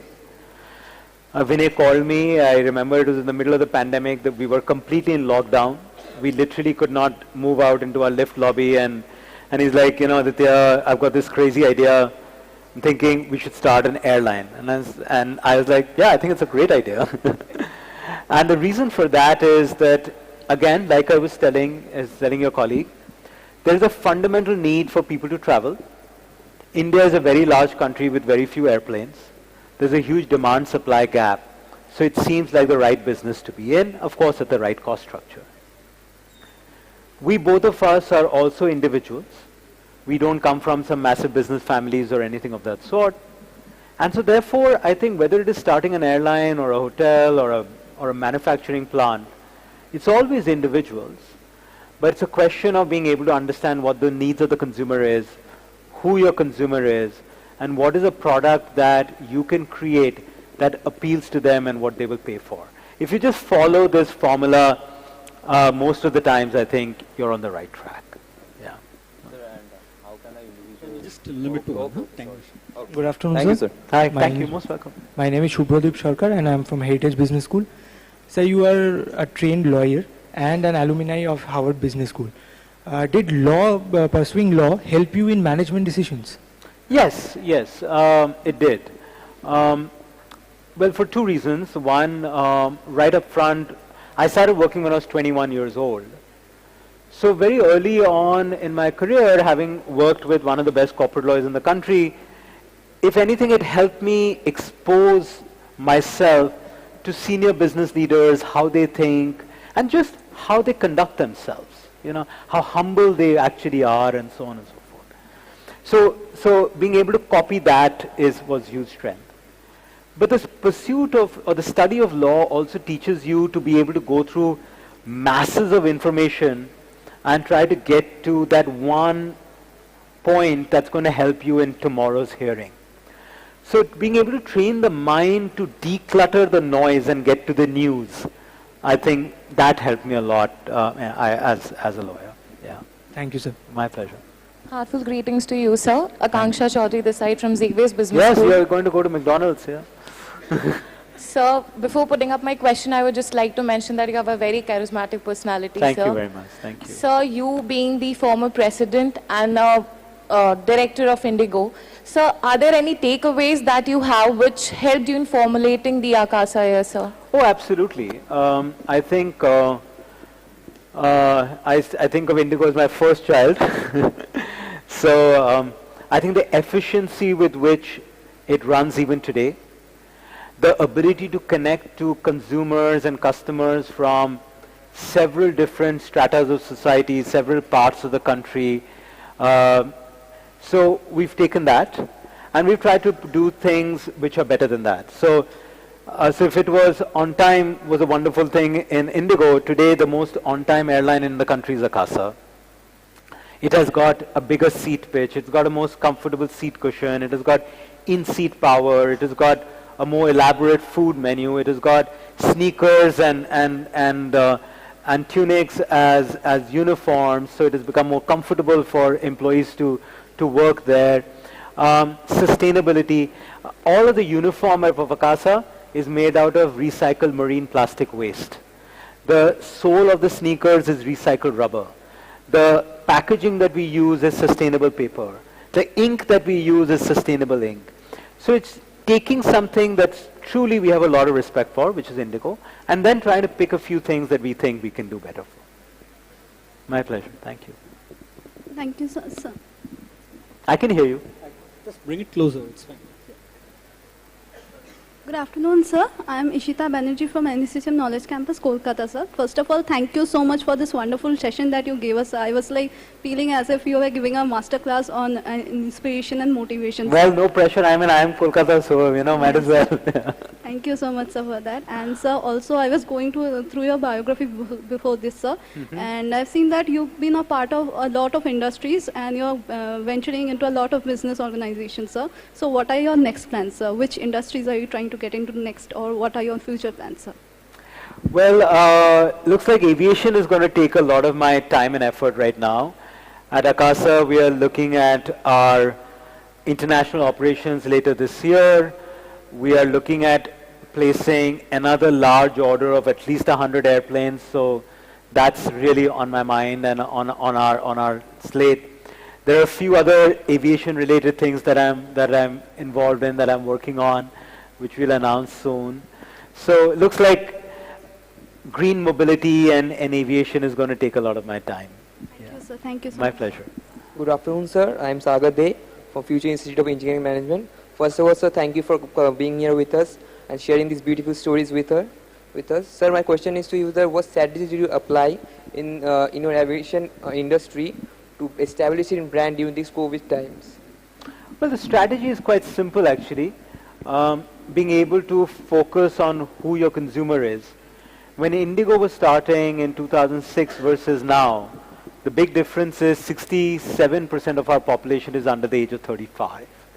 So what that consumer segment needs, what they're looking for, is very different from 15, 18 years ago. So I think the strategy is going to be staying very customer oriented, making sure that we stay relevant in the life of the consumer, and that's how the business is going to evolve. Thank you, sir. Thank you. Thank you. My pleasure. Thank you. I think we're done with the panelists on stage. I am told there's no question from time for questions. Well, I think there's a lady over there in before black. Getting up, Aditya, I have promised one lady out. I think there's two ladies. I think so there's maybe one there are two there. of them. Last two questions. Okay. So one so from there. Yeah. We'll go there and then we'll yes, come to you. Yeah. One in the yellow jacket. Yes, ma'am. You can just stand up there and then we go there. Yeah.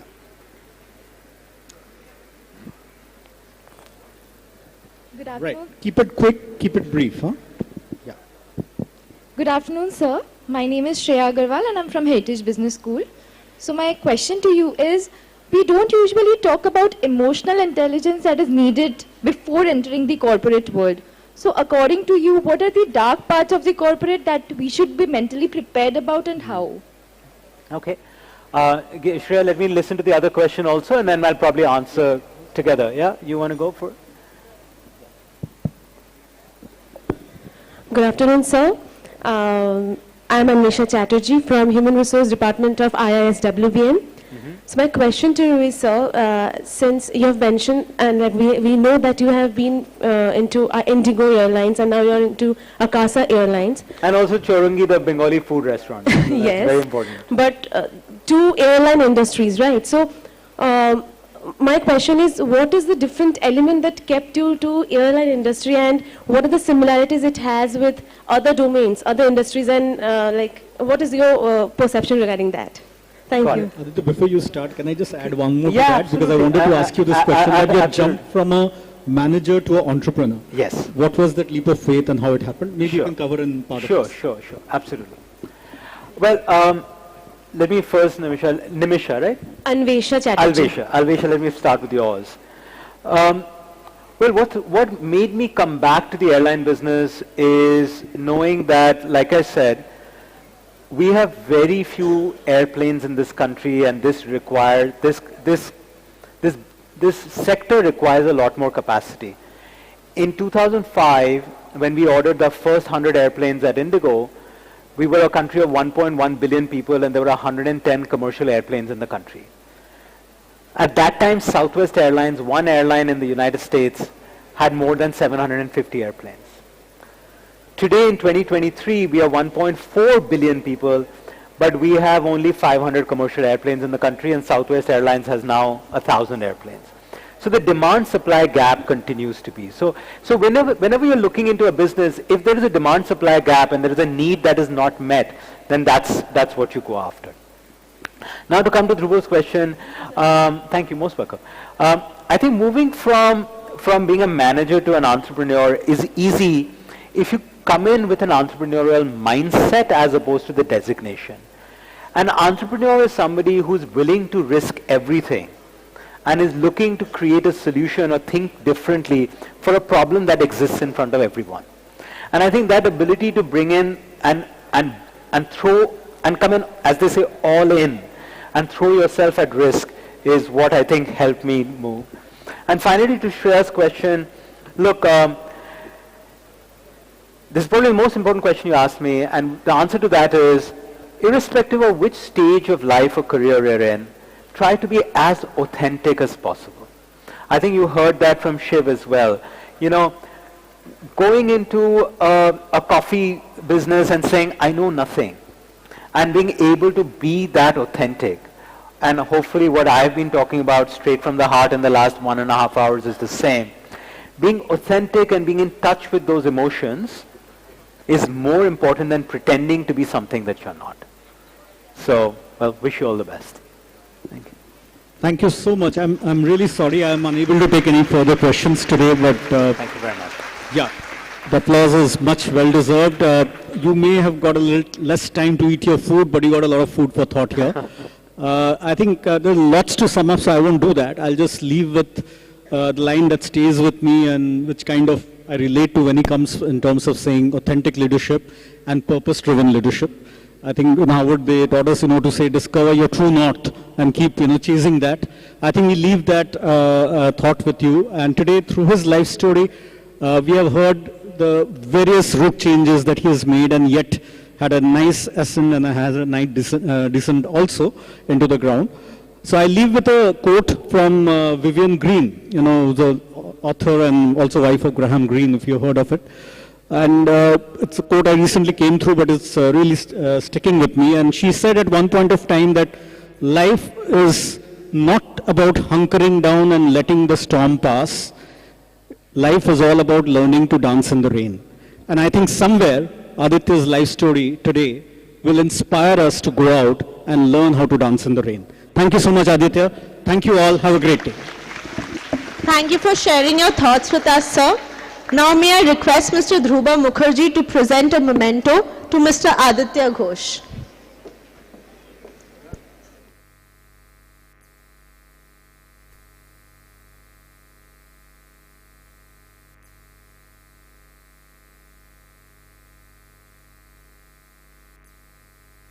Sorry, I can't hear. Hello. Hello.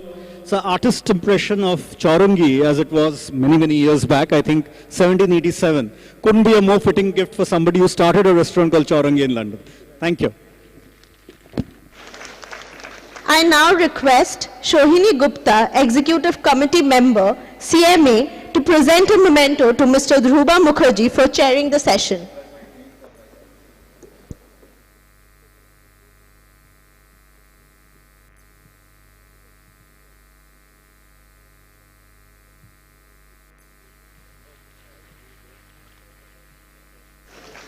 Thank you, ma'am. Thank you, sir. With this, we come to the end of the third session. We now break for lunch. Request all to please be back by 2:15 sharp as we start the session. So, thank you.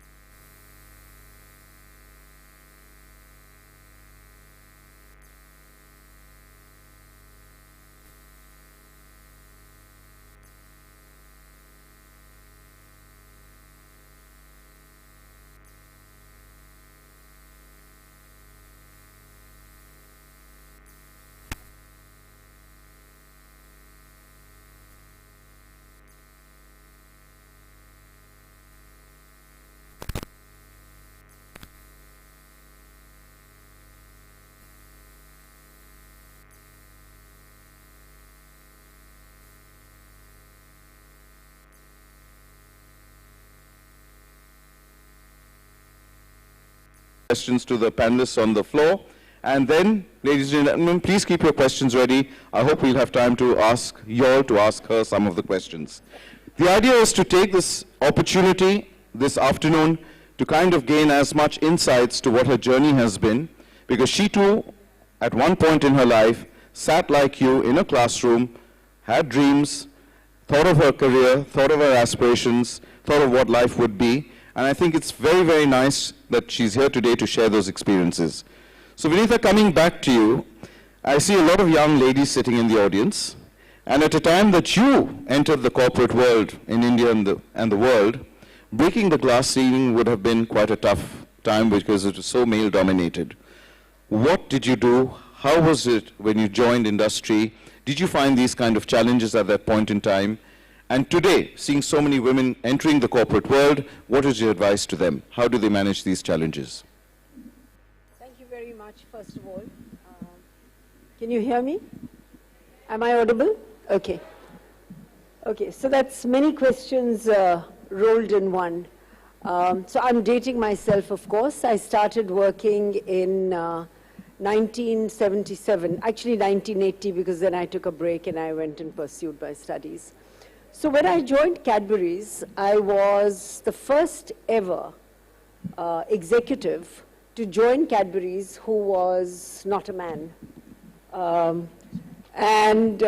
know, the biggest challenge for the HR people was, you know, which bathroom do I use? Because at that time, you had, you know, restrooms for men, which were divided into managers and other staff. But for women, there was only one restroom. I say this a little bit, you know, in jest, basically really to say that, you know, it wasn't, in my batch, for example, when I did my MBA, there was 10% women and the rest were men. The same was true of the IIMs and so on. Things have changed, but from my point of view, not enough. You know, we're talking about 26 to 30% is the ratio of women in management institutes. I'm associated with a lot of companies. The IT companies seem to be doing the best.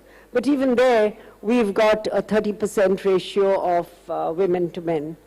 So the good news is things are changing.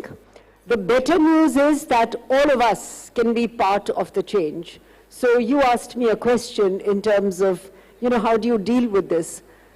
The only way I know how to deal with anything is that, you know, your work has to speak for itself, so your gender becomes irrelevant. I think the whole debate on gender has to give way to a debate on competency. Correct. And the reason I say that is that, you know, whoever you are, whether you are an IT professional, an academic, you know, a doctor, or whoever, you know, what matters when you walk in through that door is your track record, your academic credentials, your attitude, your leadership skills, your attributes, all of those things matter. Gender actually doesn't come into the equation, and somehow the narrative has got so overtaken by gender that we tend to overlook the competency part of it and give too much emphasis to gender. Now, I know we've just gone to Chandrayaan and, you know, suddenly we are hearing about all the women in ISRO. And my question is, why didn't we hear about these women earlier? So there are opportunities, there are pockets. I think all of us, if you desire to be a professional, there should be nothing to stop you from being the professional that you want to be. I understand that the ecosystem plays a big role, your families play a big role, where you work plays a big role, people you work with play a big role. But I think the biggest role is played by us as individuals. And here I'm talking to the men as well as to the women, because that ecosystem has to be an inclusive ecosystem. It can't be favoring women, neither can it be favoring men. So I think if we in our own way are determined, if we change the narrative, if we allow our work to speak for itself and not anything else, only then we will see a big shift and change. Thank you. Thank you. That was very insightful. Vinitha, you know, most of these kids sitting here today, in a couple of months, will be looking at campus placements. And often when I'm at campus teaching, there's always this debate between getting a job or do I look at a career? And I think it's very important for people to look at a career because there's so many opportunities and not hop from job to job. So my question to you is, what is your advice for these young students? How do you, at this point in your life, start building the blocks for a very, very successful career vis-a-vis jumping from a job to job? Is there a difference, or do you think that happens naturally, or can it be planned? And your experience in that, how did you build your career and become so successful? You know, I think this is the old-fashioned way of thinking, which is you work hard at whatever you decide to do, you excel, and that's how you grow in an organization. And I know we make a distinction between jobs and careers, but you know, at the end of the day, I really think what is important is to do something that you really like to do. Because if you are chasing a job, if you're chasing, you know, big remuneration and so on, but your heart is not in the work that you're doing, you know, your mind is not fully engaged, then you know, in my experience and in my opinion, you can't excel, you can't do a great job of what you're doing. And you've got to distinguish yourself by letting your work talk for itself, and also how you conduct yourself. That's equally important. But this whole thing between a job and a career actually becomes a little bit irrelevant. Because when you say, I am going to pursue what I enjoy doing, what I like to do, and if I excel in it, and you're open to opportunities, you know, I had not imagined the kind of career I ended up having when I started working. In fact, I wanted to join the Indian Foreign Service because I wanted to travel around the world. And, you know, a cousin of mine came after I'd got admission for my MBA and said, why don't you do an MBA and you can sit for the Foreign Service exam after that. So that's how I got into an MBA. And you know what happens, you know, before you've graduated, you've got a job. And so, you know, off went the Foreign Service, and I joined industry. And, you know, then I moved countries, I moved continents. You know, I didn't move that many jobs. I had 3 long stints in 3 very iconic companies. And I can tell everybody, I've sold everything that is brown and sweet, you know, from chocolates to Coke to biscuits. But, you know, I really think that don't think about your designation or your title or your money. All that will follow. That is a consequence of your work. It is not the driver of what you do. Wonderful. So you said you wanted to travel the world, and I can see that you have traveled the world. I mean, you've practically left no continent apart. I think it's important for you to share some experience of what has been the interesting facets of working in different countries in terms of culture vis-a-vis working. I mean, you ended up working in India, but you came with that global experience. What were the pros, what were the cons? If people get these opportunities, what to look for as they move to different countries, different markets, different cultures? You know, I think all of you live in, at a wonderful time when the world is almost fungible. You know, there are so many people working outside of their home countries, whether it is India, whether it is Africa, whatever it is. You know, when I first went abroad, that was to work, was in 1984. There were very few people, and especially in marketing, who went outside of India to work. And my first job overseas was Cadbury's, and then subsequently I worked for Coca-Cola. With Cadbury's, I worked in the UK, I went to Nigeria, I went to South Africa. Then with Coke, I was in Atlanta, then I moved to Santiago in Chile. So I literally lived in the Southern Hemisphere twice, and across, you know, 5 continents.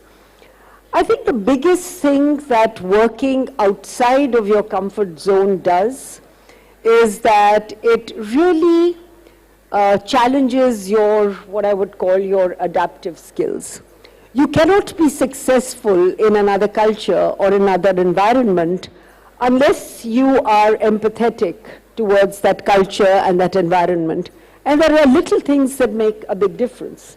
So, for example, when I worked in Nigeria, and the US is in many ways very transactional. You want to get some information, you pick up the phone, or now you send a message and you say, I'd like to get updated on whatever it is.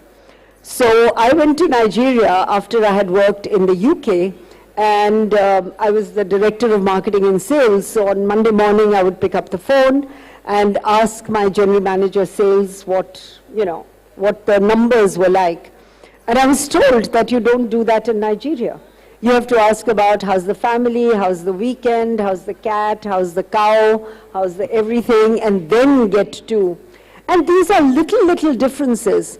When I went to work in Santiago in Chile, I was attempting to learn Spanish. There was a very, very dear colleague of mine who I was taking over from, who was leaving. And I took the trouble to actually speak in Spanish at the farewell. And I got more acceptance by that one gesture, because people really felt that I was trying hard, or I was giving it a good shot to actually become as local as a foreigner can possibly become. So I think living outside of your comfort zone, if you're a person who is curious, is fantastic. Because, what I learned was not about doing better business. What I learned was different cultures, different histories, different geographies, different ways of living, the opportunity to explore the world. And I think all of those things actually end up enriching you. So it's not just, attention to work, because, the more enriched your life is, the greater is the contribution that you can make. So I would say take any opportunity that comes your way, which makes sense for you. And the other point I want to add is that just because someone else has done it doesn't make it right for you. We are all temperamentally very different. My temperament is to explore, I have a sense of adventure, I like to do different things. But if you're not that kind of person, then what I did, for example, may not work for you. You have to choose what works for you temperamentally. You have to choose what gives you joy. You have to decide where you want to spend your time. And once you're clear on that, then, like somebody said, pick up something that you like to do and you will not have to work a single day in your life. And I think if somehow we can get to that, that's great. That's great. So you officially hung up your corporate boots in April 2014, if I'm not mistaken. No, I have not. I've only hung up my operational boots. So I'm still very involved. Yeah, so therefore the question is very relevant to that. What keeps you motivated and driven? What is, and what perhaps will be? So, and thoughts for, lessons in life too. This whole drive, and you're still doing it, and you continue to do it. So what has been that one thought, two thoughts that kept you going for all these years? So the decision to leave the corporate world, I worked till I was 58, and, 58 was the retirement age, and, I wanted to do other things. I had already, when I was in my full-time role in Britannia, I was already an independent director on several boards in India as well as overseas. I was already doing work with the UN on nutrition. I was chairing the Global Alliance for Improved Nutrition. And what I realized was that there is so much out there to learn. I'd been a corporate executive for 38, 39 years. And yes, it was exciting to see the numbers at the end of every quarter. But that also becomes a routine. You have your analyst calls, you present to your board, you do your town hall. And it was great. I enjoyed every moment of it. And I would do it again. But I would also leave when I did. Because what I realized was that there is a vast world out there. I was interested in other domains, and that is why my choice of boards was not to take on, an FMCG board, but to learn about domains I didn't know anything about. So it was, connected. So it was Syngenta, it was Bunge. I'm currently on the board of Cognizant because I wanted to learn about technology. And the thing with boards is it's not a hobby. It is a serious commitment, if you want to really learn about the business. And I think boards benefit from the experience of, individuals who've run companies in other domains. So it works very well for both the full-time executives as well as the non-executive board members. So for me, it was really an evolution into the next stage of what I wanted to do. And, the way I think about it is, when you are working for one company or in one business, then it's like, to use an analogy from photography, it's like a zoom lens and you're looking very closely and very critically at that one area. But what I'm doing now is, taking a wide-angle lens and seeing a bigger landscape, seeing more opportunities, more points of connection, and therefore, different ways of contributing, but a lot of different areas to contribute. Wonderful. I think that brings us to the close of our 20 minutes, and we have 8 very, very young smart panelists who have 8 questions for you.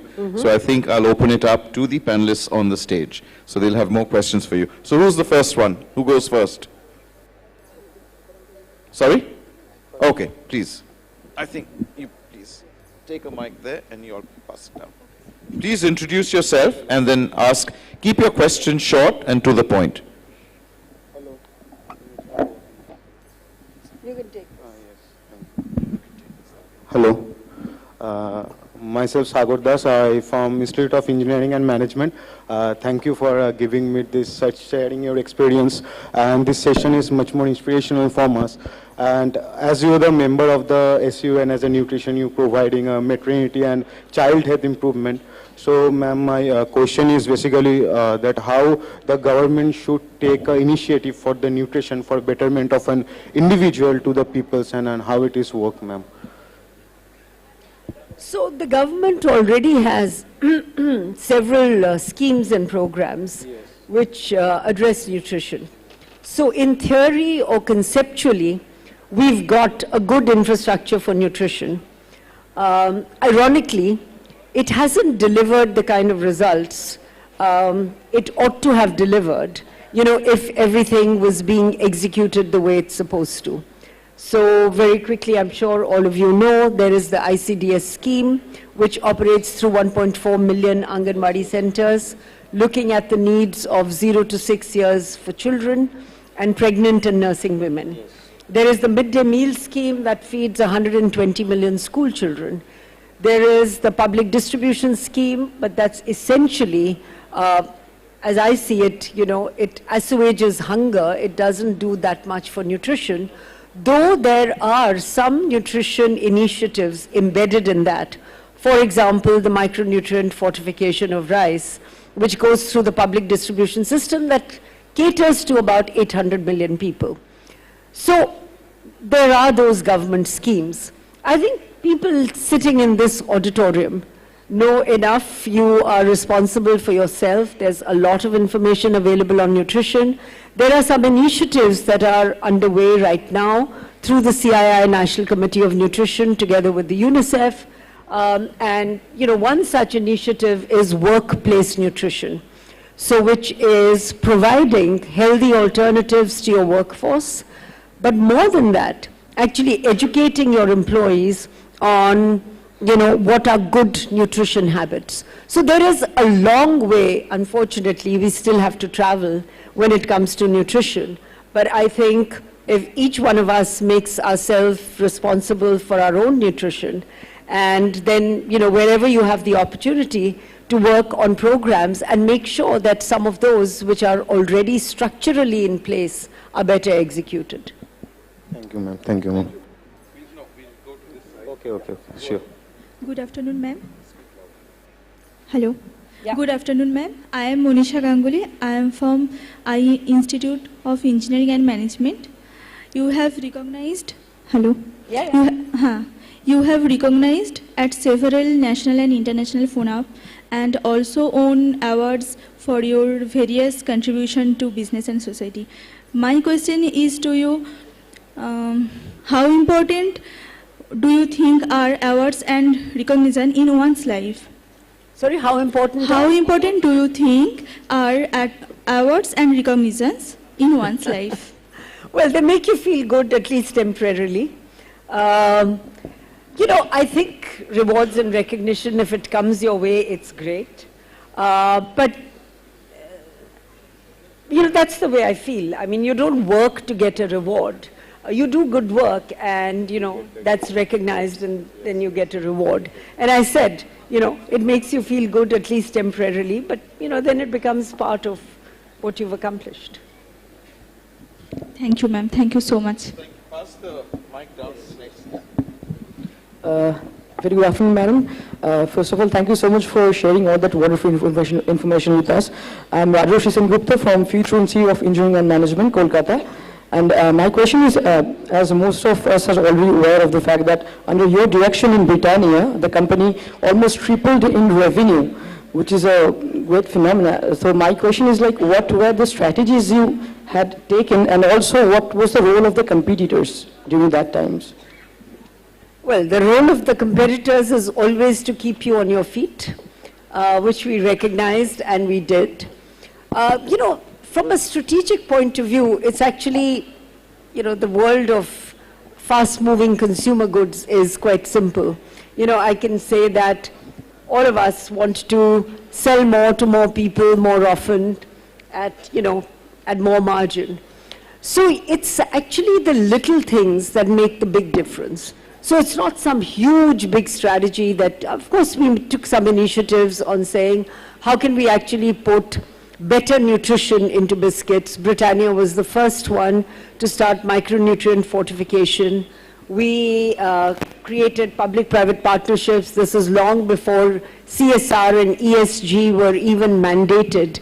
We worked with people like Akshay Patra and the Nandi Foundation to supplement the midday meal that was being given, you know, with specially formulated biscuits. And actually, our study partner in the initial stages was the All India Institute of Medical Sciences, their community health thing, where we, you know, we worked with the pediatricians there and so on to say, okay, how much iron? One of the things we wanted to look at was, you know, reduce significantly iron deficiency anemia. And biscuit is a great carrier for micronutrients, and our, you know, our inspiration in a way came from the World Food Programme, where WFP, whenever there is a calamity or a natural disaster, one of the things that they have is that they drop these calorie-dense and nutrition-dense biscuits. And the reason for that is quite simple. You open a packet and you can eat it. You don't have to cook it. You don't have to go looking for water. So that was our inspiration, and those are some of the things we did. Then we also... A leader should have to pose to be successful. Just be yourself. I think authenticity is the quality, I would say. You know, I think it was Oscar Wilde who said, you know, be yourself because everybody else is already taken. And you know, the reason I say this